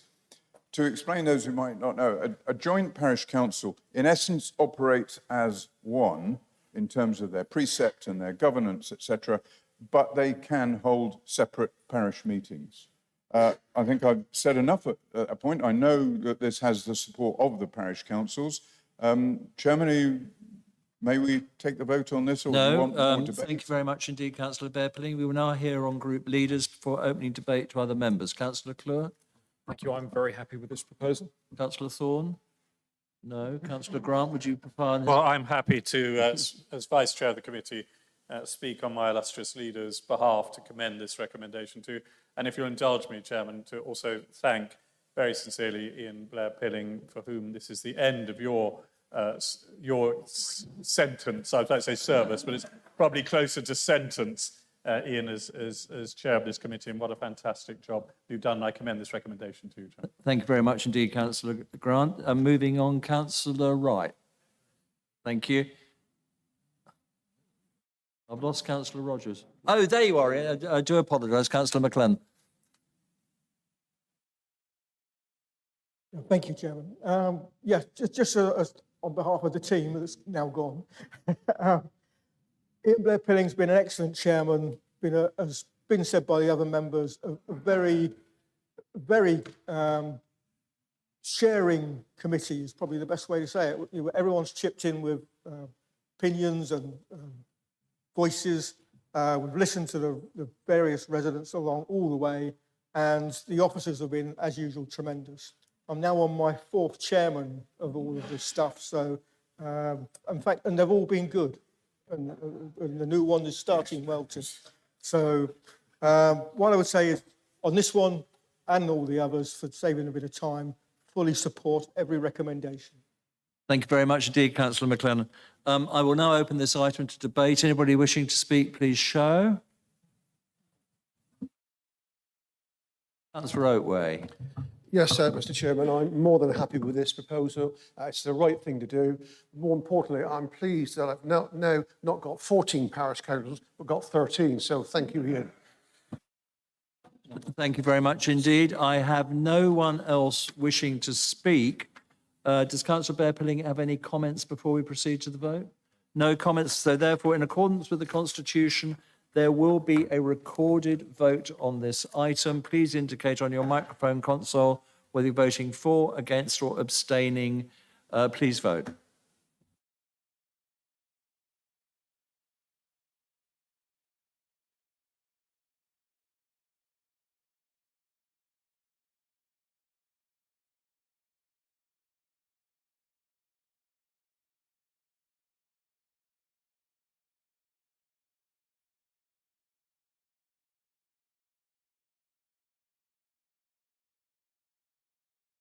Carried unanimously. Thank you very much indeed. We're now going to move on to items 2 to 7, which, as I explained at the start, is basically the Calne network, I guess one might call it. So I'm going to ask Councillor Blair Pilling to explain the process of looking at the whole Calne area and the interrelated nature of these recommendations. And then I will ask members if they have questions on the overall process before we proceed to the specific recommendations around Calne. Councillor Bear-Pilling. Thank you, Chair. I'd like to show you this picture. This is the local governance arrangements for Calne as they stand today, as they stood at the start of this. This all off was actually in the previous council. A petition was raised from within the area of Derry Hill here and Studley, and I think it had something like 700 signatories, saying that they wanted, and they formed the majority of the population of this parish of Calne Without, going all the way around there, almost surrounding Calne, that they wanted to form their own separate parish council. And this is when Richard was chair of the committee. And the problem was, whether you agreed with that or not, or if you did agree with that, you were causing an awful lot of side effects for which you had no rational solution, and nor did you have the scope to consult on it, because those surrounding parishes were not a part of the review at the time. So we had to put it off to this council and have a fresh look at it with a much wider part of the map, which is what we did. Let me find my place again. I said this was all kicked off by virtue of that, a large number of people in that parish wanting to be a separate parish. If you were to start about the problem doing that and going, right, well, let's do that and then see what else happens, I think you would end up with all sorts of kind of funny secondary effects. So what we decided to do was take a look at the whole area and from first principles try and find the best local governance solution to it. We also had a proposal when we came to this council from Calne Town, which wanted to extend its boundaries in various parts. I won't go into detail just yet. So essentially, we started with that, said, right, what do we think is right in or out of Calne?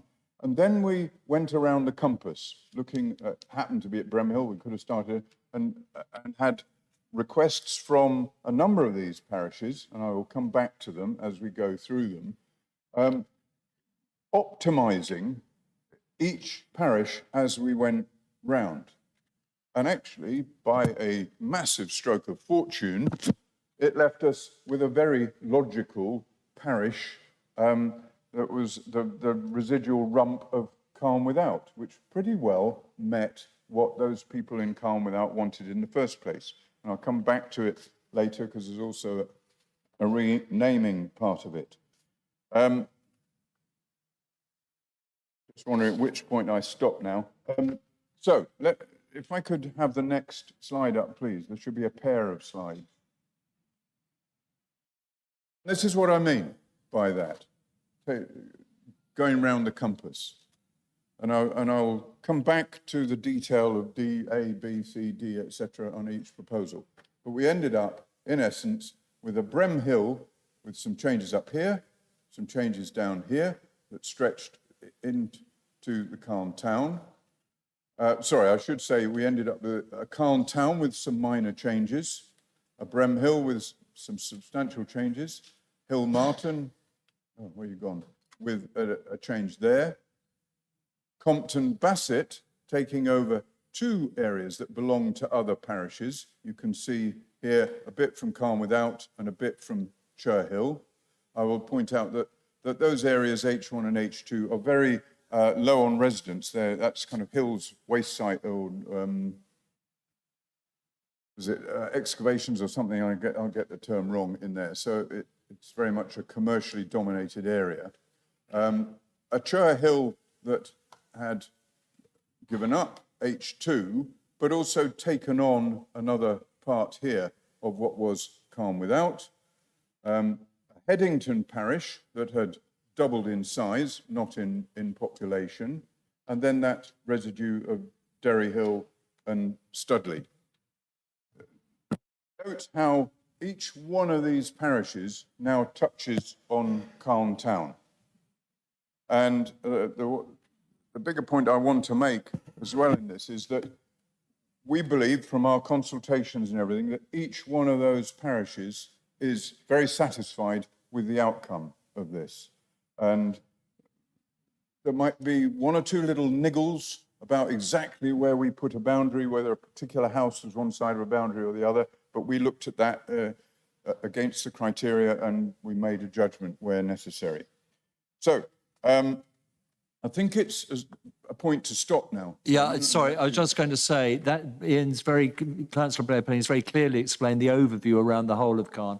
Before we move on and look at the first ones, which the first recommendation is recommendation 2 within this thing, does any member have any questions or comments, and I'm opening this to all members, on the overall process or connected proposals, not raising any specific recommendations, or would you like to move straight to the, if I see nothing coming up on my screen, I will assume you are happy to then move on to the first, which is my understanding is recommendation 2, Calne Town. Correct. I see nobody wishing to speak, so Councillor Blair-Penny, please let's look at Calne Town. Thank you. Okay, Calne Town, you can see the recommendations. Calne Town had actually asked for an area up here, which is to do with a recreational site. Recreational facility there. They also owned or was part of Calne Town this little slither of land here, and they were asking for larger chunks of land out to here, down here, and down in this area. We looked at the actual projected land that was allocated for building over the period, and hence the residential predictions, etc. There were substantial chunks. Although somebody might be quite correct of saying, yeah, I expect this will be building land in 5 years, 6 years' time. It wasn't now. And we could only deal with what was clearly predicted now. And that meant that we did agree to that Area C. We did agree to Area A, which is largely built up already, has already been done. And we also took into account that, although it had never been asked for, this Area B had just been taken to planning appeal, and the inspector had ruled that it should go through, it should be built on, and we thought that the character of what was going to be built in there fitted far better within the town. We took the view up here that although the recreational site to a very large extent served the town, so did it also serve the wider community, and it had no residents in it, and therefore didn't really fit our tight criteria. And this bit of land here, we didn't understand why that was not a part of the parish out to the west there. And so we recommend to you today that the new Calne Town boundary follows all the way round there.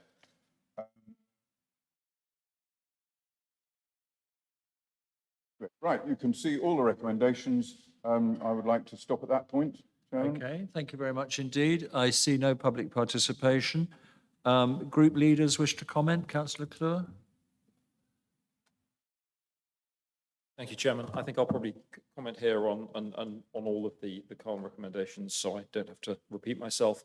When we first received the petition around Derry Hill, I can recall sitting in a public meeting where it was rapidly becoming apparent that we violently agreed that Derry Hill should be its own parish, but that doing so would be extremely unfortunate for the remainder of Calne without us. It would leave it with no facilities and a disparate population scattered all over the place.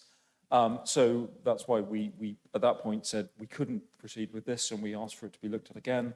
I think the proposals we're coming up with now are excellent. I think they are taking into account all of the issues that were raised.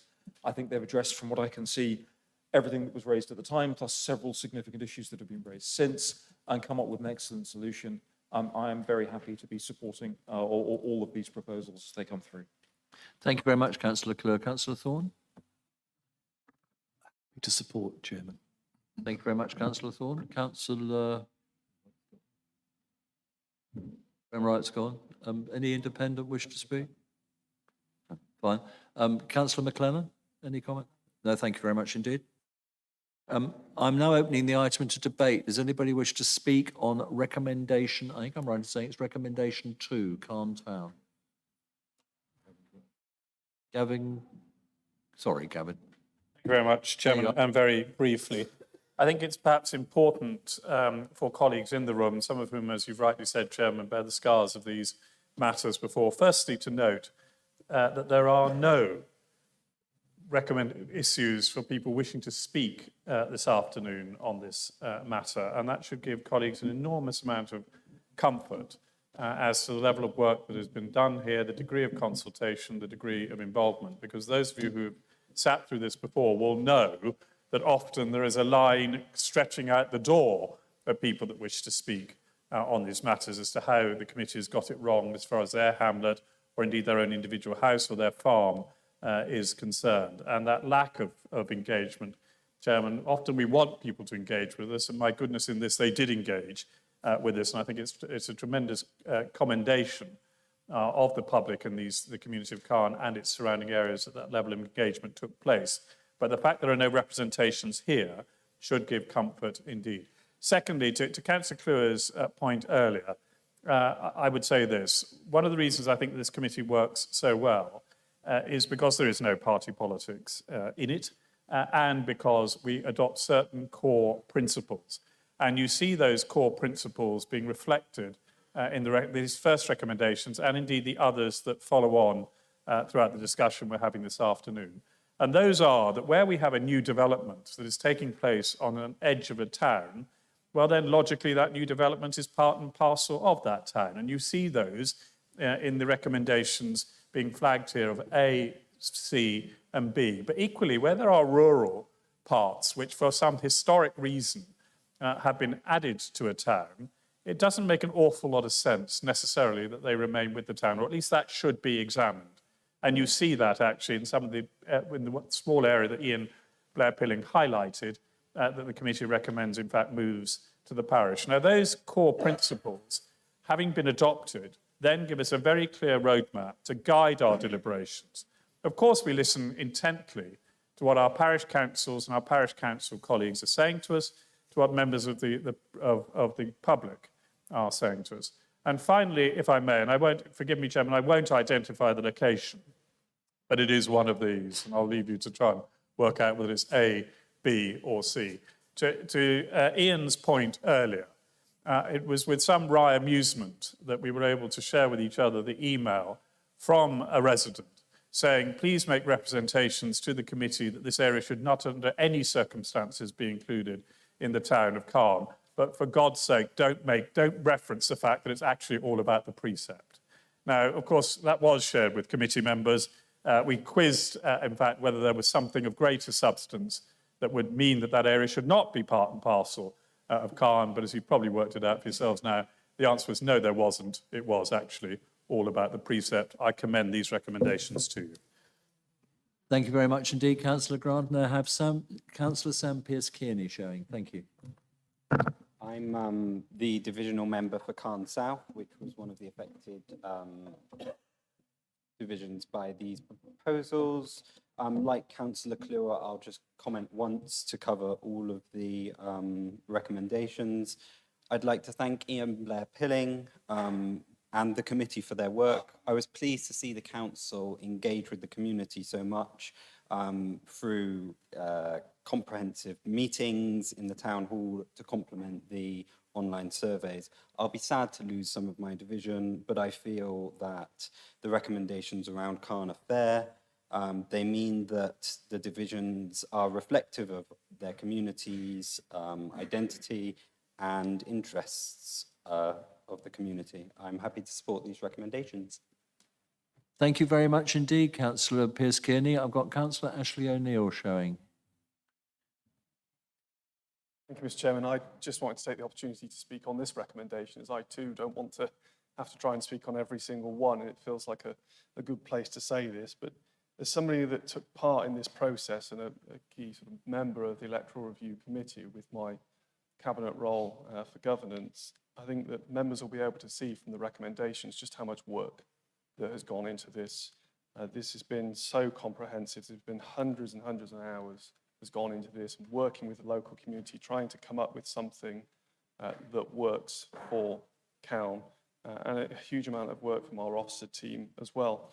As other members have said, typically this process, community governance reviews, really can invoke strong emotions.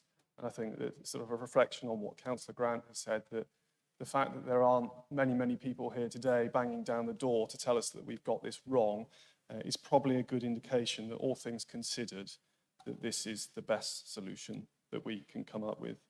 I'm certainly satisfied, having taken part in this process, that that is the case. We consulted many times. In fact, for Calne, as has been said, this has been going on since 2019. I think we were probably on our 5th consultation. And I think at the end of that process, I think we had 2 responses that were in agreement. So we really have done everything we possibly can to listen to our communities there. I think it would be remiss of me not to take this opportunity, actually, just to say thank you to 2 individuals particularly, Councillor Ian Blair Pilling and Councillor Grant, for the way in which that you worked on the Calne proposals. But not only that, to the other committees members as well. This is a significant commitment that you have to make to be part of the Electoral Review Committee. We spend many hours looking at these matters, and I just commend them for all the time that they have spent looking at this.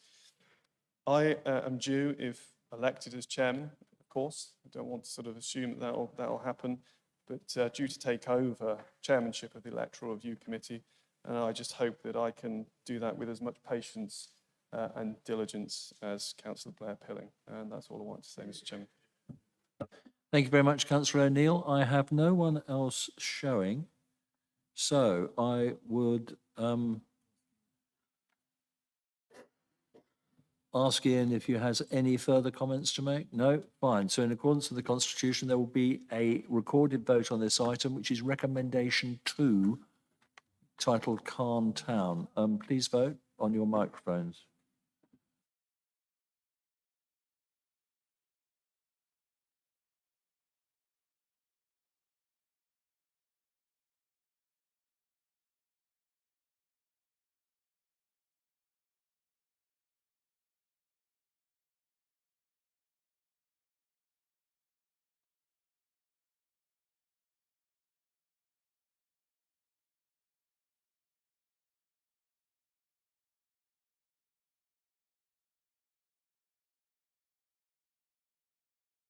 Seventy-five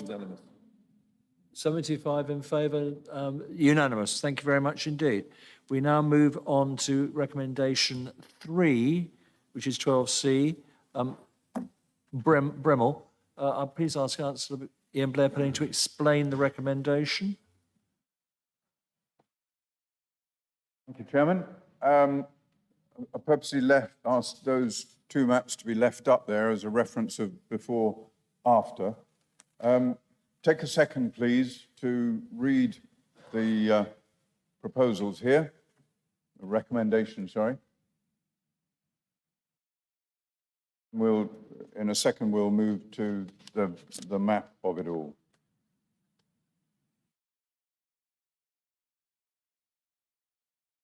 Don't worry about remembering all of that. I'll come back to it. Okay, may we move on? There we are. Thank you. Right, this is Bremhill. Over there, no, it doesn't reach. It's not that good, is it? Bremhill Parish submitted to us a request to take this bit of land down here in D1, going up to the road that is essentially the ring road around Calne here. At the same time, as I mentioned earlier on Calne Town, while we were considering that, we looked at this area D2, and I've mentioned we already have looked at the recreational here, which was a part of Bremhill, and as I said, with Calne, we decided to leave as a part of Bremhill.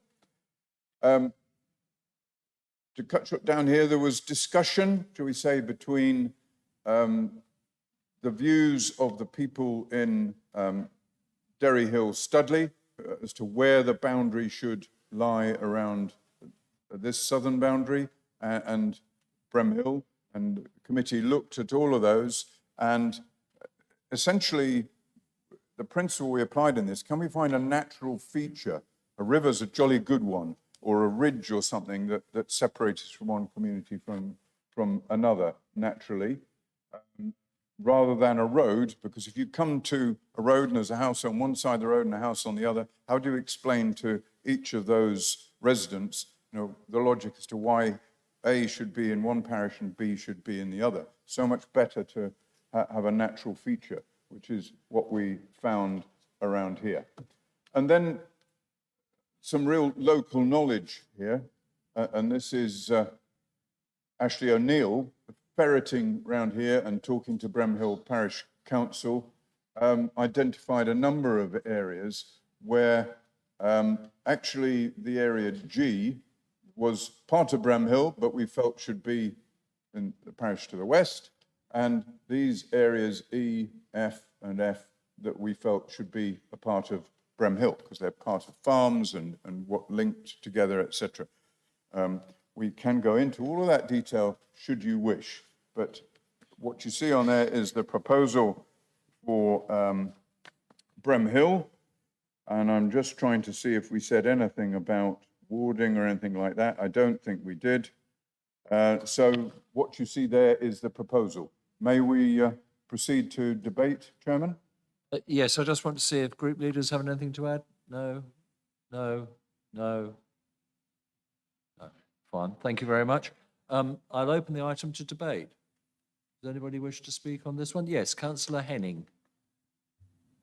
There you are, hopefully, yeah. Oh, I've got to stand up. Sorry, almost forgot to stand up. Thank you, Chairman. Was any consideration given to the boundary with Chippenham? during this review? Explain really that eastern side of Chippenham has perhaps been, that although there are no planning permissions. Around the area of Calne Without, and the effect it had on those surrounding parishes. Those parishes and the effect outside of them, we did not look at. Does that answer your question? Yes, yeah, that's what I thought, but it's just one of those things, and we all know, and we just had the conversation about a certain part of Calne that it wasn't about the precept, but of course it was.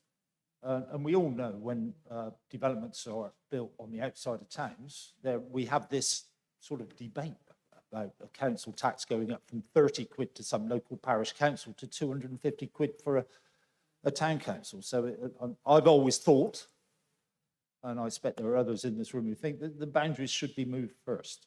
But, I take that point, but I just wanted to flag that. Thank you very much, Councillor Henning. Does anybody else wish to speak? Because at present nobody is showing.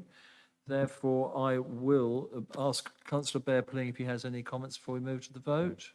Yeah, I'd like to, if I may, come back on that. No, I would say very strongly, we did not consider the effect on precepts, etc. A lot of people wanted us to, but we did not. We did find a number of communities, and I think we'll be coming to one later, where people live and they pay a management fee because they live within a residential area, and they happen to live, for example, in a rural area where the precept is low, and they might find themselves moving to become part of an urban area with a higher precept and still got their management fee, and how unfair they cried. I am awfully sorry, we did not consider that as a factor. And in fact, yes, it's on the edge of Calne Town, that area A, I think it affected. Am I right in that? Yeah. So, no, I would strongly defend the committee in saying it did not either overtly or covertly get involved in precept matters. Thank you very much, Councillor Bear-Pilling. If there are no further, in accordance with the Constitution, there will now be a recorded vote on this item. Please indicate on your consoles.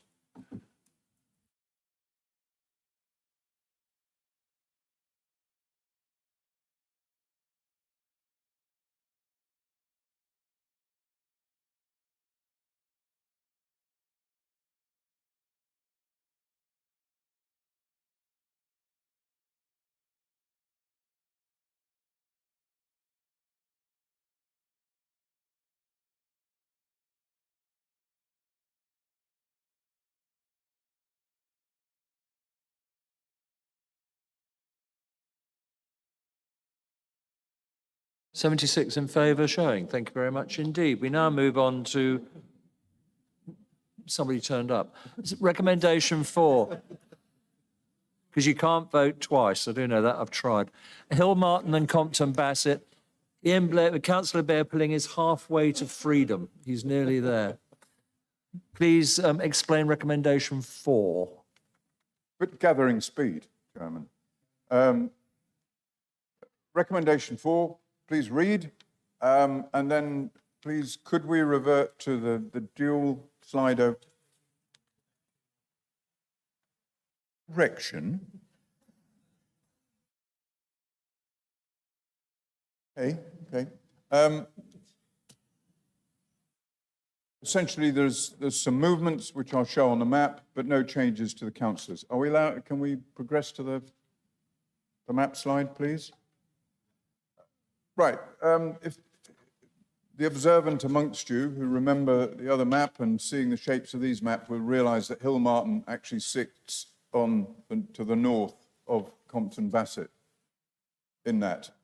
And I mentioned earlier that area that is kind of Hill's works, part of which belong to Cheryl, part of which H1 and H2 currently belonging to Calne Without, that Compton Bassett requested that they take over those areas. And actually, when you look at the roads and the people in that area, it was a much more natural fit that both H1 and H2 became a part of Compton Bassett. And I don't think anybody had any beef with that. Hill Martin put in a request that down at their southwest corner, that area I, due to kind of farming and a small number of buildings there, more naturally fell within Hill Martin. And we agreed with that and made that adjustment in our recommendations. So I think that's all very simple. As I said, we don't see any great need to change the number of councillors. Those areas of land that are being transferred are very, very low in occupancy of residents. Could stop. Thank you very much indeed. Group leaders, do any of you wish to comment? Thank you very much. Does anybody else, I'll open the debate. Does anybody wish to participate? I see no requests, so therefore I'm going to ask Ian Blair Pilling. I take it you have no further comments. We will therefore move straight to the vote. In accordance with the Constitution, there will be a recorded vote on this item.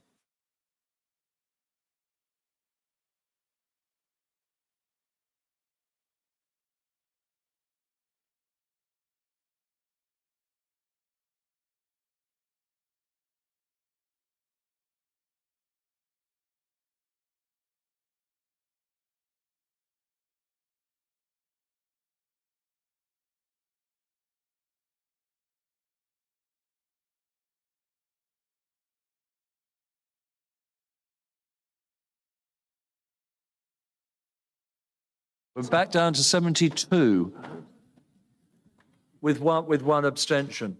Right, moving right along, we will now come to recommendation 5, which I think I'm right in saying is Cheryl.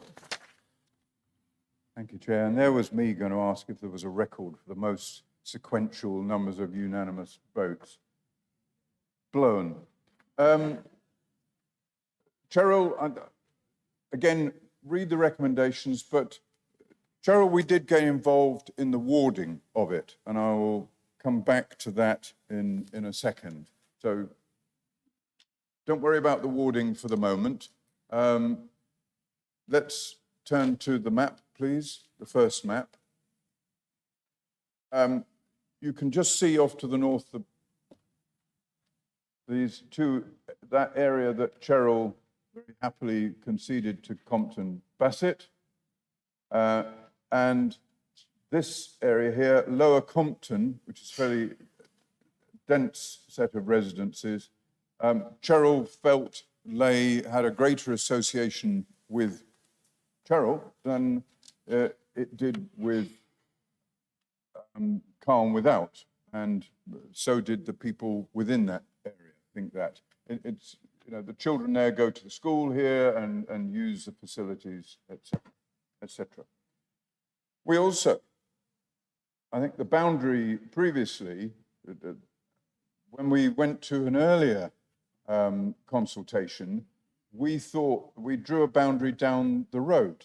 I've just talked earlier about the danger of drawing a boundary along the road. We learnt our own lessons as we proceeded, because no sooner had we done that and gone to consultation, and the people who lived in Blackland were saying, why is my neighbour in that parish and I'm in the other parish? So we adjusted that and we came back saying, here's a different boundary that doesn't create that problem of which side of the road somebody lives. So this is the new Cheryl being proposed. If we can move to the next map and I'll talk about wards. If I'm right, I think, yes, it used to have 2 wards, Yatesbury and Cheryl. I mentioned we were adding 2 areas, Lower Compton and Blackland and Kelston here was all being added to Cheryl, and we felt that each of these should have the following councillors, that Lower Compton should have 3, Blackland and Kelston 2, big area, but very thinly populated. Where have I got to? Back down Kelston. Where have I got to? I've lost the plot on how many are in those ones. Cherrell 5 and Yatesbury Ward 2. So that's the summary of those recommendations for this area, and I will stop at that point, Chairman. Thank you very much indeed. I'm looking at group leaders in expectation I'm going to hear nothing. Excellent. Does anybody wish to comment on this Cherrell recommendation? Nobody has shown, so therefore I'm going to go straight to the vote. Please, I'm assuming Councillor Bear-Pilling has no further comments on this one, so please, there will be a recorded vote again. Please vote.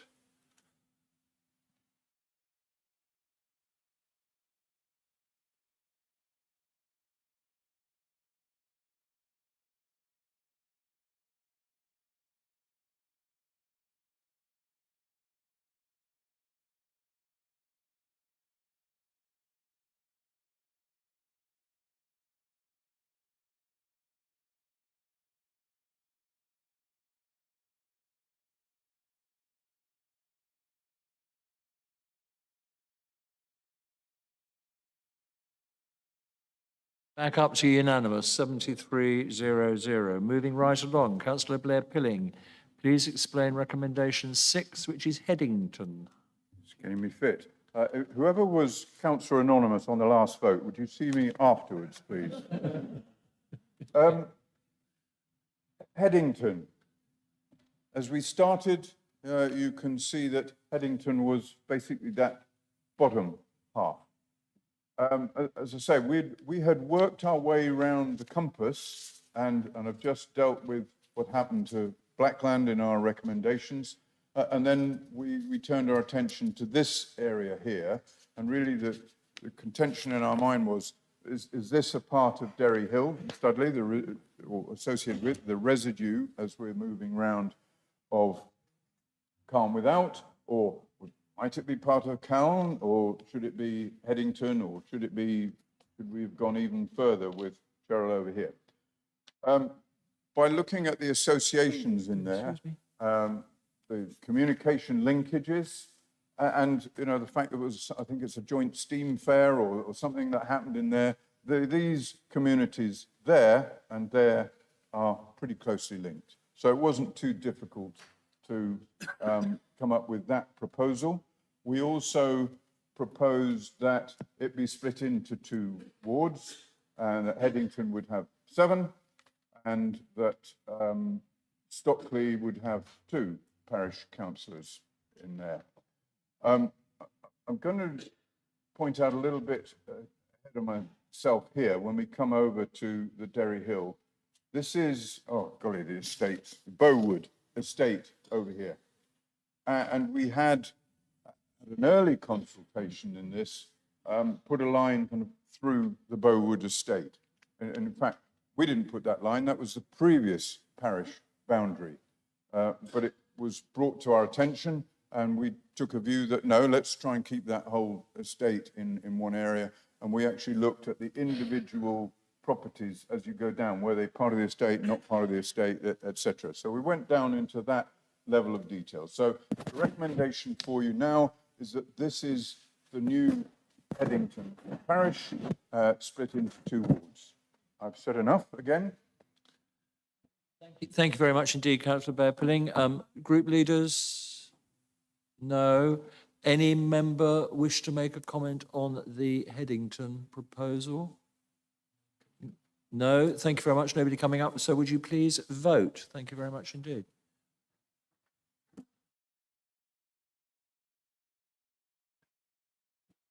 Vote against. That's really upsetting.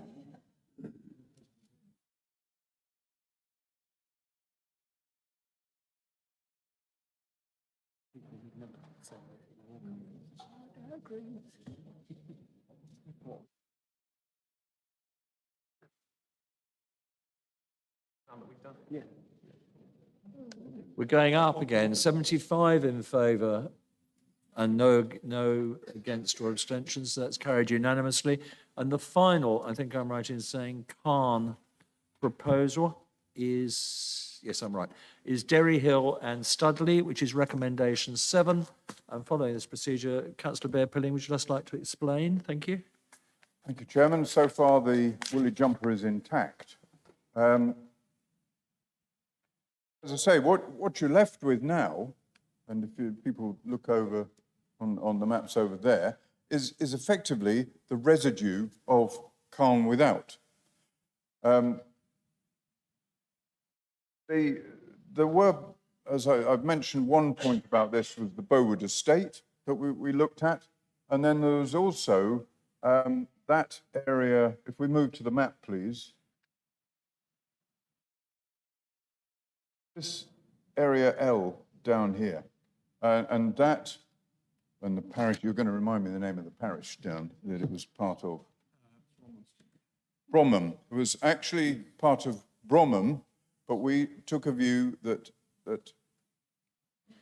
Sandy Hill down here actually should be a part of this parish, and so there's a transfer into it. And I've explained all of the other boundaries around here already. There was a discussion about warding of this. The leader of the petition had voiced his preference, and a number of people have voiced a preference that this residue parish should not be warded. It had been communities that were being brought together in here that we should continue with a warding arrangement. And if we go to the next map, you'll see the wards that we recommend. And this essentially is the Bowood estate with Sandy Lane down here. And then two previous wards that existed, Derry Hill and Studley and Pewsham. And I'm going to have to remind myself of the exact numbers of parish councillors that we recommended. Pewsham 2, Derry Hill and Studley 3. No, 3 gone. 911. Sorry, thank you. 9 for Derry Hill and Studley, 1 Pewsham, 1 Bowood, Sandy Lane. When we get to the end, I don't think I'm jumping too far ahead in this. Do we correct me if we get to the name? No, there's one more thing to say about this, and that is, at this stage, it's still called Calne Without, but it's without rather a lot in this. And so we took the view that actually now is an appropriate time to rename this parish and to name it Derry Hill and Studley, which is what we're recommending today. So there we are. That's the closure of the loop around Calne. Thank you indeed, Councillor Bear-Pilling. A tremendous job. Group leaders? Anybody wish to comment? Councillor Hubbard, please. I hate doing this, but I just want to ask the question to make sure we're not making a mistake. From when I was on the panel before, through you, Chair, I have a vague recollection of being told we couldn't call a ward within a parish the same as the parish. And if my vague recollection is correct, we are calling a ward the same as the parish there. My apologies if I'm wrong, but if I hadn't raised it, I'd... Looking for legal advice.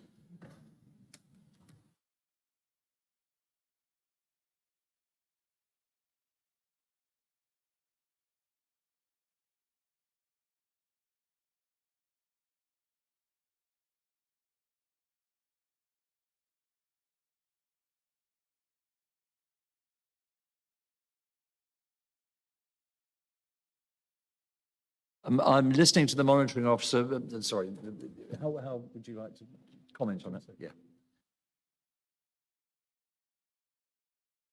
A number of... No, you're not. No, you are. Thank you, Councillor Hubbard, for your question. There are, in fact, a number of our parish councils that have wards that are named after them as well. So I don't believe it is an issue, but I'm always grateful for you raising a query at this point in the debate. The word grateful is obviously...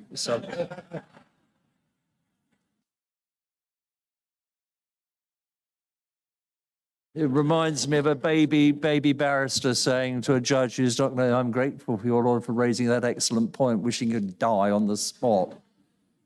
Councillor Henning.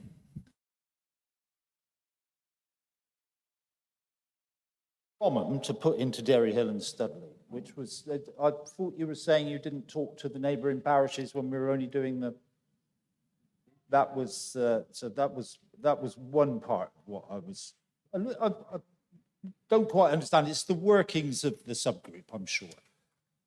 Also, if I may, when the group was looking at all this, did they take into account proposed or even delegate or any kind of opportunities for building in that area? The reason I think of that is when I'm looking at Derry Hill and Studley, the parish, there is a solar farm proposed in one part. And of course, if that's in that parish, then that parish will get a big kickback from that solar farm, much as it would from a significant development. I think that was, and I went to one of the meetings where this was first discussed, and I did feel that the people living in the old ward of Calne Without, right over by Calston, where there will never be any building, it's an area, you know, it's an area of, there'll never be any significant building there. So that area, Calston, which is now in, I think it went into Cheryl. Yeah, it did. They would not get any benefit from the kickback from the solar farm or any other significant development. So when you were looking at this, I mean, you might even say Hillmartin. There's never going to be any building in Hillmartin. So they're going to troll along with their little parish precept, and they never have any opportunity to invest in their parish from building or things like that. Or maybe there will be a big solar farm in Hillmartin. They'll get a kickback as well. But I know that there were a lot of people upset in the eastern area of this proposed, the old area of Calne Without, that were quite upset that they wouldn't be able to benefit from a kickback from another part. So was any of that taken into account, or is it just purely based on geographical borders and numbers? Thank you. Thank you very much indeed. And finally, I've got Councillor Claire Cape. Hang on, there you go. Oh. Thank you. I'm supportive of this proposal. I'll be very, very quick. Just wanted to point out, because a couple of people adjacent to me have pointed out, I'm the member for Chippenham Pewsham, so we have Pewsham and Pewsham next door to each other, so we just need to be careful on naming, that's all. Thanks. Thank you very much indeed, Councillor Cape. And finally, I have Councillor Gavin Grant. Very much, Chairman. Just to be clear on these matters, the committee operates by statute as to that is required of us. And in his introduction, the chairman explained very clearly that these are matters of community identification and governance, and we cannot take other matters into account, save those which relate to dwellings which are being constructed with it and already notified with permissions granted. And you saw two of those, three of them in fact, when we considered right back at the beginning of this, the Calne Town Council proposals. Now, as to the impacts on other parishes, as and when it becomes clear that there are impacts on those other parishes, then it is right and proper that deliberations are held with those parish councils, and that's precisely what has happened here. What would not be a practical proposition is to say, yes, but have you considered talking to the town of Chippenham or the town of Devizes or indeed any of the other communities? Because frankly, at that point, we would be redesigning the parishes of the entirety of Wiltshire. And I'm sure for one, I would have to say, Chairman, would be a massive enthusiast for that particular project, as was pointed out. But I just have a slight feeling that the attendance at this meeting might be somewhat sparse were that to occur. So this brings us to the end of the conclusions and recommendations of the committee on this particular project. And I commended them to you before. I sincerely commend them to you now, in that the considerations at the end of this very easily could have been, well, we've got to the end of it. There's no need to look at whether this particular small area of the parish of Bromham belongs with Derry Hill and Studley. Frankly, why do we need to worry about whether it's warded or not? But this committee undertakes this work in a very serious and painstaking manner. And therefore, I hope you are, and I trust you will be, satisfied that, in fact, we listened very carefully to the very small communities of Pewsham and Sandy Lane who were worried as to whether they would lose their voice in this much larger Derry Hill and Studley parish, which is where this whole thing started off almost 4 years ago by way of a formal petition to the Home Office to set this whole piece running. And quite rightly, we looked at, as we did right with Brem Hill, and indeed you've already passed those recommendations, as to were there small parcels of land which for historic reasons had ended up in the wrong location. And we concluded in the case of Brem Hill, yes, there were, as to those that have come into it, and indeed in the case of one area of land, yes, there was, because it shouldn't have been in Brem Hill in the first place. As to solar farms and so on and so forth, many of us might feel there should be a statutory obligation for solar farms to make a payment to parish councils. Sadly, no such statutory obligation exists. If a solar farm wishes to do that, it's a discretionary matter for themselves. But the committee cannot take those sort of considerations into account, Chairman. And if we did, then I think candidly we would be opening ourselves up to accusations of disrepute in the way that we conduct ourselves. And quite rightly, residents would begin to question, well, exactly what's going on here? Who do they know? Who are they friends with in that particular parish council? How much money is changing hands? And this committee has steadfastly, in having told you that anecdote about the precept, been crystal clear that those such matters are not a matter for the Electoral Review Committee. And I'm sure under your chairmanship, Richard, under your chairmanship, Ian, and I'm sure, Ashley, probably under your chairmanship, they never will. Well, we haven't got there yet. And things are moving so fast with office bearers in your particular political party. Who knows what will happen by the time we do get there. But they never will be a consideration. They should not be, and they never will be a consideration. And as we're at the end of this particular saga, may I also compliment our officers who have worked so painstakingly, they are before you today, so painstakingly and magnificently to guide us all the way through this and ensure there was not a single misstep. There might have been plenty amongst we committee members, but there absolutely was not in the way this matter was conducted. You've done a fantastic job and great service. Public servants you are. Thank you, Chairman. Yeah.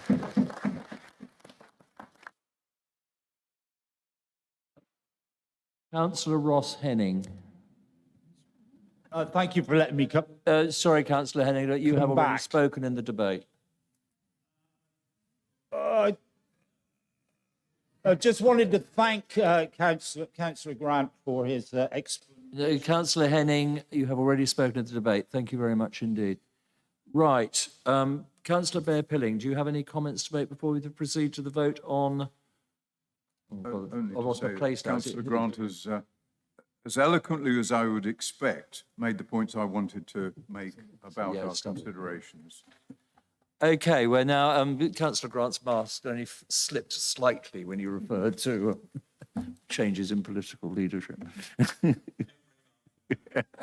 Right, we move to the vote on that proposal, please.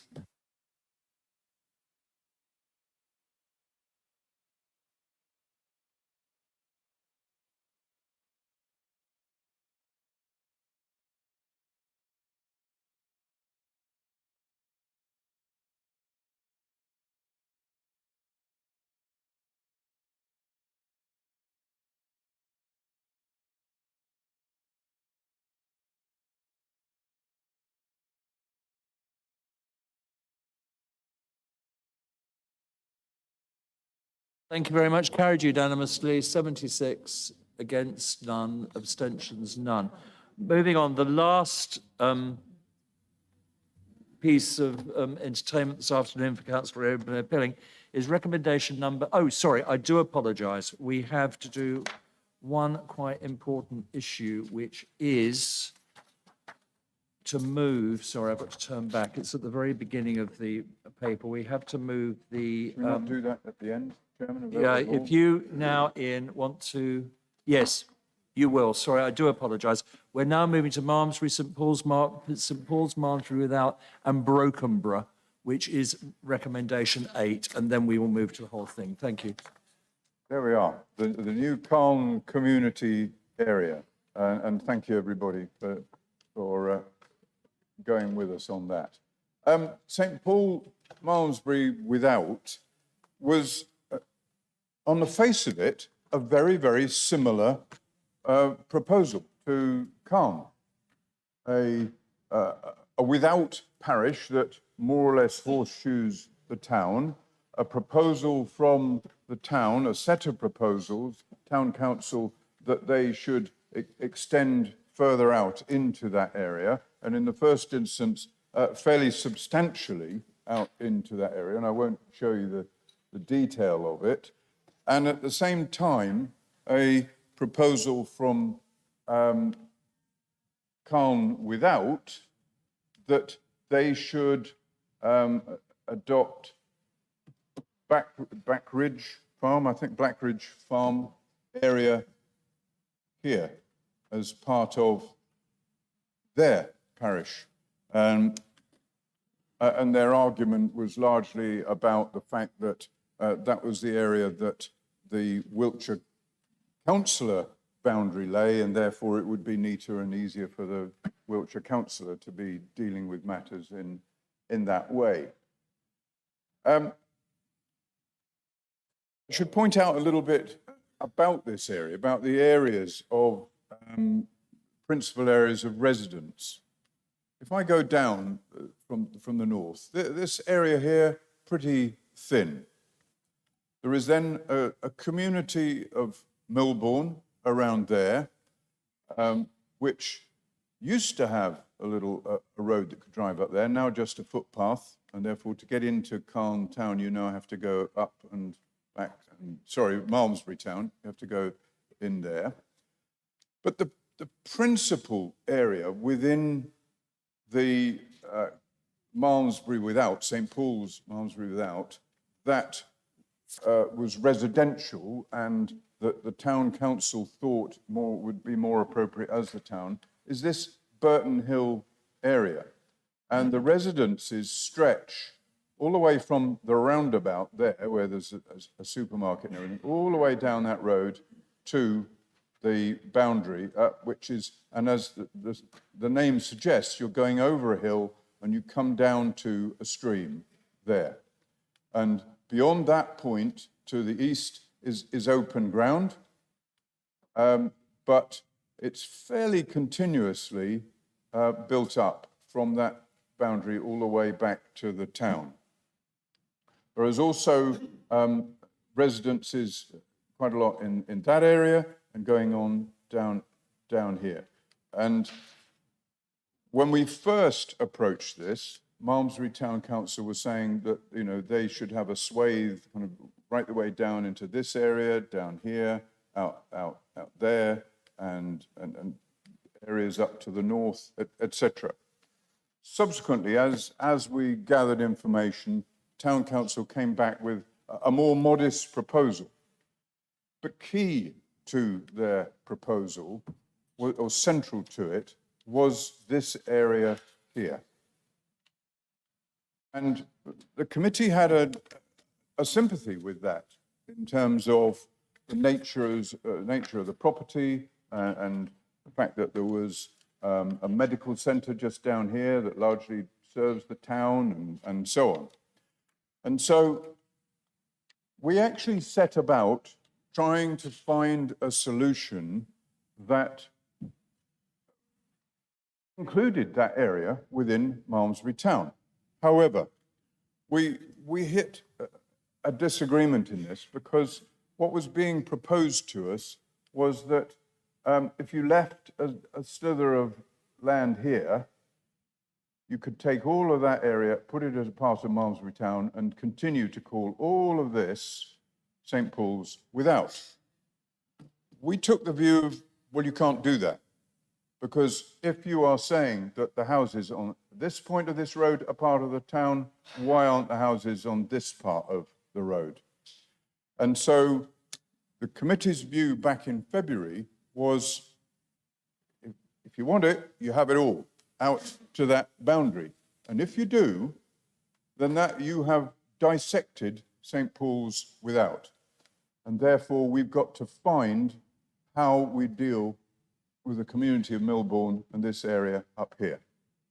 And we sounded out, we asked around what solution might be forthcoming. And we put together a proposal for consultation that essentially said this area up here could go, I think we said to Brokenborough, that this area here, Millbourne, could go to Charlton, that the area around here, Burton Hill, would go to Malmesbury Town Council, and then the residue down here would be the residue of St. Paul's without. We found, there was a little bit of adjustment up here where a farm building was the other side of a stream and so on. So we went out to consult on that. If anybody ever doubts the effect of a consultation, they should have been with us in Malmesbury Town consultation on a wet winter's evening. It was very clear that significant number of people here did not think they should be a part of the town. Well, you could say, well, that might be down to subliminal thoughts of precepts, etc., shall we say. But these people here were very clear that they wanted to remain a part of St. Paul's without, that they regarded St. Paul's without as a very effective community that was effectively governed by its parish council, and they had a representative on the parish council, etc. Furthermore, the village of Charlton, I don't know what's gone on with the cricket matches between Charlton and Millbourne, but they wanted no part of it in this. And we even asked down here about Lee and whatever, well, are you interested? No, thank you. So we were left with, well, what do we do here? Because we had such an elegant solution with Calne, why can't we achieve that here? Well, in essence, we couldn't achieve it because we would have been breaking up a parish that had a strong identity, it had strong local governance, and we couldn't demonstrate that any change would bring about an improvement in either of those two criteria. Never mind whether it was neutral or not, we felt that we should not be changing something that was adverse to local opinion if we were not confident we would be delivering an improvement, and we were not in that. We went on to try and find some more local solution in Burton Hill. Could we make an adjustment in there such that a significant chunk of Burton Hill became a part of Malmesbury Town and you were still left in essence with St. Paul's without? Then I go back to my point about one house on one side of the road and one side of the other. And we kept asking the question of those people who came to us with suggestions, and various suggestions came to us, was how would you explain to the resident on one side of the line you want to draw and the resident the other side of the line that you want to draw, why one of them is now suddenly in the town and one of them is not? Please make that clear. And there was no solution to that. And so we ended up, after a great deal of work, and this is why we're here in October, not July, doing this, back with the proposal to actually leave well alone in what is St. Paul's without and what is Malmesbury Town. I said we didn't accept the Backbridge Farm proposal, so essentially Malmesbury Town was left as was. Can we move to the next slide now, please? So but what we then did was, well, we had a proposal for warding from Malmesbury Town, but that was aimed at a larger Malmesbury Town, which we were not proposing to recommend. So we've gone back and looked at the warding arrangements, and this is what we are recommending for Malmesbury Town. We'll read that, and if we can move to the next slide, we are very nearly there. Again, I said we always take a look. We've opened the box. Let's have a look all the way around. And Brokenborough Parish Council, we felt there was a bit down here, that area M, that currently was a part of St. Paul's without, that actually ought to be a part of Brokenborough by virtue of where natural boundaries fall and where the buildings are, etc. So that is the summation of our recommendations in this area. I think it's time to catch my breath. Very well done. Good, well done, Ian. Right, group leaders. No. Right. Anybody wishing to? Councillor Grant.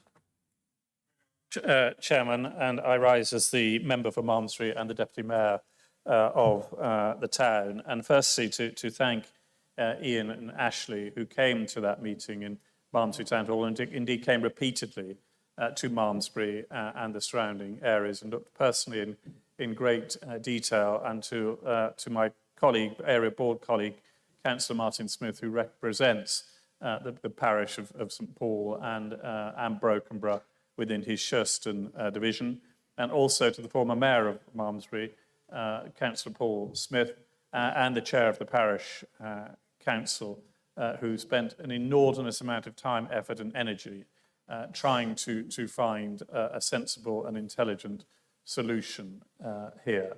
And indeed, a lot of effort was put into, was there a way in which the aspirations of the town council in a rather more modest and rational manner could be squared with the communities of St Paul without. And in many ways, that the work of the committee drew the town and the parish much closer together. They are already working closely together, because with the parish of Brokenborough, this is the Malmesbury Neighbourhood Plan group. And there's a lot of close working relationships between the town and its two neighbouring parishes. But despite all of those efforts made by people of goodwill and good sense, the simple conclusion was that however you cut or diced this, there were considerable difficulties involved in it. There was no such logical line that could be drawn in the Burton Hill area. There was, and if you extended the area of the town council all the way down to Cowbridge, well, that's where you met the neighbouring parish of Lee and Cleverton, and as such you severed Millbourne. And there was no appetite in Millbourne to form its own parish council, and as you've just heard, no desire from the neighbouring parish councils, all of whom were engaged and consulted in taking Millbourne to them, and no desire from the residents of Millbourne to be anything anywhere other than where they are. So as you know, Chairman, I spoke as a member of the public for this committee. I reclused myself as Vice Chair of your committee to take no part in the committee's deliberations, be available to answer questions. So this is the only time that I've spoken on this matter in debate. It's a matter of disappointment, personally to me, but again, it should give members of this council great comfort that actually the desires of any individual councillor who serves on this particular committee carry no more weight than any other councillor in this room. As Vice Chair of this committee, there was no greater position for me to be able to argue a case that I wanted to see as the outcome than indeed members of the public or members of the parish, the town council, or the parish councils, or those that came to public meetings, or those that filled in their surveys. And in terms of the integrity of your committee and how this council conducts this matter, though it's a huge disappointment personally to me at one level, as Vice Chair of this committee, I'm intensely proud, Ian, of the way that this committee conducts itself under your leadership, and look forward to it, Ashley, under yours. Thank you. Councillor Grant, thank you very much indeed. Councillor Martin Smith wishes to speak. Thank you, Chair. Yes, as Councillor Grant has just mentioned, St Paul Malmesbury without parish is wholly within the division of Shurston. I think Councillor Grant sort of slightly glosses over some of the difficulties that were created here. We've had almost all-out war developing between the Malmesbury Town Council and the St Paul Malmesbury Without Parish, and I think it's with great credit to Councillor Grant that he managed to broker conversations between those two bodies and made them, or helped them work much more closely together over this issue. So I know that St Paul Malmesbury Without Parish is happy with the recommendations of the committee. I suspect the Town Council is less happy, but they're obviously not unhappy enough that they're here remonstrating with us today. So I'm very supportive of this. And again, I'd like to thank Councillor Grant and the rest of the committee for all the very hard work they've done in this particular area. Thank you. Thank you very much indeed, Councillor Smith. I have no further requests to speak showing. Councillor Bear-Pilling, do you have any further comments? I ever so quickly wanted to say I can't let Ashley be and Councillor Grant be the only ones to thank our officers. I have to say I started this process as a pretty nervous bunny about how you do it all, and gradually these people have helped me through it and helped all of us through it. A big thank you to you both, and to Leo, I know who's not with us at the moment, but thanks. Thank you, Ian, for those kind words. We proceed to the vote on the last motion here on the actual reorganisation. Again, in accordance with the Constitution, there will be a recorded vote.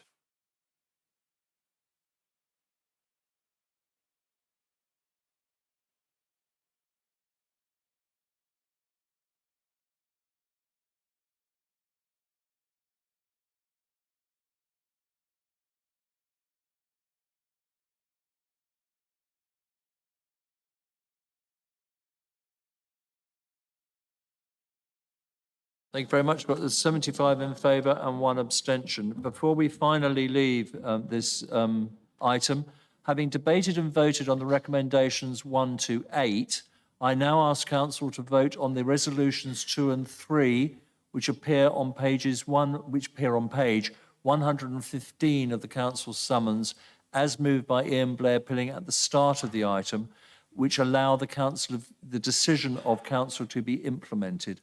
I will remind members and any of those watching that the relevant parts of the resolution are as follows. 2, to authorise the Solicitor of the Council to take all necessary measures to make and approve the Community Governance Orders to bring into effect 1st April 2025, all of the changes detailed under Resolution 1, subject to any required consents by the Local Government Boundary Commission for England, and 3, to authorise the Electoral Registration Officer to make any necessary changes to polling districts to bring them into line with the agreed governance changes at the appropriate time to be reported to the Electoral Review Committee. In accordance with the Constitution, there will be a recorded vote on this item. Please vote.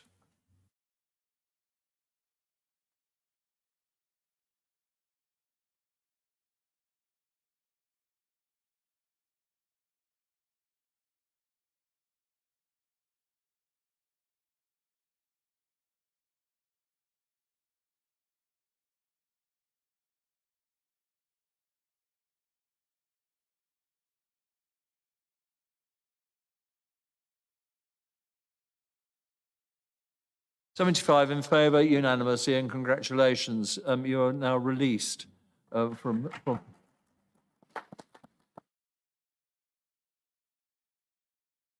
We now move on to agenda item 13A, appearing on page 185 of your summons. This is relating to the complaints procedure. I call upon Councillor Ashley O'Neill, Cabinet Member with responsibility for governance, to introduce the item. The report is at pages 185 to 206 of your summons.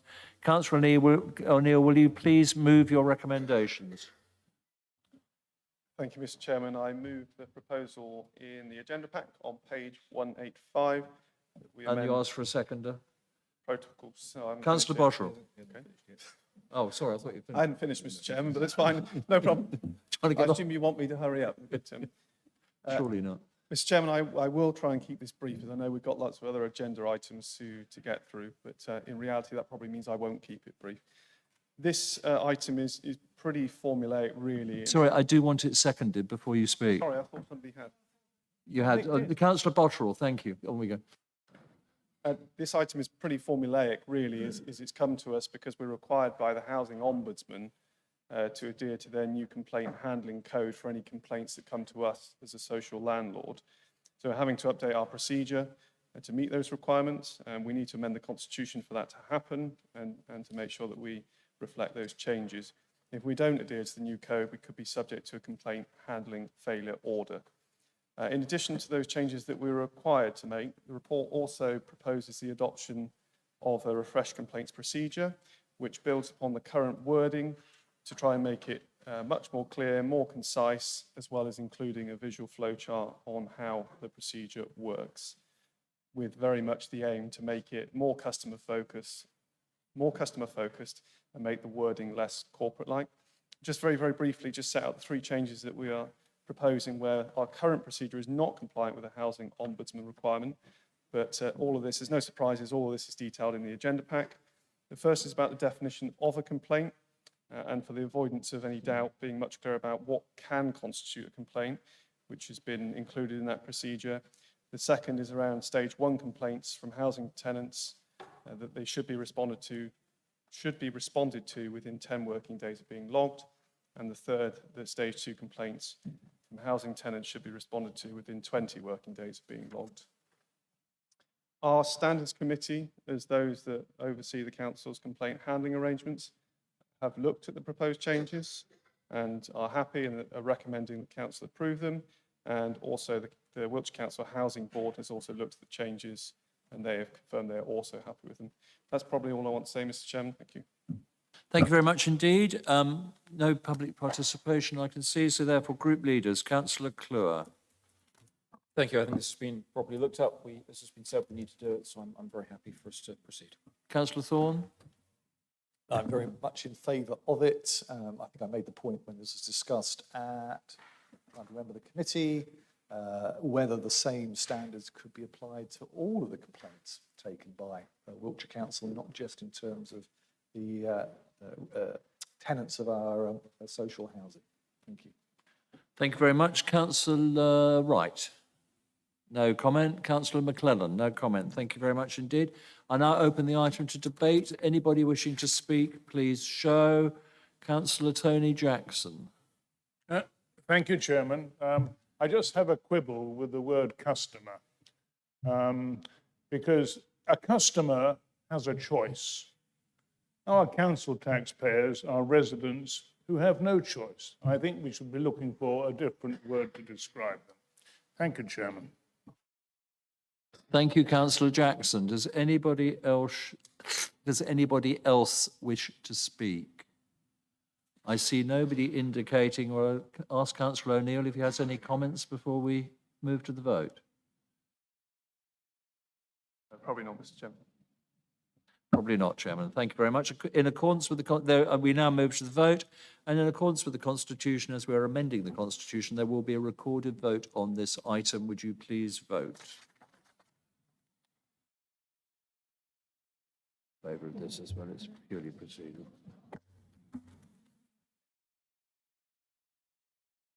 Right, this one's prevent duty. I think I might. Yeah. Yeah, well,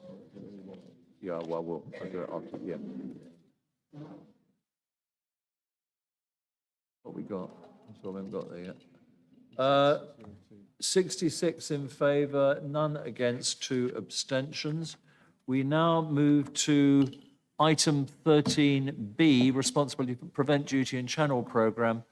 Again, I call upon Councillor Ashley O'Neill, Cabinet Member, Responsibility for Governance, to introduce this item. The report is on pages 207 to 216 of your summons. Councillor O'Neill, will you please move your recommendation? Thank you, Mr. Chairman. I move the proposal set out in the agenda pack on page 207. Is that shorter for you? I hope so.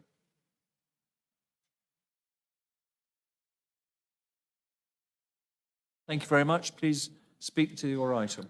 Thank you, Mr. Chairman. The purpose of this report is to seek full council approval for the local authority function of channel, which is part of our overall statutory duty to prevent, to be included within our constitution. We are actually required to make this change as part of the Home Office guidance that we've got and the requirements of our annual channel assurance statement. Prevent as a sort of overall duty is about having regard to the need to stop people being drawn into terrorism, and that's part of the Counter-Terrorism and Security Act of 2015, which is a duty placed upon public bodies and us as a local authority. A key part of that Prevent duty is the Channel programme. Channel is a multi-agency early intervention programme designed to safeguard and provide support to individuals identified as susceptible to being drawn into terrorism through the process of radicalisation. We looked at this as a constitution focus group and we met twice to consider it very, very carefully and about how we could incorporate this into the constitution as we were required to do so.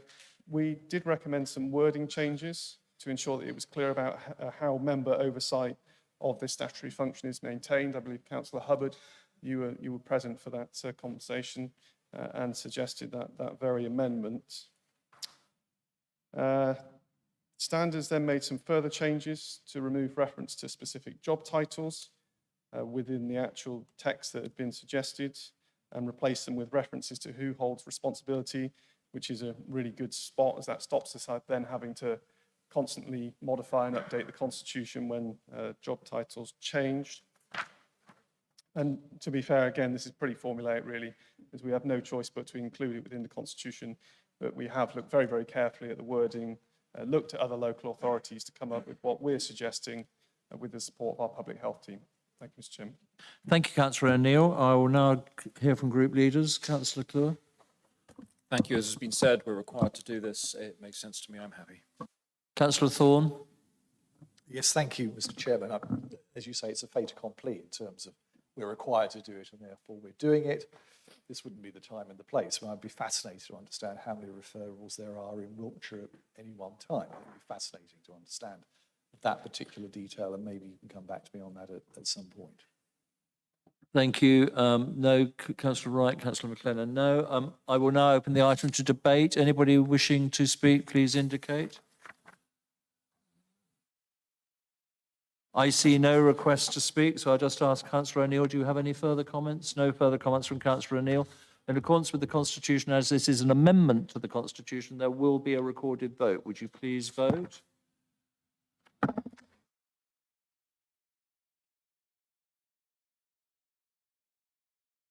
Oh, yes, he's on this one.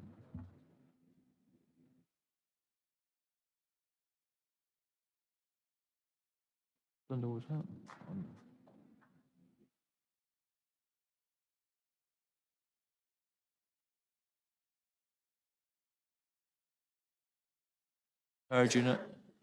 Carried unanimously, 67 against 0, abstain 0. As we've reached the hour of 4:15, I'm going to break for 15 minutes to allow a comfort break and probably people to get a drink. We will reassemble at 4:30. Thank you very much.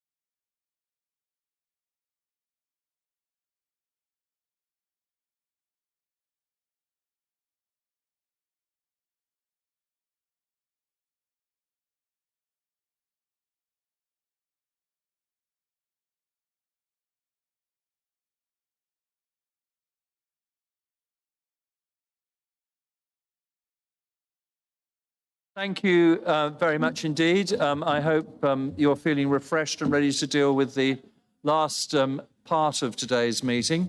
The first item on the agenda to be considered now appears on page 217 of your agenda, relates to the Members' Code of Conduct. I call upon Councillor Paul Oatway, QPM, Chairman of Standards Committee, to introduce this item. The report is to be found at pages 217 to 280 of your summons. Councillor Oatway, will you please move your recommendation? I'll ask somebody else to second. Thank you, Mr. Chairman. As Chairman of the Standards Committee, Would you, propose that this Paul, council... Paul, could you just move the recommendation, please? I'll get a seconder. All right, fine, yeah. Could I move the recommendation, please, and ask for a seconder for the proposal? Councillor Hopkinson, thank you very much. Speak to your item. Thank you, Mr. Chairman. I'm just going to actually just talk through, members, the timeline and how we moved from January to now, and then I will come back at the end of the debate with some further comments. So basically, the LGA issued this new National Code of Conduct in January of this year. That came to standards at about February or March, if I recall. The Standards Committee looked at that document and felt it was worthy of further progress. Bear in mind, Standards is a multi department full of all parties and independent persons as well. And our view was actually at that initial stage, we should send this to the Constitution Focus Group for their views and observations. That went to the Constitution Focus Group for their views and observations, and that came back to Standards, where we reviewed and took on board their comments. From that very early stage, we did feel that actually was worthy of creating a working group which consisted of all parties and independent persons, to look at that and see if it's worth us really working through this document. That working group, under the leadership of Ruth, brought forward some recommendations. From those recommendations, we pushed that back again to the Constitution Focus Group and group leaders for their observations. And that then came back to Standards, where we made a decision.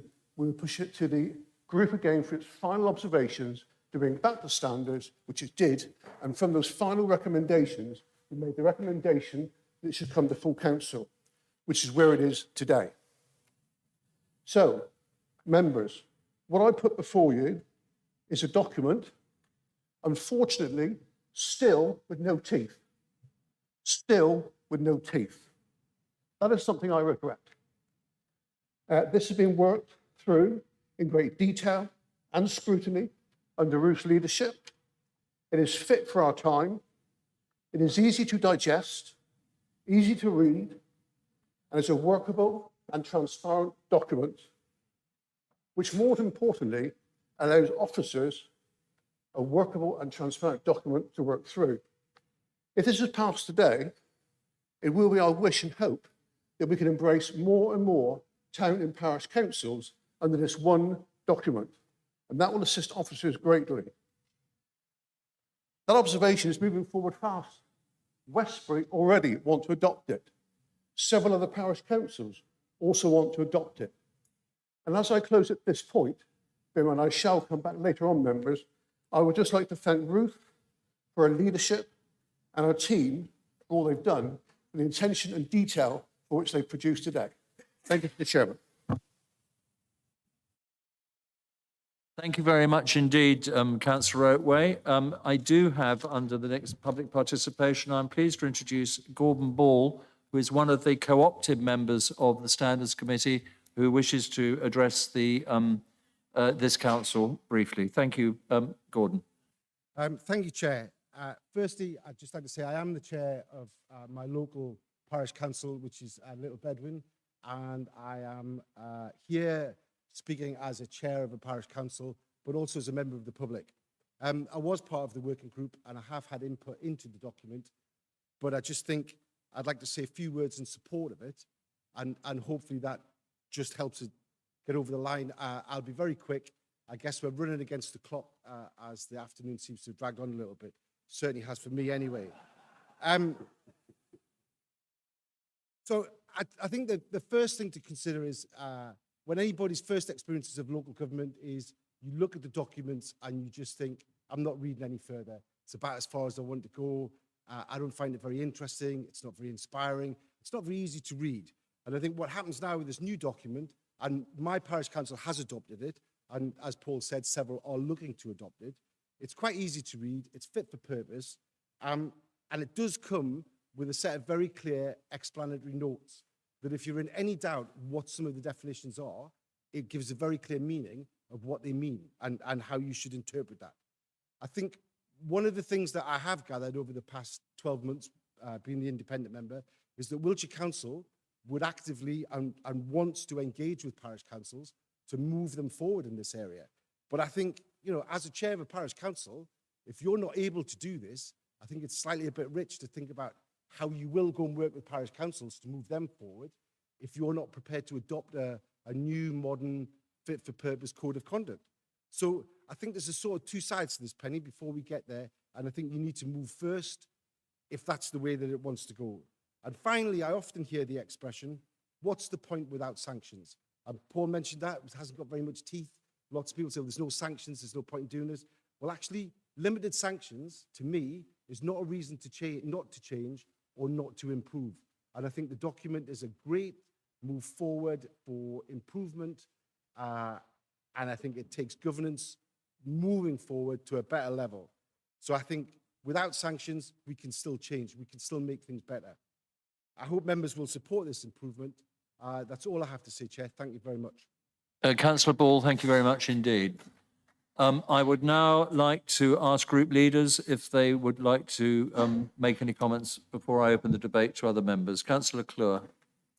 Thank you, Chair. Just to commend Councillor Ball on his stamina of having endured today to get to this point. I think if I was able to write a model code of conduct, I think I'd just use a quote from Bill and Ted's Excellent Adventure, be excellent to each other. Sadly, the real world doesn't seem to enable that to work, and we need to have a more complex framework. The proposals we have got here today, I think look good. I think reading through them, there's nothing in there that I personally have a problem with. There's nothing in there that I'm unhappy with or unhappy signing up to. I do think it is, I don't know if the word's regrettable. Yes, it probably is regrettable that the Code of Conduct process has no teeth, because that can make it feel like an exceptionally complex process to achieve very little at times. But we need to have guidance, and we need to have an ability to make sure people can be held to account, and we know how we ought to be behaving. In an ideal world, we wouldn't, but I'm afraid we've all experienced, I'm sure, occasions where people would have benefited from paying attention to perhaps some of the ideas that are being put forward here. So I'm very happy to support this, and thank you. Thank you very much indeed, Councillor Clure. Councillor Thorne. Yes, thank you, Chair. I'm not going to say a great deal. The time is getting on, and I've got a very long speech to come under the cost of living propaganda motion. So I'm not going to say too much at the moment. Forewarned is forearmed. Thank you for that. Just two things I want to say. One is that, yes, we're absolutely supportive of the proposals. They make perfect sense. They've gone through a significant amount of rigour. So thank you to Paul for what you do. Thank you to Ruth for all that you do. Ruth, you never fail in any of your working groups. Always a first-class performance, as we know. And thank you for that. But we're very supportive of the proposals, Chair.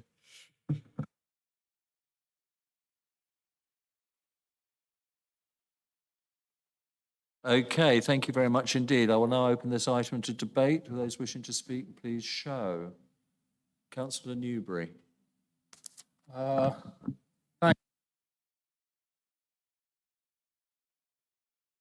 years. Sorry. Can you press your button again and I'll get you up? There we go. My mistake. Now you should be on. I was just saying, I was going to look back on over the last 12 years. I'm using notes as I have several quotations to give members. But the beauty of the notes is that as I put them down, you will see the end getting nearer. In May 2010, the coalition government's, quote, programme for government, that was agreed between the two parties, said, we will abolish the Standards Board regime, and that followed several years of conservative commitments to do that.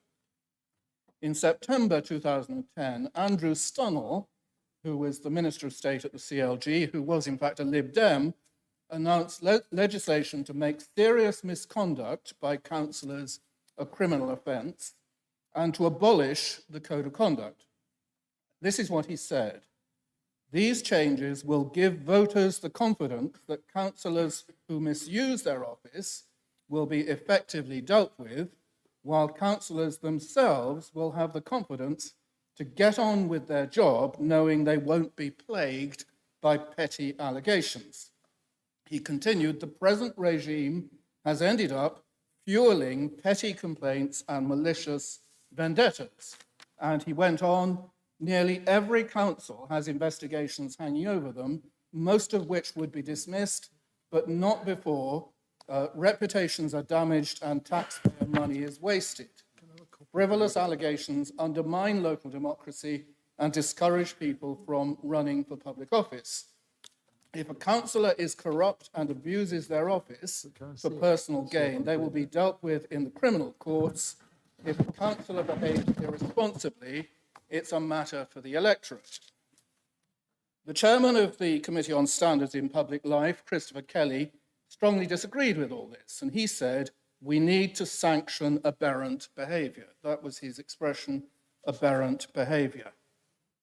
The Localism Bill went through Parliament, and leading members of the Local Government Association were able to persuade the House of Lords to add a requirement for every council at every level to adopt a code of conduct of some kind, consistent with the Nolan principles.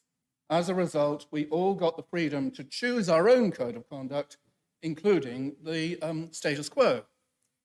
However, the CLG, led by another minister, Bob Neill, who was a Conservative, recommended his light touch code of conduct, which is the one we adopted in 2012 and still have. The code now being proposed by the Local Government Association is uncannily similar to the last version of the former statutory model code of conduct that was in place 12 years ago. So the change is a major reversal for those who saw its faults. Turning to the Local Government Association code before us as slightly amended, here are some of those echoes, and I'll go through some problems with them. 1, I treat other councillors and members of the public with respect. 2.1, I do not bully any person. 2.3, I promote equality and do not discriminate unlawfully against any person. 5, I do not bring my role or local authority into disrepute.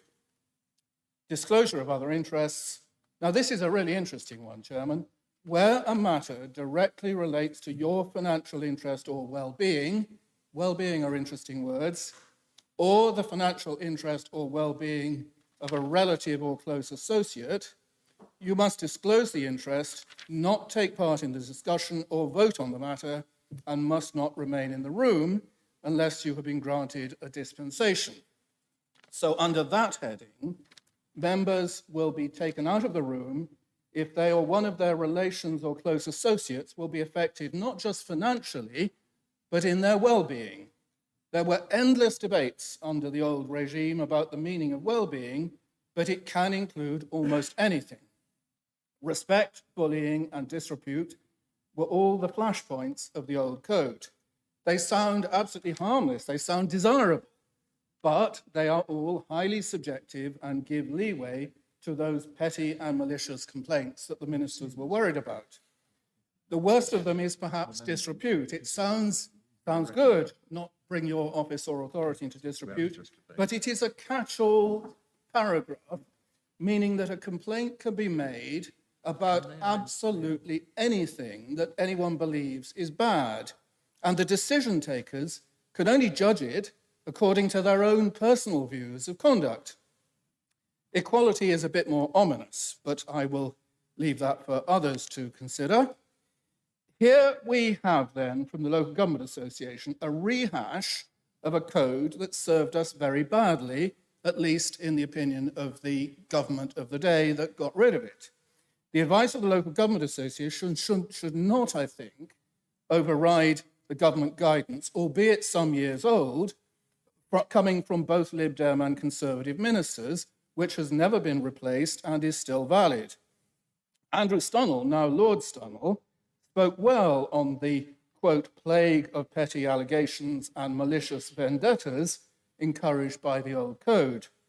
Bob Neill, the minister who implemented the Localism Act, is a distinguished barrister and specialist in public law who took a keen interest in the problems being suffered by his own local authorities. He explained in Parliament the reasoning for his light touch code far better than I can. Wiltshire Council followed his advice in 2012, and as it happens, he speedily congratulated us in Parliament. The LGA code is as vague and problematic as the model code of conduct it's based on. Its one saving grace is that for now, no one except the courts has the power to suspend councillors or disqualify them from holding office. Of course, we already see proposals for a return to those powers, and another member said today, still with no teeth. My last point, Chairman, is that I sense what is driving this proposal is essentially the idea that there is an awful lot of terrible rudeness out there, especially in town, parish, and city councils. I'll just briefly share my own experience of observing councils at all levels over about 30 years. What I have found is that almost all councillors are remarkably courteous and patient in carrying out their duties. Almost all of the bad behaviour I've ever seen in meetings and other contexts, and this is in percentage terms something in the high 90s, has come not from councillors, but from members of the public, who often make rude and even vitriolic contributions. I don't complain about that, Chairman. A few weeks ago, I had a member of the public standing up in a Wiltshire Council meeting with a placard around his neck, making some highly abusive comments against me, but I took the view that that was simply local democracy. People have a perfect right to freedom of expression, but so do councillors, and indeed under the European Charter of Human Rights, we even have an enhanced right to freedom of expression. Oddly enough, something that the last Conservative manifesto in 2019 3 times said it intended to champion. So there you are, Chairman. I have at least explained why I intend to vote against this. Thank you very much, Councillor Newbury. And I did indulge you slightly on the time in which you addressed this meeting. I now have Councillor Dean, please. Chairman, I'm very worried about the long-term financial future of this council. Yesterday, the Chancellor said that he would need to make significant savings, and the consensus amongst the scribblers and the economists and all the rest is that the government is going to need to make savings of £40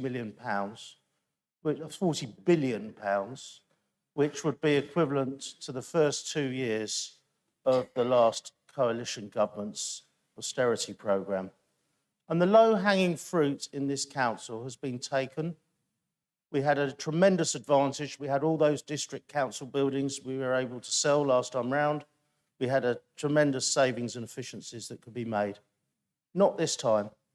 And there's no cause for optimism whatsoever that local government will be a protective service. They made it clear in the Chancellor's speech yesterday that health will be, and there have been more long-standing commitments around defence with the war in Ukraine and all the rest.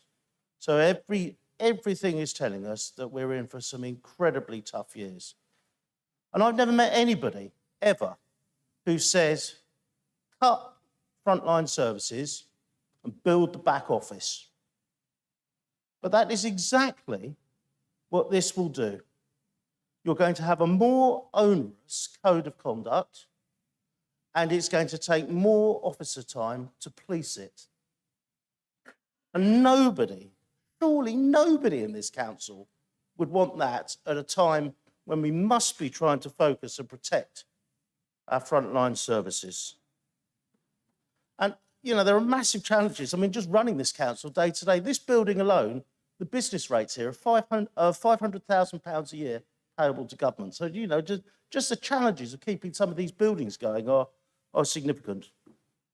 Now, the next thing I'd like to say is, do codes of conduct change people's behaviour? We all know people that get a bit carried away in council meetings and perhaps overreact to things. Now, in my experience, the very people that behave like that, irresponsible people, people with mental health issues, people, frankly, just with a bad temper, those people aren't going to change their behaviour if you have a more onerous code of conduct. And in my experience, for what it's worth, the very people, if you want to try to change their behaviour by training, are the people that don't avail themselves of the training that is available. Like Christopher, I'm very cynical about the role of the Local Government Association in this. The Conservatives have lost control of the Local Government Association, with just 40% of the membership. It's a party political organisation, and there is certainly an industry in the LGA of people that want to move to more onerous governance. But I'll tell you one group of people that don't want it, and that's our parish councillors. Last week, I went to the Wiltshire Association of Local Councils annual general meeting. And while I was watching paint dry and thinking about what I could have been doing that evening instead of being there, eventually the debate got on to changing the code of conduct. Everybody at that meeting, every parish councillor that spoke, said that they didn't want a more onerous change of the code of conduct. They didn't want more bureaucracy. They wanted to concentrate their time on services. And they gave different reasons for that. One of the reasons that they gave was actually this point about not having any sanctions anyway.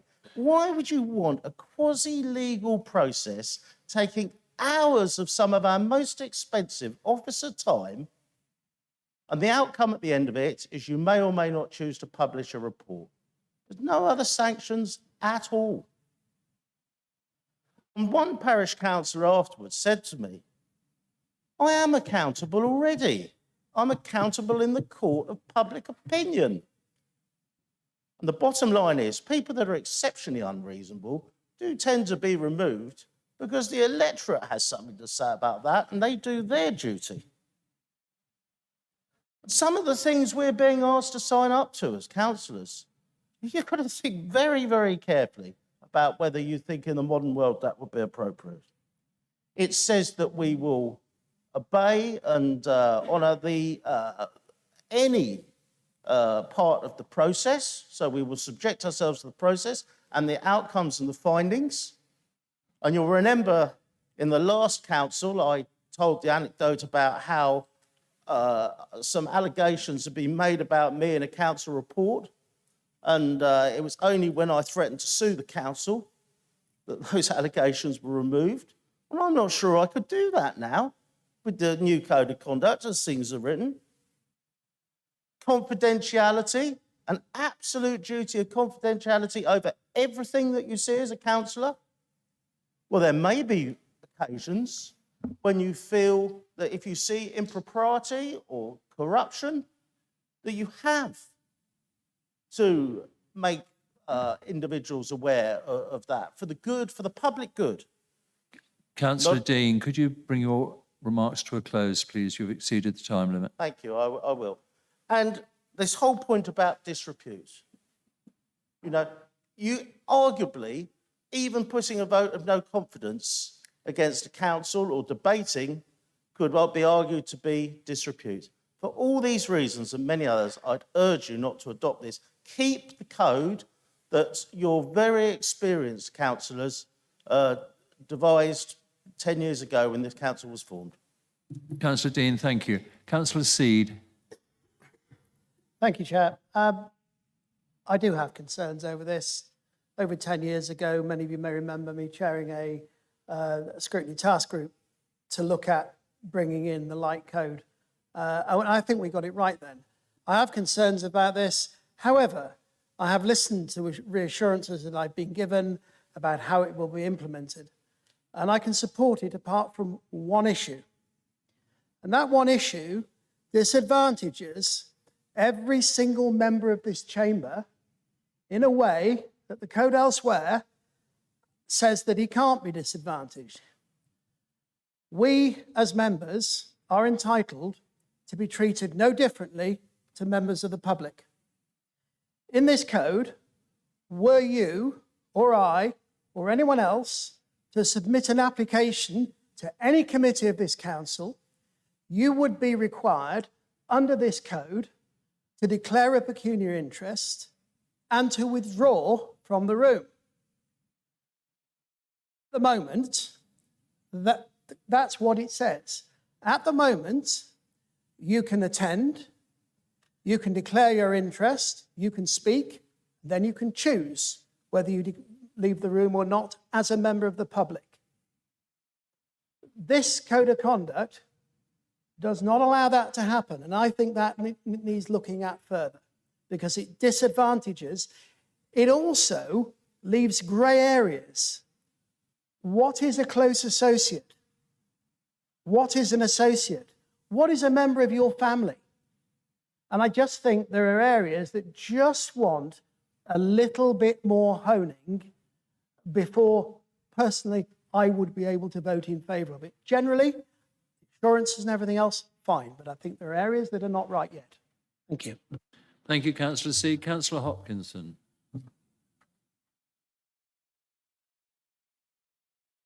Right, thank you, Chair.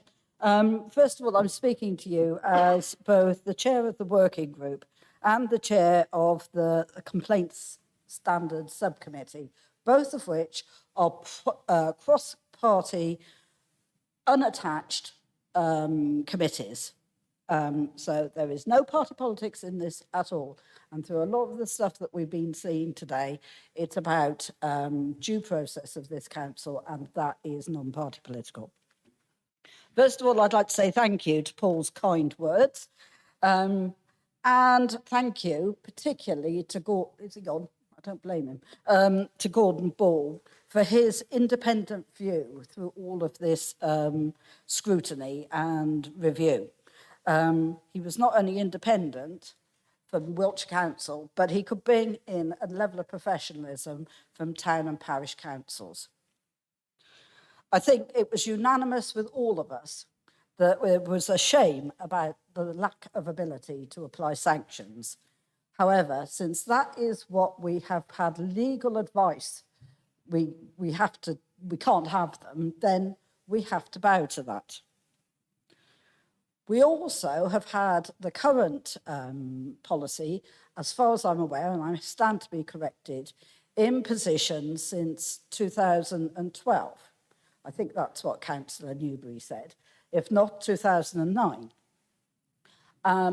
All policies should be reviewed regularly. They are not set in stone. Times change. Other events come to notice. Changes need to be made. I would like to thank Councillor Newbury for the history lesson of how we got to where we are.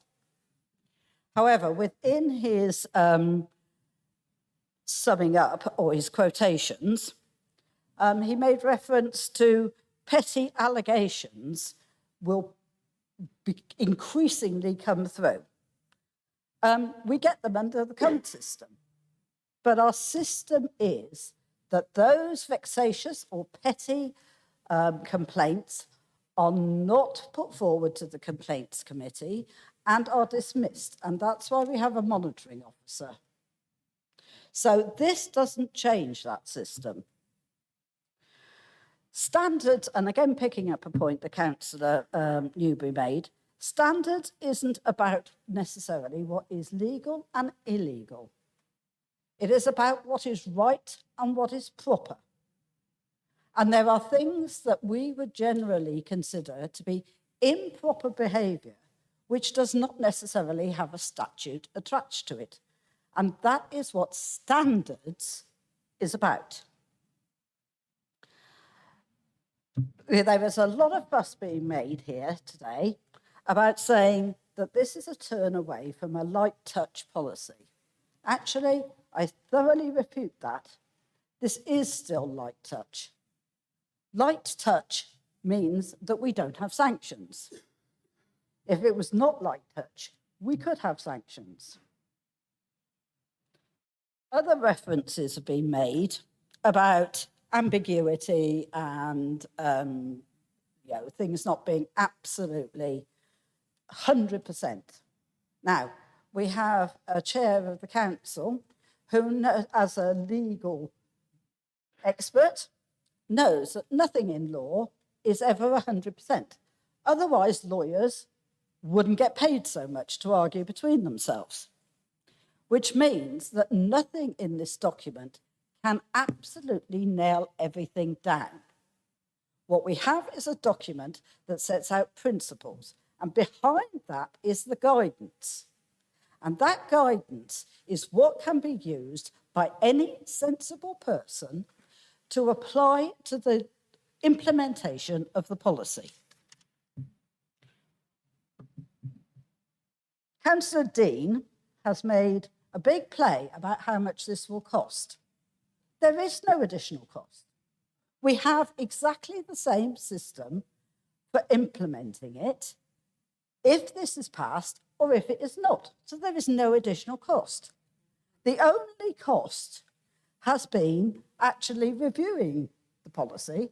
And if that was a reason for not reviewing a policy and making changes, then why the hell are any of us sitting here? Because that's what we do day in, day out. Now, again, the Dean has expressed his views on this particular policy or this proposal. I will say that Councillor Dean is a member of the Standards Committee, had the opportunity to join the task group, the working group. He did not choose to do that. He has not actually been at any of the meetings where we have discussed this.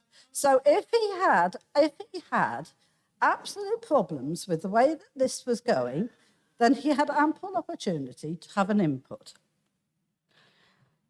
And one we say is, well, I'll miss that one. And at the end of the day, I do think that actually the people that have a problem with this code of conduct perhaps should look at themselves as to why they have that particular problem. Councillor Dean has made a reference to towns and parishes not wanting them. Now, he has made a global statement that no town and parish wants them. That is palpably untrue. All right? Not only that, there is actually no compulsion for any town and parish to adopt this. It would make it easier for the operation of the Standards Committee, but there is absolutely no imperative on them to sign it. I assume you wish me to draw to a close.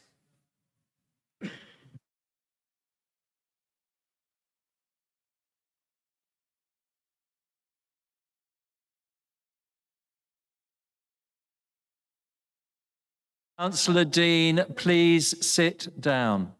Councillor Cave, thank you.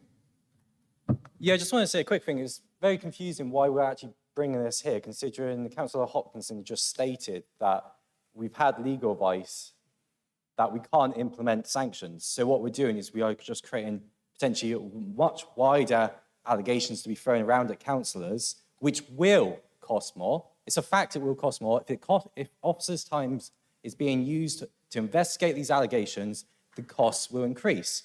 And if there's no sanctions at the end of it, it's just a pointless endeavour. So it's really confusing why when we're about to have a motion on the cost of living, I assume there's going to be about an hour or so of comments about the cost of living. Why are we implementing further costs? Thank you, Chair. Thank you very much, Councillor Cave. I have no one else showing that they wish to speak, so I'm going to ask Councillor Oatway if he has any comments to make before we move to the vote. Thank you, Councillor Oatway. Thank you, Chair. I will just say a few words. So actually, I think it's important we put some meat on the bones here. So during 2021, 90% of the complaints were dismissed at a very early stage. Some 30% of the complaints were dismissed under 4.6 under Perry's leadership. And the complaints now are being dealt with far quickly and far more expeditiously than they ever were. And that's down to your leadership that you brought to this council, and I thank you for that. I also want to make reference to and thank Kieran Ehrlich, Henry Powell and Lisa for all the work they've done in preparing these documents today. And I often hear the light touch. I'm not going to go into how it's produced or the ways or wires of it, but what I just say to myself is this. If I was a member of the public complaining about a parish councillor or town councillor, and I referred it to Wiltshire Council and said, so how are you going to deal with this complaint? And I was advised, well, we'll deal with it by the light touch. Well, do you know what? That would fill me with real confidence in the process that you've got. That's why I want this change to happen. And it comes to accountability. Why should we be so different? The health service, doctors, nurses, professions, education, the armed services, the police, and many other organisations are accountable, and so should we be. And we need to operate at the highest level. And I commend this to you, members. Thank you very much, Councillor Oatway. In that case, we move to the vote. It will have to be a recorded vote on your machines, as this is an amendment to the Constitution. Would you all please vote?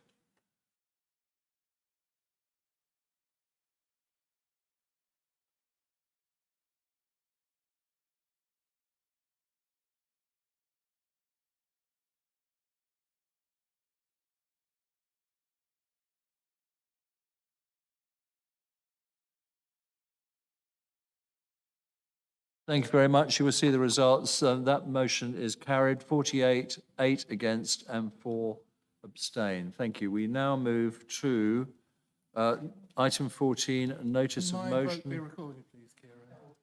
It is automatically recorded. This motion is from cost of living, motion from Councillor Richard Clure and Councillor Laura Mays, appears on page 281 of your summons. And there, as I understand, a possible amendment from Councillor Ian Thorne. Councillor Clure, would you now like to speak to the motion? You have up to 5 minutes. Thank you. Thank you, Chair. Do you need to move it first?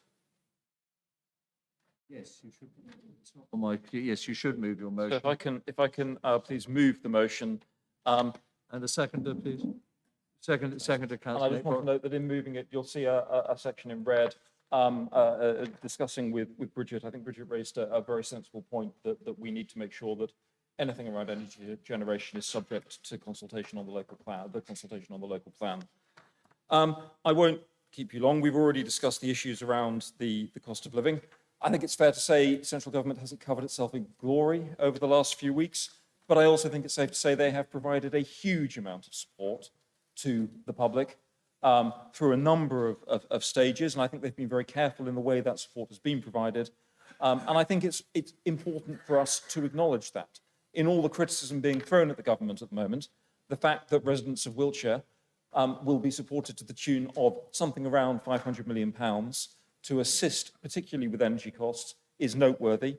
I also want to make sure that we, as a council, are making sure we are playing our part in effectively bringing that support to residents, making sure that residents are getting hold of that support and making sure that we are going out to look for gaps, for problems in support, in delivery, to make sure that is provided, and also to be playing our part when we're looking at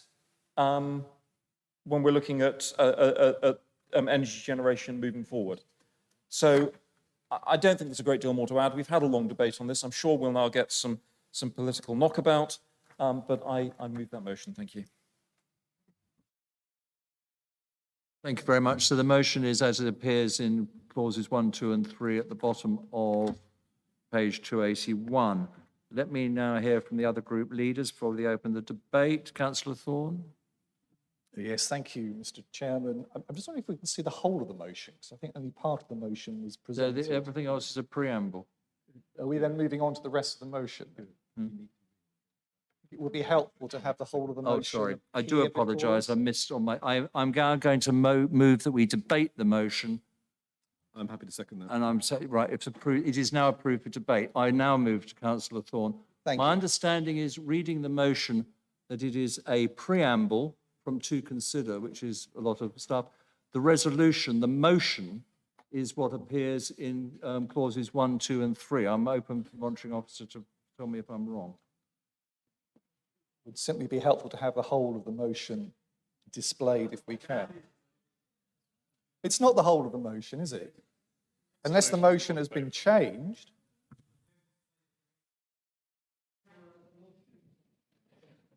Well, I think it's all, given that we're debating the motion, surely are we not debating the whole of the motion, including the preamble to the motion? In fact, it's not a preamble, it's part of the motion.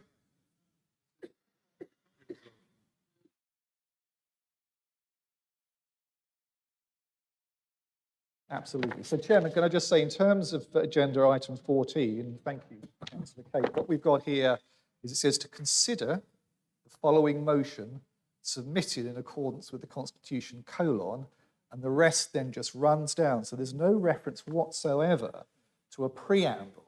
And of course, what this is, I suspect, is an attempt to avoid the ghastly pro-Tory government propaganda that appears in the first 3 paragraphs. And I don't think you can have one part of the motion and present it on screen and ignore the other part. I mean, I know we're in very odd times. I know it's hard to tell whether the Prime Minister's hiding under the table. It's hard to tell whether the current Chancellor is the current Chancellor, but at least surely we can have a debate about a motion and its entire contents. Now I'm going to take advice.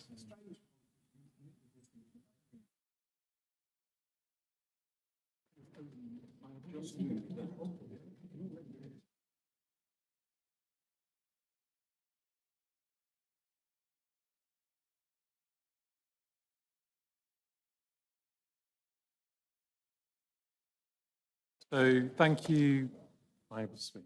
Yeah, must be, yes, speak. You may, yes, I'd ask the Monitoring Officer to speak, please. So thank you, Mr. Chairman, and thank you, Councillor Thorne, for the point that you've raised.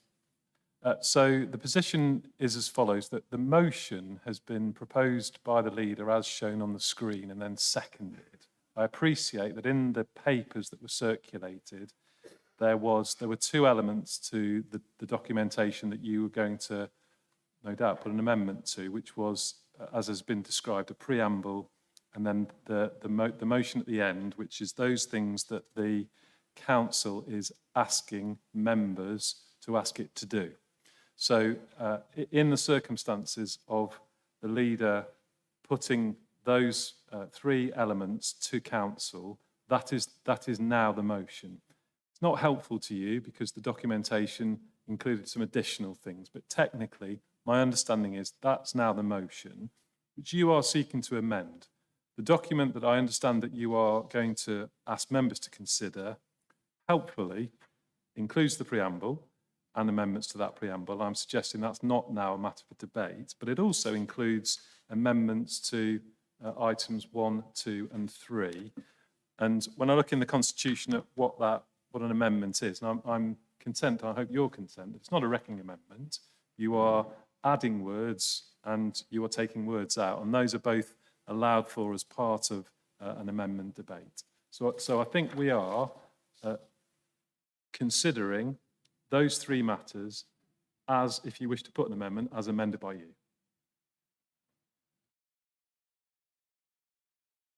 Thank you for that. I do note that in the first line of the notices of motion as presented, it talks about therefore, so it refers back to the earlier preamble. Well, So at the end of the day, as I understand it, Councillor Thorne, shall we cut this, try and abbreviate the debate? No, I'd quite like to do that No, as I don't. well, I'm about to be, to my mind, this is a preamble. If I was drafting a legal document, this is what I would call the lead-in to it. It's exactly the same as the lead-in you get to any council paper. You don't debate changes within the council paper. It then comes down and says, we therefore resolve, Wiltshire Council therefore resolves, and the actual actions to be taken by the council are that are being resolved under items 1, 2 and 3, to which you have supplied, as the monitoring officer clearly points out, amendments which are not wrecking amendments. They're additions of language and removal of language. But what is on the screen is the actual resolution. Thank you That's very my much. ruling. for that, for that clarification. Just to help me understand where the debate is going, given that we have made amendments to the preamble, one assumes there will be an opportunity to debate the preamble, otherwise we can't debate the amendments. You're not debating the preamble. Effectively, what you're doing then is saying, let's debate the document, not the motion, in any documents produced before you. What you debate is the wording of the motion, which is the words that commit this council to take or authorises this council to take, in some cases, action. What you are doing here is you're saying Wiltshire Council therefore resolves to. The council going to take action. I am entitled to take a view on this. So I'm not going to enter into a lengthy debate on Angel's numbers on pinheads. Chairman, that's absolutely fine. So certainly our amendment would be to absolutely delete the whole of the preamble. I think that's what our position would be. Well, absolutely, but from our point of view, if we were to support, what, in my opinion, which is a relatively unobjectionable 3 points in terms of resolution, what I can't allow to happen is that we are then associated with the ghastly politicisation of the motion in the preamble. And so, sorry, Richard? So you're not moving the ghastly politicisation that appeared with the motion as a motion. This is not a discussion between members. It should be conducted through the chair, may I point out. Absolutely. Thank you, Councillor Thorne. Okay, I'll continue with my speech because I don't want to take up any more of your time than I need to. Or my temper. I will dwell, if I may, on the preamble to the motion because it's very, very important because it sets the context for the what's now become the 3.1 page motion. And of course, what it does do is it sets out what Richard tells us off for doing so often. That's politicising the work of the council. It sets out in very graphic terms a whole range of thanks to the government. Now, I have to say I'm not opposed to this council thanking the government where it has achieved useful and helpful things for the people of Wiltshire. But of course, one would hope that we would also recognise some of the disastrous things this government has done, specifically in relation to the challenges and the crisis that people are experiencing through the cost of living. One only has to look at the disaster of the mini budget, which of course was almost wholly overturned by yet another Chancellor yesterday, the impact on interest rates, the impact on a whole raft of other issues that affect the daily lives of Wiltshire residents. And yet again, the motion, or maybe it's the preamble, or whatever you want to call it, again refers to the cost of living challenge. I would hope again that we could nail that down. I do remember, of course, that when we had the debate back in 19 on the climate emergency, that of course there was some resistance on the Conservative benches to the use of the word emergency. And I have to say that, quite frankly, what we've seen over the past 2 or 3 weeks, one would suggest the words crisis and emergency are totally synonymous with the government and the Conservative Party as it stands currently. So I'm happy to thank the government, but I think by the same token, we should be very honest about the enormous damage this government, your government, is doing to so many residents here, now, and today in Wiltshire. And it's very hard to disagree, given that an awful lot of the Tory party would agree with that position as well. Just a few other points, I think, in terms of what we've got in front of us. In terms of who are we thanking? I mean, are we thanking Liz Truss? Point of order. Can I have a point of order under Part 4, 20.4, please?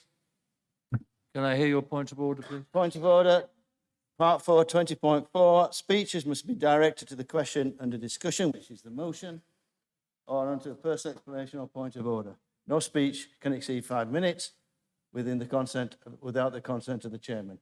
I don't believe this is about the motion. You have to speak about the motion. Speak about the motion. I'm speaking about the preamble, which is, No, you're I not. accept is not necessarily part of the motion, but it provides the context. Item It provides the 20.4 says context you of the have to motion. Your point of about order the is motion. It taken. provides the That's context the of the motion. motion. Provides the context of the motion. Would you please speak to the motion or submit an amendment if you wish to amend the motion? We have amended it No, you haven't. extensively. I have not heard your amendment We have yet. You have not had amended it proposed and extensively. seconded. So our amendment, because I want to be absolutely clear that the nonsense that acts as the preamble to the motion has been deleted. So our amendment is principally, and I think you've got Councillor the, Thorne, are the you details. now formally proposing an amendment to the motion with I am, if you as give me... there? That is your formal proposal. I'm quite happy to say two things. One is, yes, here are proposed amendments to the motion as set out. But we And would- you have a seconder. I'm sure I do. Thank you very much, Councillor Wright. But So can I now, ha- can you just have please? another, can I have another reassurance, if I may, from the leader of the council, that the politics that he was playing in the preamble has now been effectively deleted? Because what I don't want is a situation where a press release comes out from whoever after this debate to say that we've all voted for this motion, whether or not the amendments are successful or not, and we're also thanking and congratulating this government on its performance. So can I have a reassurance that that is not going to be the case? Yes, yes. I heard the word Thank you. yes. So, Chairman, thank you very much for steering us through this difficult phase. So yes, our amendments are in front of you. What do the amendments seek to do? I think they seek to bolster what is a fairly thin and weedy motion. I think they provide additional context. I think they provide additional focus. And I think item 4 is particularly important in terms of the impacts on individuals who are affected by that particular policy. Chairman, thank you very much. You speaking. Right. We will now proceed to debate the amendment.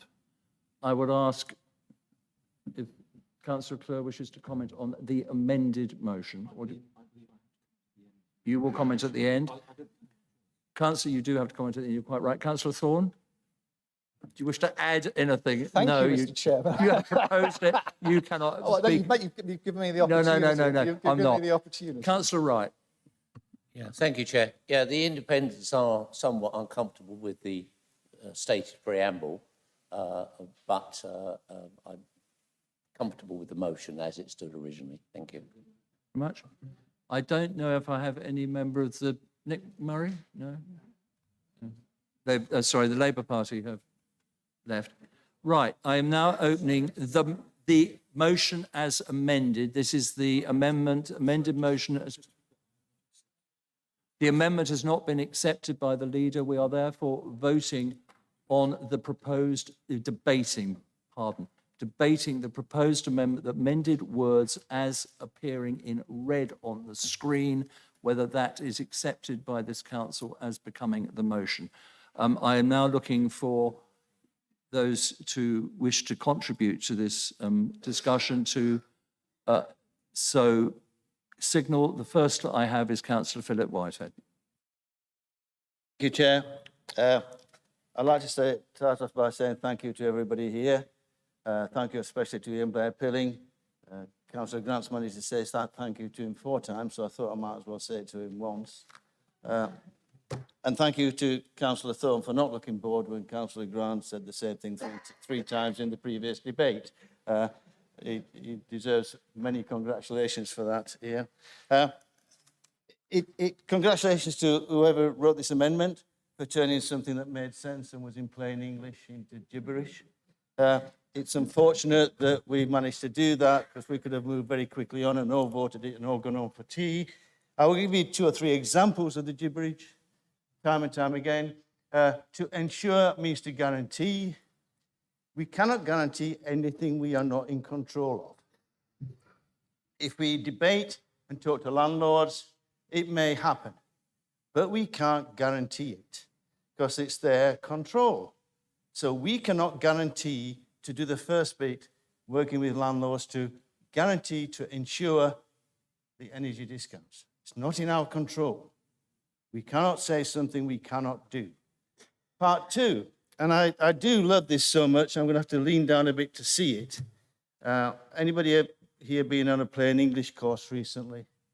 Where we have the bit, Wiltshire Council, their area boards undertakes to play its critical role in coordinating efforts within and between local... What's that mean? What on earth drivel is that? It means nothing.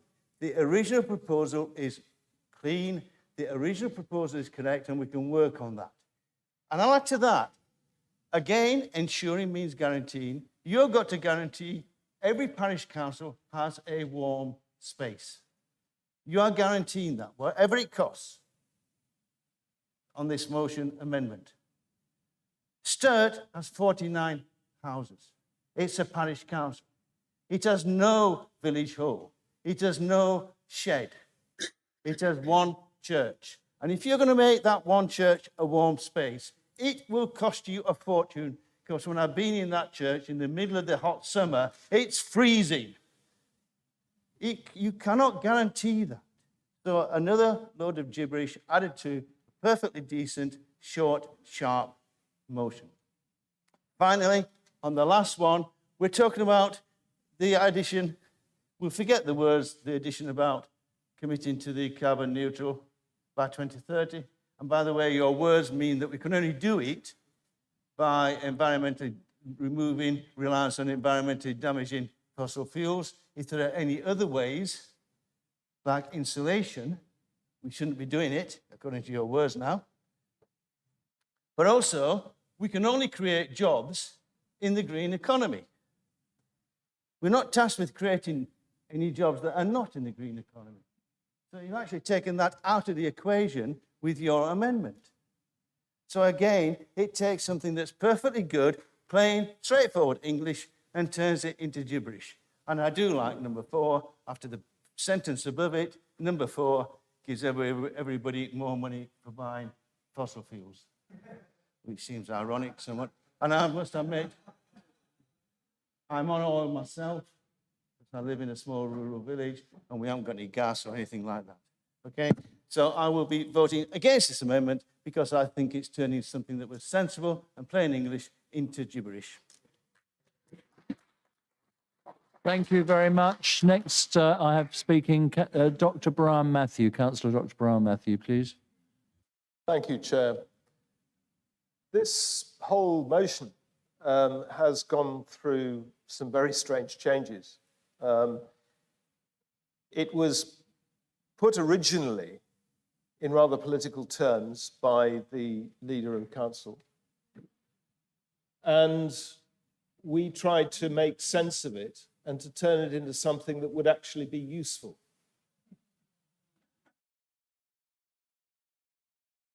And what do we have instead? We have this ridiculous debate. A ridiculous debate over points which were brought up, not at all, by taking away, what we had put down in the second place after your original motion. So you've been playing games with us. And I don't really think that's clever of this council. I don't think it's clever of you.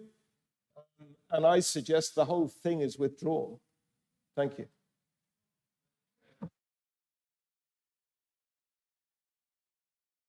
That would be a wrecking amendment, I must confess. Next, Councillor Gavin Grant, please. Thank you very much, Chairman. So first the Chancellor disappears, then the Prime Minister disappears from the questions in the House of Commons yesterday, and now the main wording of the resolution disappears. So at least there's a degree of consistency there. So can we go to clause 1, please, which I welcome, the much appreciated support to residents of Wiltshire Council. What I don't welcome is the impact of the mini-budget on the people of Wiltshire. According to Cornwall Insight, who've correctly called the future energy prices, their prediction for April next year is for the average household in our county, their energy bill will be £4,347. We've already heard from the Chancellor yesterday, well, I presume he's still in post, that in fact the cap will be £2,500, leaving therefore a significant gap for our residents in those average houses to find. The Chancellor said he will target support going forward. It will not be as generous as it has been. Nor do I welcome, since the mini-budget, the impact on gilt yields, and they have appreciated significantly, Chairman. So I don't appreciate the support provided for the government in this regard.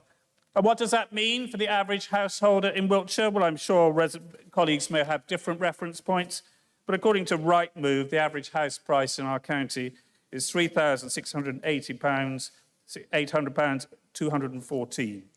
And what does that mean on a 90% mortgage, if you have it on a fixed rate basis?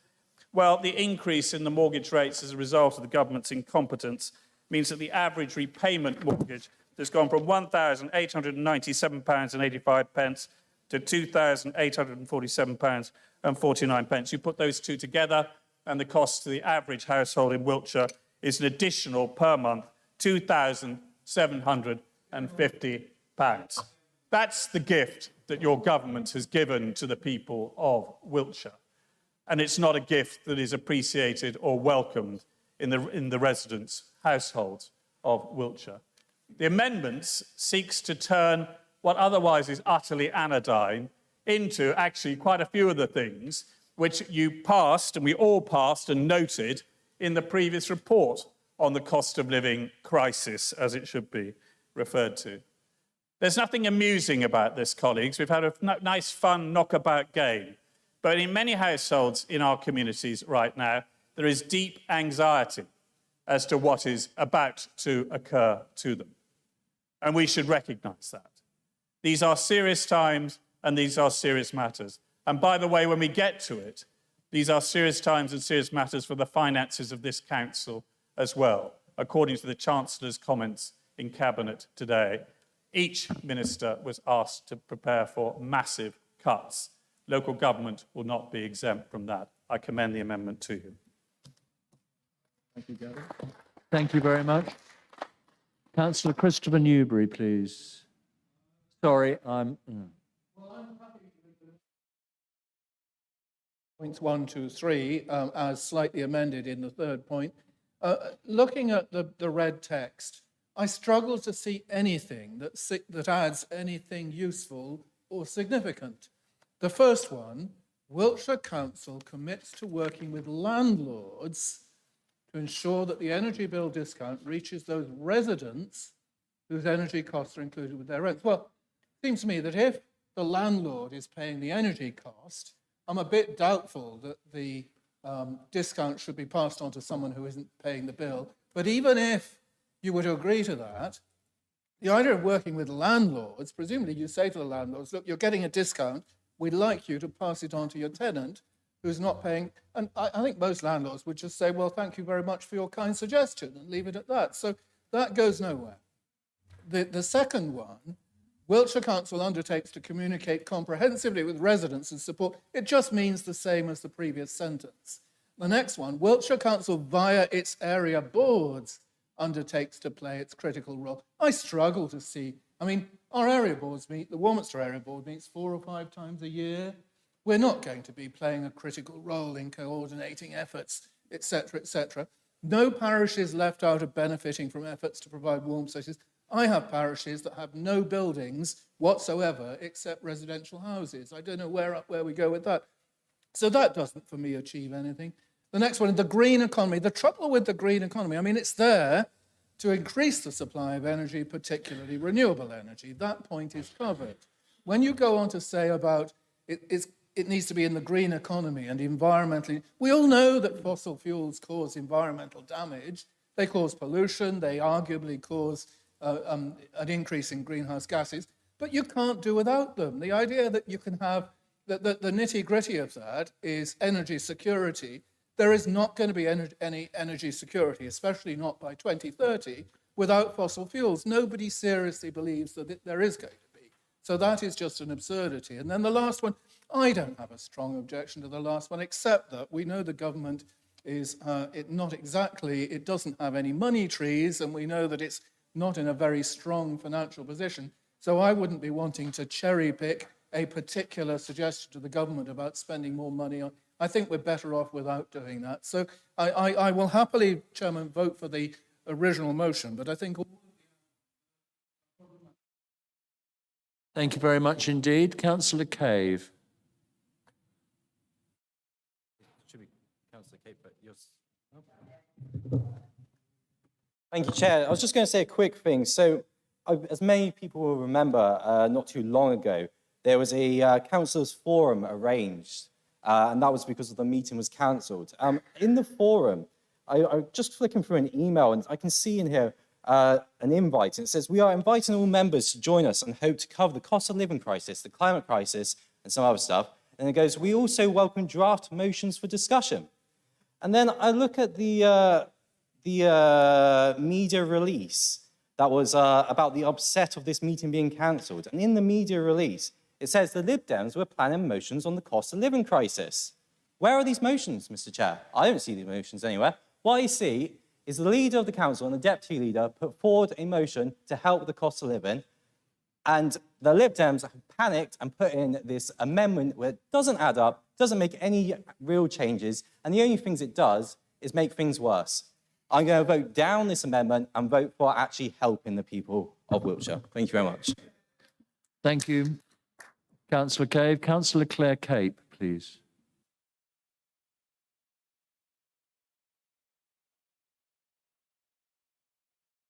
On that preamble that we have deleted now, because when I first saw it, I was deeply saddened.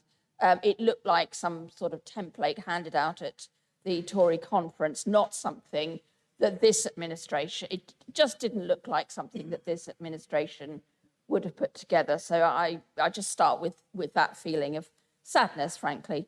The amendments that we put together needed, frankly, to be there because the unamended motion is far too generic and doesn't actually say that the council will really do anything very much. On number one, we know that there are people whose energy costs are included in their rent. The rents are going up, and they're not receiving the rebate via their landlords. So there's a specific job that needs to be done in there, which I hope the administration recognises and would take forward. The second one, communicating comprehensively to support individuals. We know that there are people that struggle with a lot of this. Can we not, as a council, step up and help these people?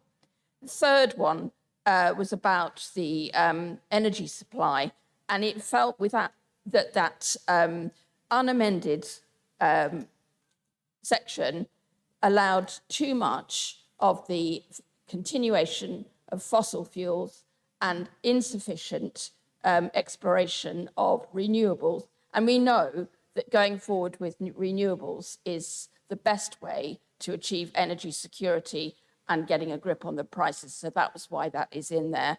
And then the alternative fuel payment scheme, that is frankly needs to be done. So that's my take on the amendments, and I support the amendment, and I would struggle to support the motion unamended. Thank you.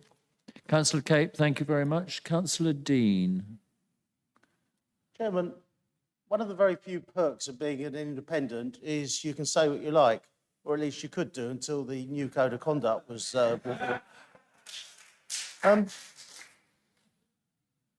so obviously the downside of being an independent is you can give political advice to anybody in this council. The only downside is that nobody listens to it anyway. So I suppose it's all swings and roundabouts. But I do have some political advice. My first advice is to the leader of the council, which is you don't need to bring motions to this council as the leader. In fact, in some councils, the constitution forbids it. You can do whatever you like. You can write as the leader of the council, you can ask your cabinet to endorse it, and you can make all this stuff happen if you wish. So you don't need to bring motions to this council unless you've got a reason for doing so. Similarly, my political advice to the Liberal Democrats is you don't need to actually be the the tail that's being wagged by the dog. It's absolutely ridiculous. You don't need to respond to these motions. And I mean, this is gobbledygook. I mean, nobody speaks and talks in the way that you have amended this motion. So why would you respond to it? Why would you just say, look, we didn't write it, we don't agree with it, and we vote against it? That's what normal political parties would do. Now, I've got a view on all this, and I think we are going to have a desperately hard winter. I'm really worried about it for Wiltshire residents and Wiltshire businesses. I think there's every reason to think that the demand for council services is going to increase. Almost certainly it appears that the country is in recession now, and that may get, I mean, the Chancellor was incredibly candid yesterday. Things could get significantly worse before they get better. And my challenge, actually, and I still think the Conservatives are the best hope for this country, but my challenge, actually, is you say, where was Liz Truss yesterday? Well, where was Ed Davey? What is the Liberal Democrats' policy responses to all these difficulties? And I mean, you have got a duty, because you may well be in power, in coalition with the Labour Party in 2 years' time. And if that happened, you have got an obligation to this country to come up with your solutions to this. And I mean, I'm mortified at the behaviour of the Conservative government. Conservative governance means nothing if it isn't about competence and steady hands on the tiller. And 20 years of that reputation has been thrown away in a fortnight. So it's a disaster for the country. Nobody should shy away from that. Everybody knows it. But the point is that we all have to play our part. And my advice, as I said, as it stands today, is that if you want to play your part, don't get involved in these silly political games at this council, because you will lose credibility at the very moments that you have an opportunity to do something about it. Thank you very much. Councillor Wright, please. It's like this professionalism to our residents. It also shows me why I'm an independent. Thank you. Thank you, Councillor Wright. Councillor Vigar. I'll pull up Councillor Waters now. Hang on. Thank you, Chair. Yeah, you're up now. Sorry. Yeah, I think, we can all accuse each other of waffle. I mean, the first one, working with the government to ensure it delivers the support. I'm not quite sure what that means. If it means making sure the government actually does what it says it will do, then I would actually welcome it. And I'm not sure we can trust that will happen anyway. But number two, proactively identify those most in need of support in Wiltshire. I think you just have to have some kind of detail to follow up a statement like that. I was heard what Councillor Trigg said earlier, and there's lots of people nodding when she mentioned the person who's 85 years old sitting in the council house that they bought 30 years ago and being in need and nobody knowing they're in need. Well, how are you going to proactively identify that person unless you do actually communicate directly through a leaflet drop or letters with those residents? So I think you have to add a bit more detail to that. Otherwise, it is just waffle, number two, and that's why that detail is added. On number three, I want to point out that the words particularly renewable energy in the second line should be in red because they are actually part of the amendment. And I say that not only to point out it was put forward by the Liberal Democrats, but just to make sure that it's not taken credit for by the majority party who didn't mention, I don't think, renewable energy in this particular piece. But I think that when we're looking at the energy in the future, we do need some extra gas supply right now because we need to have as much supply as we can of energy, but we still need to keep prioritising renewable energy because it not only solves the climate crisis, it also helps to solve the cost of living crisis because it's cheaper, and it also helps to undermine Russia. So the three very good reasons for having the renewable energy, which I think you need to excise if you're going to put forward the motion as it originally was proposed. Sorry, thank you, Councillor Vigar. Councillor Chuck Berry, please. Thank you, Chair. I think the other side of the House recognises we're a little embarrassed from time to time, and now is one. But ultimately, all we're trying to do is make residents understand that we've got their backs. ultimately there's a lump of money coming down. It's not coming from them, it's coming from government, that we are going to distribute fairly to them to help them through this crisis. That's all it says. And I think the clumsy, and I don't like to be disparaging about what you've written, but the clumsy way you've written it, it's qualified it too much. It wants to be more general, like it was written originally. So we got a bunch of money from the government. We're going to give it to you. Don't worry, we've got your back during this crisis, just to try and ease that anxiousness you spoke about. People are bloody worried. They're really worried. And we want to try and tell them, don't worry, you can look to us to help you by distributing this money fairly and equivocally to you to help you through this crisis. That's all. And don't criticize that too much. Thank you, Chair. Thank you. Thank you, Councillor Berry. Councillor Adrian Foster, please. Thank you, Mr. Chair. I really wanted to say that I was disappointed in this chamber and the reaction when people were speaking here about difficult times for some of our residents. I thought the conversation we had earlier was very constructive, very helpful, and the politicization of the original motion that was put here probably created the issues that we've got here now. So whereas we were close to all agreeing with what was needed, we're having an unnecessary debate now about some very difficult situations for local small businesses and our residents. And there is wording in the original text here that's on here, which is not suitable for us to put the motion forward. I have tenants that last year, because they have all electric heating and storage heating, at 4 o'clock when the heat was coming out of their storage heaters ended, and the Economy 7 didn't come on till 6 o'clock, they were going to bed and staying in their homes. This concerned and worried me as a landlord, and so we spent £1,000 on each house that we have so that we could reduce the amount of electricity they were using and reduce their costs for the future. There was no government action last year to help these people. It didn't come until this year. So when we say that we identify the need to support the Wiltshire, they are too late. They've acted too late and they've not responded quickly enough. And the same happened during the pandemic when people were waiting 11 weeks for their universal credit payments. We were too slow in acting to help those in greatest need. I think this, and Brian's comments about this whole motion is totally pointless. You can talk about amendments, you can talk about all the actual parts of it. There is no point behind it. The discussion and the debate we had beforehand was constructive, useful, and I think we should have left it at that.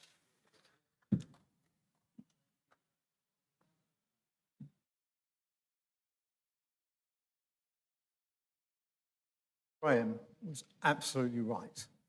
It's a disgrace. I have got constituents that will be looking at our behaviour and at the original motion, which I read, which seems to thank a government that basically has done a very good job at really screwing things up for those people. And I defy any of you to turn around to me and say that isn't the case. And frankly, I find that it's completely unnecessary, Richard, I feel, to put into your motion the thanks and so on. You could say it recognises and so on. But for my constituents, this is serious business. And frankly, I find that this attitude whereby that you can sit out there just mocking when people are attempting to be helpful, I found that also makes me angry. And I'm angry today. And I really think that you ought to buck your ideas up, frankly. Thank you very much. Thank you very much, Councillor Walters. That concludes the debate on the amendment. I have no further speakers. So the mover of the amendment, which is Councillor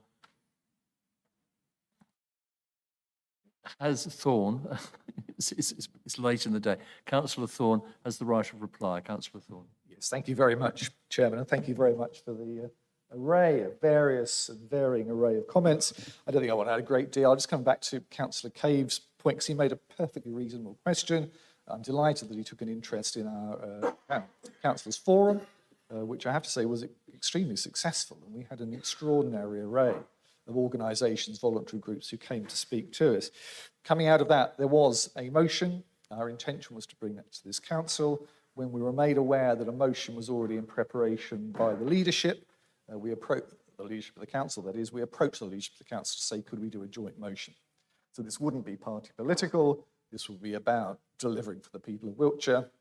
That offer was rejected for whatever reason. And so the only thing we could do is either bring another motion, so we'd have two motions on the same subject, or seek to proactively and hopefully constructively amend the motion that's come before you today. So that's the answer to your question. Philip, always enjoy a debate with Philip. I have to say he takes a flamethrower to any motion that I have any participation in. Well, one and the same, I'm afraid, Philip. Although I have to say, he did something very similar, but he'll correct me if I'm wrong, to the climate change motion back in 2019. So consistency, he is consistent. I appreciate that, and I understand it, and I expect it. So that's fine. So I'm not going to add a great deal more. I'm delighted that all the, coming back possibly to Graham's point, all the sort of the unhelpful politics in that awful preamble, from what we've been told, has gone away. I would urge you to support the amendments that we're presenting to you to the motion this afternoon. Thank you. Thank you, Councillor Thorne. I apologise for my momentary lapse in memory. It's age. And I now pass to the leader, Councillor Clure. Thank you. If I restrict my comments right now simply to the amendments to the motion, I'm not sure there's much more I can add to what Philip and Christopher have said. There are well-intentioned statements here, but the way they are written is just, they are written so poorly that if we were to accept them, it would be both constraining on the council in a way that wasn't sensible, but also would be, it would not be coherent, whereas the proposals that we have put forward are designed to be coherent and to support what is going on, as already outlined with all the discussion we had around the cost of living earlier. I'll save a couple of other comments when I sum up when we're back onto the motion proper, but I would urge people to vote against the amendments. Thank you very much indeed. So we now move to a vote on the amendment. All those in favour of the amendment say aye. All those against say no. Any abstentions? The noes have it. Right, we now move back to the debate on the opportunity now to debate the substantive motion. Anybody wishing to speak on the substantive motion, please indicate. Yeah, screen.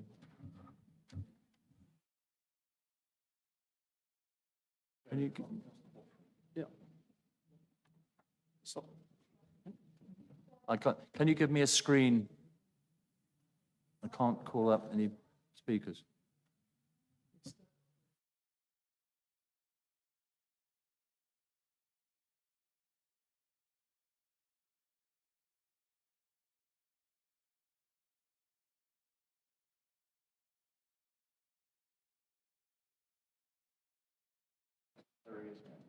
Thank you, Mr. Chairman. Got there in the end. As the leader pointed out originally, before the amendment was moved, the scale, the level of support that's available to counter the adverse impact of rising costs, but of course energy costs in particular, is of a scale of magnitude which I don't think we've seen, well, save for furlough, we've not seen before. So, you know, it is that much overused word, but it is unique. And to put it in context for Wiltshire, it's already been reported, it's £500 million. It exceeds the combined annual take from council tax and all business rates, not only the bits that we keep. So just think about that for a moment. Greater than all the local tax paid by residents and businesses, in this county. And I'd put it to members, that's not exactly anodyne, to counter a criticism that was levelled at it earlier. Look, I'll be honest, there's going to be differing views on the government, and that's just on our side. Never mind on in other political parties. But it is nevertheless right to point out when something has been proposed which is right, and to give credit for that. And there's many people up and down the country who will be relieved at these current proposals, in particular in respect to energy. If we look at the background to energy, I don't think anybody really predicted that this was going to happen. None of the experts seem to. And of course, there's lots of takeaways and told you so's, and relying on Russia seems to have been a bit of a potty idea. And also the failure to develop nuclear plants, appropriate alternative energy sources, green energy sources in a more timely fashion looks foolish in retrospect. But I mean, it's probably not a terribly positive thing to do. But if we look at the reasons for that, I'm afraid all three major political parties had people who made decisions which, unfortunately, without benefit of hindsight, that marvellous tool, have appeared to have made our situation worse. Across Europe, there's lots of ways have been proposed as to how to make sure that residents are compensated and the effects of these rising prices don't cripple the economies of those countries. The scheme we have here appears to be certainly in the first division. It's of a scale and a magnitude that is material, and you know, I suspect it will be something that will be fine-tuned. Of course, it's now going to be reviewed after 6 months, but I would have thought that there's very little likelihood that if the price rises are still there, of course, people are predicting that energy prices will fall, but if the price rises are still at the same sorts of levels as they are now, clearly there's going to be an alternative scheme put in place, because there wouldn't be any point in having this scheme if it was a one-off. So, you know, I think people can take comfort from that. To address another criticism that's been made here, clearly the energy scheme and the other benefit changes will not mean that residents are no worse off. Sorry to have double negative there. Nobody is saying that. By comparison with last year, of course, people are going to be worse off than they were. And this scheme obviously doesn't put the clock back to last year. But what it does do is it means that £500 million of money will go to our residents in Wiltshire. Indirectly, that will support the local businesses, the local hospitality, shops, town centres, all those things that would have been damaged probably irreparably if this sort of scheme had not been put in place. People would have suffered the full force of the price rise, and that would have been a disaster, total and utter. So that's the main point. While obviously no one wants to have or wants to be in the position of advocating these large market interventions that are costing the country so much, except of course when they're absolutely necessary, as this is, one can recognise that it is a vital component for protecting our economy and safeguarding everybody's futures. And to use an analogy from earlier before lunch, I don't think this is not about backpatting, I think was said. It's not about words or articulating just merely anger at the situation. It's about practical help. Practical help being delivered to solve a real problem that people face. And that's why we propose this motion, these three separate sections. It is because it is to support the practical measures that are helping our residents, helping our economy, and safeguarding all our futures. And I think for all those reasons, it is worth supporting. Thank you, Councillor Botterill. Councillor Chuck Berry. It's actually to those who might be inclined to vote against the motion. And I don't really think you can, based on the way it's worded, because ultimately it is trying to deliver a message of, don't worry, we're going to look after you going forwards as best we can with the money that we've received. And I can't see it would be the right thing to do, to vote against it. And I don't want anybody to think that we're not incredibly worried in this entire chamber about the residents of Wiltshire in the same way that they are. It's a huge problem. And what Nick said earlier about it helping other parts of the economy, yeah, that's right, because people are going to be making choices about eating and heating. They're going to be making choices about whether they pay rent, shock horror, whether they pay council tax. All of those things will be going through their minds, because ultimately, what do they want to do? They want to look after them and their families, quite rightly. And we want to help them do that. So I'm sorry we had a bit of a niggle about it, but ultimately this is a well-placed motion explaining to Wiltshire residents that we are there to help and actually to encourage them to come forward and ask for that help. We talked about that this morning, and people need to be not ashamed to look for help, because actually every member of this community needs help in some way. And we need to respect those members of the community that ask for help and, shock horror, deliver it for them. Thank you very much, Chair. Thank you very much, Councillor Berry. Councillor Grant. Thank you, Chairman. I will be very brief, and I congratulate my former area board colleagues' speech of a moment or two ago, and I'm sure it wasn't an audition for the Cabinet. I'm referring to Westminster, of course, not here, Chuck.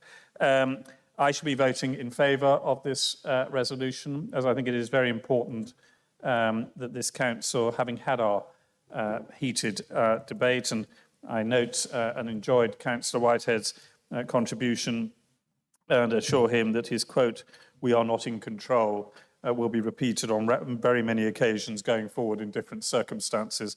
Philip, don't worry, I wrote it down. But in all seriousness, this is a very serious matter. It is duty bound on all of us as councillors and in our communities to do everything we possibly can to support the residents and businesses of Wiltshire and those who are deeply troubled and worried as to what is coming at them, and indeed our own staff in those circumstances. So despite our differences, I would urge colleagues to vote in favour of the resolution. Thank you, Chairman. Thank you very much. Councillor Gordon-King. Thank you very much, Mr. Chairman. I'm afraid I can't vote for it, because I can't vote for number 3. Such empty words as are contained in point 3 led to an application for an incinerator at Westbury. Such a travesty cannot happen to any other community, and I will not vote for empty words. Thank you. Councillor Peter Hutton, please. Thank you, Chair. And you know, normally I wouldn't carry on speaking and making these meetings even longer. But I think we've drawn into a position now where clearly this motion is not the end of it. There's lots of difficult decisions to come in the future. We've got 2 or 3 full councils coming forward where there's going to be critical decisions for our public and on all of our community. This motion is not, whatever you agree or disagree with it, or however you want to amend it, it's not the end of it. We have got some serious decisions to make for this council and our public in the next 3 to 6 months. So I urge members to come together. We started this meeting, as Councillor Dean and others have said, on a very positive note. I mentioned about food banks. I work very closely with the area boards. Councillor Clure has continually said about working in partnership. Absolutely. I agree with Councillor Walters in disappointment he showed. We work very closely together. We are neighbouring divisions. I hope today's meeting hasn't affected that relationship. I also work very closely with the chair of Chippenham Area Board. It's not about party politics for me. We've got to work together. Whether you agree with this motion or not, there's more work to be done for this council beyond this motion, members. Thank you. Thank you very much. Councillor Newbury. Thank you, Chairman. I'll be brief. I'm really speaking because I hear the cri de coeur from Councillor Gordon King, and I really sympathise with him. I used to be the county councillor for Westbury, and poor old Westbury always does seem to end up with the dirtiest and most sort of polluting, and that, unfortunately, is because planning policy takes it that way. On the subject of the incinerator, he will remember that the site that is now the site where the incineration application is was allocated for strategic waste uses, and that is being interpreted, I think correctly, as including incineration. We had a waste local plan in Wiltshire which put incineration right at the very bottom of the hierarchy, and then we adopted later a Wiltshire and Swindon waste local plan which put energy from waste, which mostly means incineration, in the middle of the hierarchy. So when planning policy is being developed, it does have impacts on particular places. And he is, I think, right to draw our attention to the fact that when you start to go out to try to find sites for energy generation, that is where people will start to get worried. What this little 3 is saying, and it's not, I'm quite happy to support it, is to identify local opportunities in Wiltshire, etc., with the government's aim of domestic energy security. And that doesn't just mean any particular kind of energy generation. It's, I think, a responsible attitude. The difficulty, of course, comes when you look at the specific kinds of energy generation. They might be gas generation by gas. And we had a planning application recently in Westbury, in Councillor Matthew Dean's division, which we permitted in the Western area, not an allocated site for gas generation, but policies are broadly supportive of that. We have lots of applications for things like low-level diesel generators to back up the renewable energy. We have applications for solar farms. We have had 1 or 2 applications for wind turbines, very large industrial scale wind turbines. And the moment you start to look at specific kinds of energy generation, and even further, when you start to try to allocate sites for them, that is when it gets very, very difficult. And I sympathise, I'm looking at Councillor Botterill. He's not going to have an easy task in the years ahead. But at the moment, we're not talking about allocating any sites. And I just say to people, you need to keep an eye on the planning policy and make sure that your community is aware of any allocations that are coming forward. Thank you very much, Councillor. Next, Councillor Simon Jacobs. Councillor Jacobs, please. Thank you very much, Chairman. I just wanted to remind everybody that, thanks to Mr. Putin, we are at war, by proxy, I would admit, but we are at war. And it's an economic war, first and foremost, for us. But obviously for the people of Ukraine, it is an all-out war of survival. And I have Ukrainian families coming into my office in Devizes, looking for properties to rent. We have no properties for them to rent, very sadly. And anybody who has got housing available for them, they would much appreciate it. But the woman who came in saw me last week, the appreciation that she has, her husband is out in Ukraine fighting as we speak, but the appreciation that Ukrainians have for the sacrifices that we, and this is her words, not mine, the sacrifices that we as a country are making on behalf of her country and her country's bid to rid her country of Putin and the Russians. It said it all, and it virtually brought a tear to my eye hearing what she had to say. So let's just remember what we're all going through. Why are we going through all this? It's to help our fellow Europeans, the Ukrainians. Thank you. Thank you very much indeed, Councillor Jacobs. Councillor Rich Rogers. Thank you, Chair. I just want to pick up on some of the comments made earlier by Councillor Berry, and I think he's right that this motion very much is about giving reassurance to our residents. We've already, part of the earlier debate, we already said that some people have difficulty coming forward and articulated that they need things and they need our help and need our reassurance. And I think this very much talks to that. And hopefully people won't feel so stigmatized about coming forward and asking for the help that they need. Or also their neighbours might come forward and actually say, look, we've got someone down the road who really needs our help. Wiltshire Council they've got your back, and we're going to come forward and help.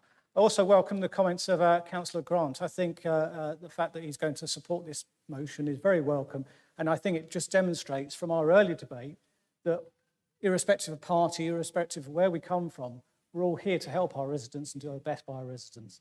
And I think that's very welcoming. This motion is not the end of it. We all know that there is good work going on in the community from our volunteer sectors, our community groups, even our councillors as well. And we're all doing that good work to help our residents through what is going to be a crisis over the next few months. And I'm sure that good work is going to continue. Thank you. Councillor Rogers, thank you very much. Councillor Trevor Carbin.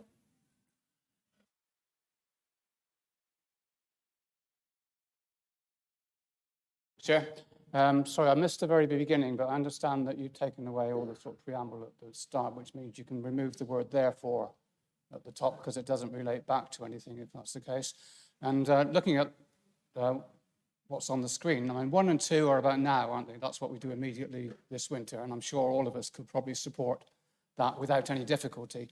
3 is longer term, that's 5 or 10 years of work in 3. So I was just going to suggest maybe if you split the motion, do 1 and 2, because we'll all support that. 3 is obviously a bit more contentious, and that would allow people to vote against that bit if they wanted to. Just a suggestion, Chair. Thank you very much indeed, Councillor Carbin. Councillor Nick Puntis, please.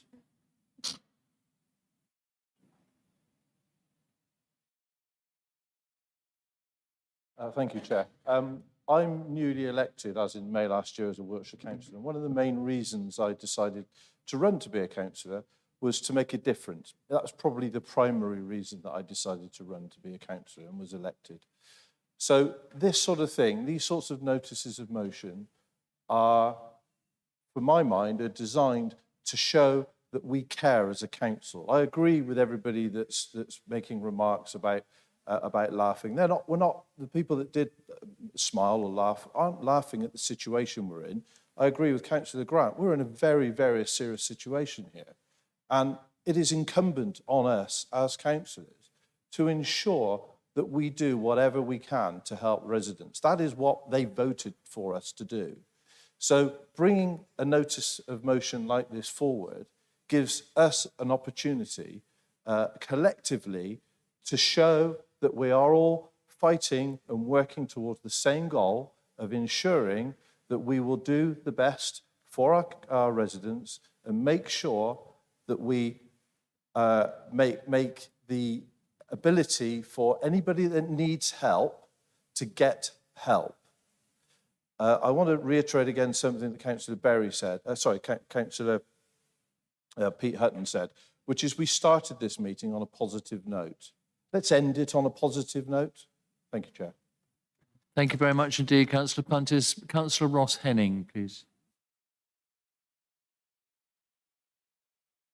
Chairman, I'll support this motion. It's a pity that some of the amendments were lost beforehand because it is a bit wishy-washy, I think it seems to me. And I think by our amendments, we wanted to put some flesh on the bones.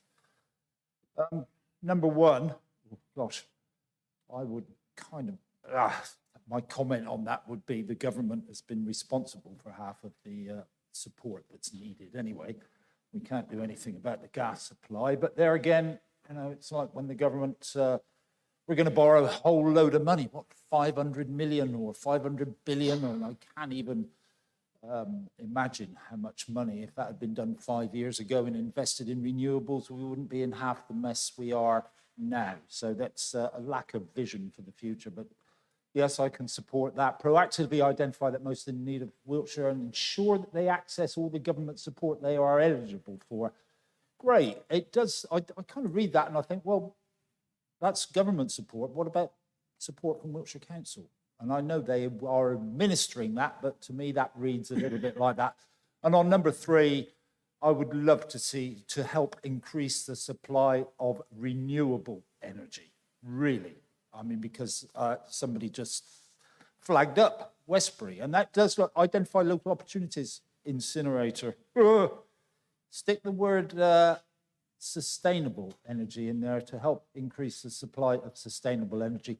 But if you don't want to do that, I'll still support it anyway because generally that is what we do and what we should be doing. Thank you very much indeed. That concludes the debate. I now look to Councillor Clure, who has the right of reply as the mover of the original motion. Thank you.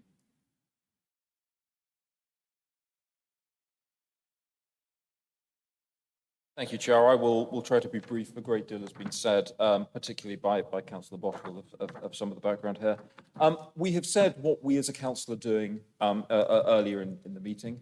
There is a huge amount going on.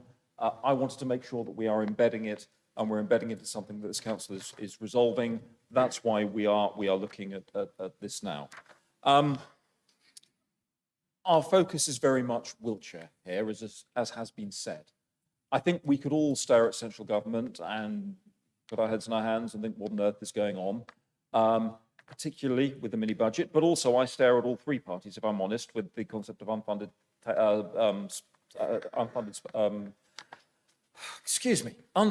tax cuts that all have been proposing, that would be funded by borrowing and would all lead to the same route that we were starting to go down until fortunately we've been pulling back in the last couple of days.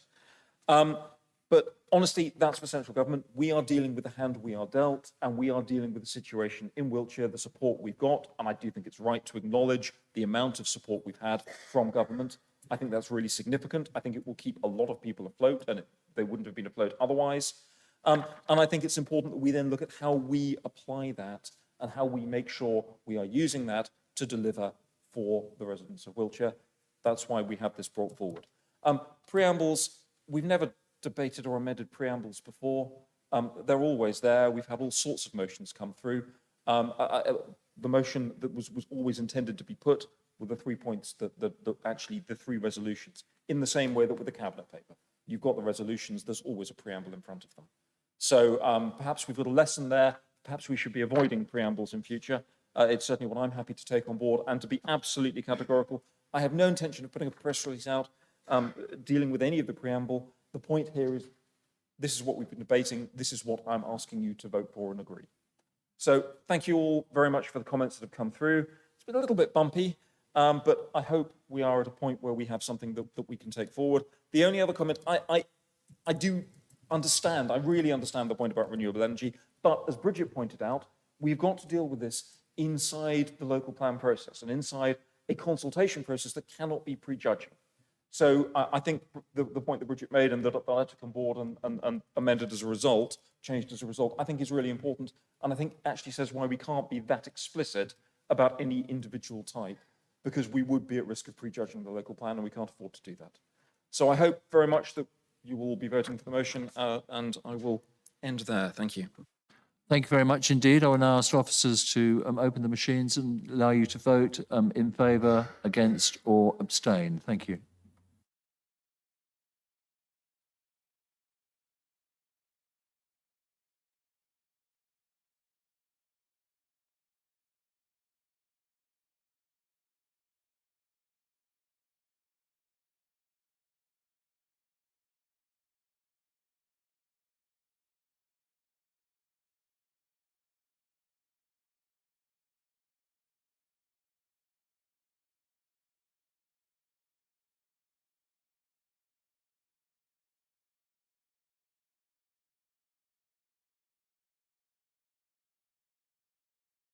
Thank you very much. The vote has been cast.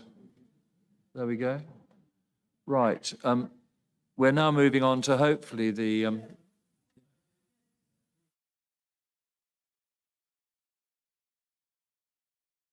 Press the cross. If you press the cross button. Do you place the cross button or the mic? It means you abstain. I did explain it. Yeah, that's to abstain.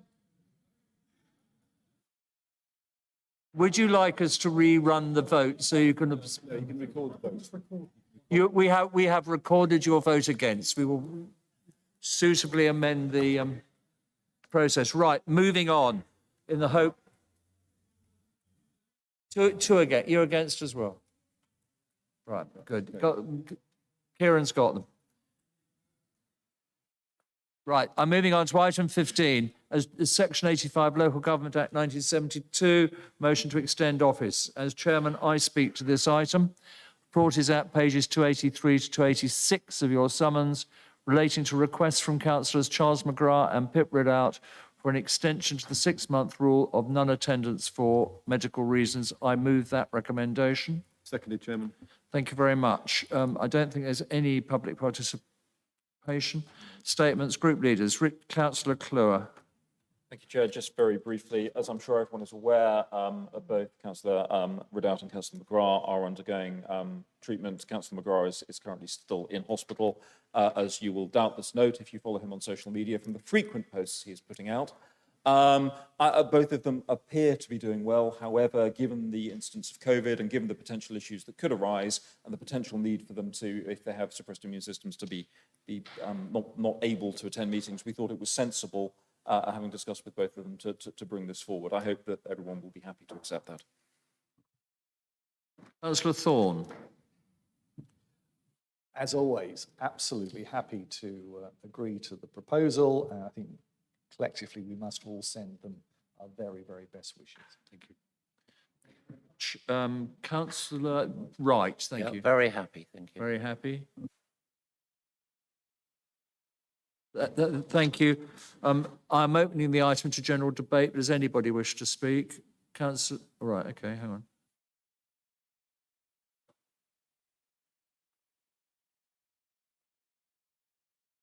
Okay, that's taken on board. I will do so. Councillor Hopkinson. Speak to you. There you go. There you are. Yes, I do think we should extend our best wishes to the two councillors. I don't think I've ever met Councillor McGrath, but that's probably to my detriment. But I will say I do think that Pip should be commended because she is coming to so many meetings online. It's a shame that we have a protocol or regulations that mean that doesn't count. But I think that should be acknowledged, that she is still working for us, even if she's not physically able to be in the chamber. Councillor Hopkinson, thank you very much. I must say I entirely agree with you about your comments about Councillor Ridout and her contributions online. She is actually present, just merely not in body, but in spirit, definitely. Right, as mover of the original motion, I have, apart from that, no further comments. All those in favour say aye. Aye. Any against say no. Any abstentions? None. Okay, that motion is carried. I'd like to draw members, this is item 16. I would like to draw members' attention to the report at pages 287 to 290 regarding membership of the Health and Wellbeing Board. We are also asked, in accordance with the Constitution, to ratify an appointment by the local pension board. I also note the appointment of 2 co-opted members of the Police and Crime Panel. Do group leaders have any changes to committee membership they wish councillors to approve? Councillor Cluer. Thank you, Chair. I have a number of changes which I hope Kieran has got, because I must admit my paperwork is now a little disorganised up here. It would really be helpful, please, Kieran, yes. So the proposed changes from the Conservative group are Antonio Piazza to come off Western Area Planning, Health Select and Staffing Policy, Jonathan Seed to be put onto Western Area Planning, Richard Britton to be a substitute on Strategic Planning, Jonathan Seed to come off the Wiltshire Pension Fund Committee, and Pauline Church to go on to the Wiltshire Pension Fund Committee, Tamara Ray to become a full member of Staffing Policy Committee, Nabil Najjar to become a substitute on Staffing Policy Committee, and Pauline Church to become a full member of Health Select Committee. Thank you. Thanks. Thank you very much, Councillor Kerr. Thank you, Kieran. Councillor Thorne. No changes at all, Chair. No changes. No changes. Thank you. Councillor Wright, No changes. None. That's it. I thank you. I move that the council approve. This is apparently coming up on the screen. Behind me, excellent. Council approved the changes proposed by group leaders, and council approved the changes to the membership of the Health and Wellbeing Board, and that these be adopted within the Constitution. To ratify the appointment by the local pension board of Juliet Weimar as a board member, and to note the appointment of Denisa Ahmeti and Louise Williams as independent co-opted members of the Police and Crime Panel. Please second. Seconded, Chairman. Thank you very much. Any we now move to the vote, do we, Kieran, or is it has to be a recorded vote, this one? Recorded vote, I think. It has, yeah, that's, because of the Health and Wellbeing Board appointment, I was getting a bit mixed up there. There will be a recorded vote on this item.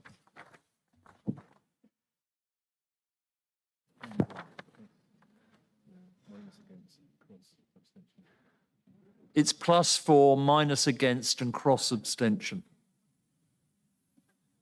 Anybody who's still confused. It was a cunning plan, you know.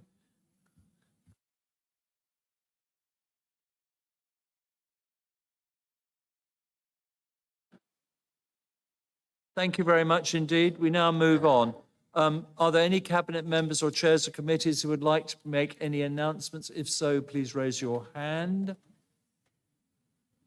I see no hands raised. Are there any questions in relation to the minutes of the Dorset and Wiltshire Fire Authority? Please raise your hand.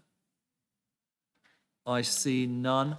Are there any general issues relating to area boards? Please raise your hand.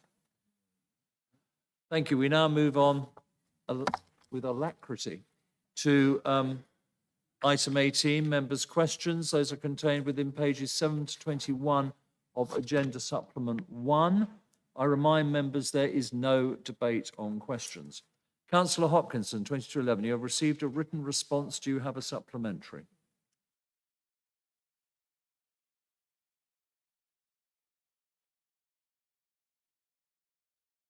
Right, okay, thank you. Thank you, Chair, for allowing me to have a supplementary for this. First of all, what I'd like to say, and this is not going to be a long speech, is a heartfelt thanks to the staff and officers, particularly those in Home for Ukraine, for all the help and support they've given to our Ukrainian guests. Now, the reason I'm pursuing this particular question, which the answer displays that we have received in £5.9 million and we have recorded expenditure of 1.1 million, albeit that there is some further work to be done.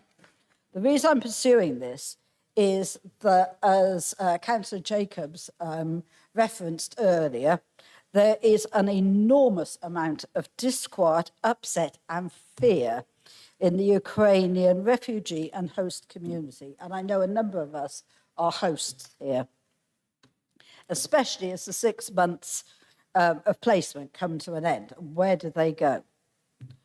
So the hosts and refugees need transparency as to where this money has been spent, how much remains, and what further help will be forthcoming. So my question is, when will we have this, please? Well, the figures are as you've had them, so you can see that there's a balance that remains there. We are looking at proposals, considering them at the moment, for long-term solutions and help. I don't think there's any point in using what resources available for something that will come to a complete end. I have to say that that is verging on to the policy side. It's not a financial matter. You've had the financial, you've had the figures, but you will obviously, as all councillors will be made aware when that's agreed, what it is. Thank you. Moving on, item 18, members' questions from Councillor Thorne to Councillor Cluer. Do you have a supplementary, please? I do, Chair. Can I just double check? This is the number 2214? Excellent. Well, thank you very much for the response. I love trees. I love tree.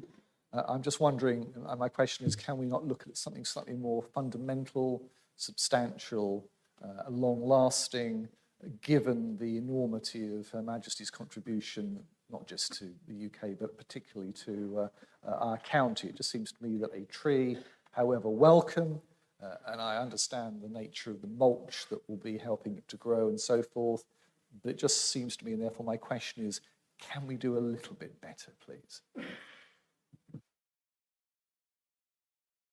Thank you. all councils have been asked to plant a tree in memory of Her Majesty. That's why that is going on at the moment. I think that I think every community in Wiltshire needs to look at what it feels the appropriate memorial may be. I think some of our larger communities may have ideas around it. I think it's something that we need to consider too. I don't know what those answers are. I don't want to go and impose on towns or a city, but I do think that somewhere I would expect us to see, yes, more substantial, more lasting memorials. I would expect to see them nationally as well. These things do normally take a while to work out the appropriate form and the appropriate location, however. And I suspect it would be better were some of our town and city council perhaps leading the way on this, and then to see how we can assist them with it.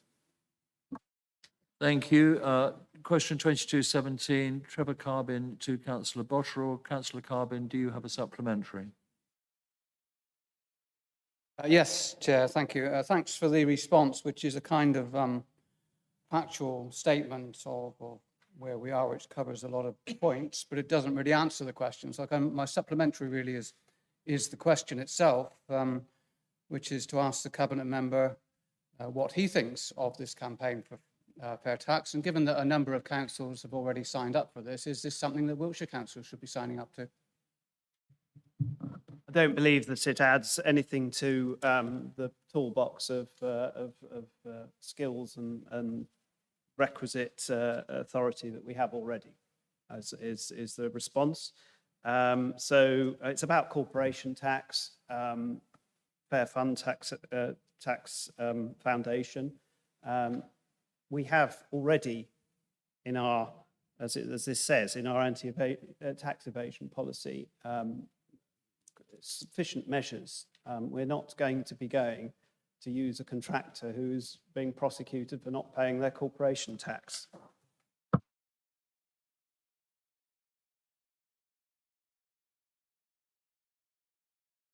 Sorry, thank you. Moving on. This is item 18. Councillor Cape, question to Councillor Botterill, Councillor 2218. Do you have a supplementary? Is she gone? Councillor McDermott? Oh, jolly good. Are you a question there to Councillor McClelland, who is not here?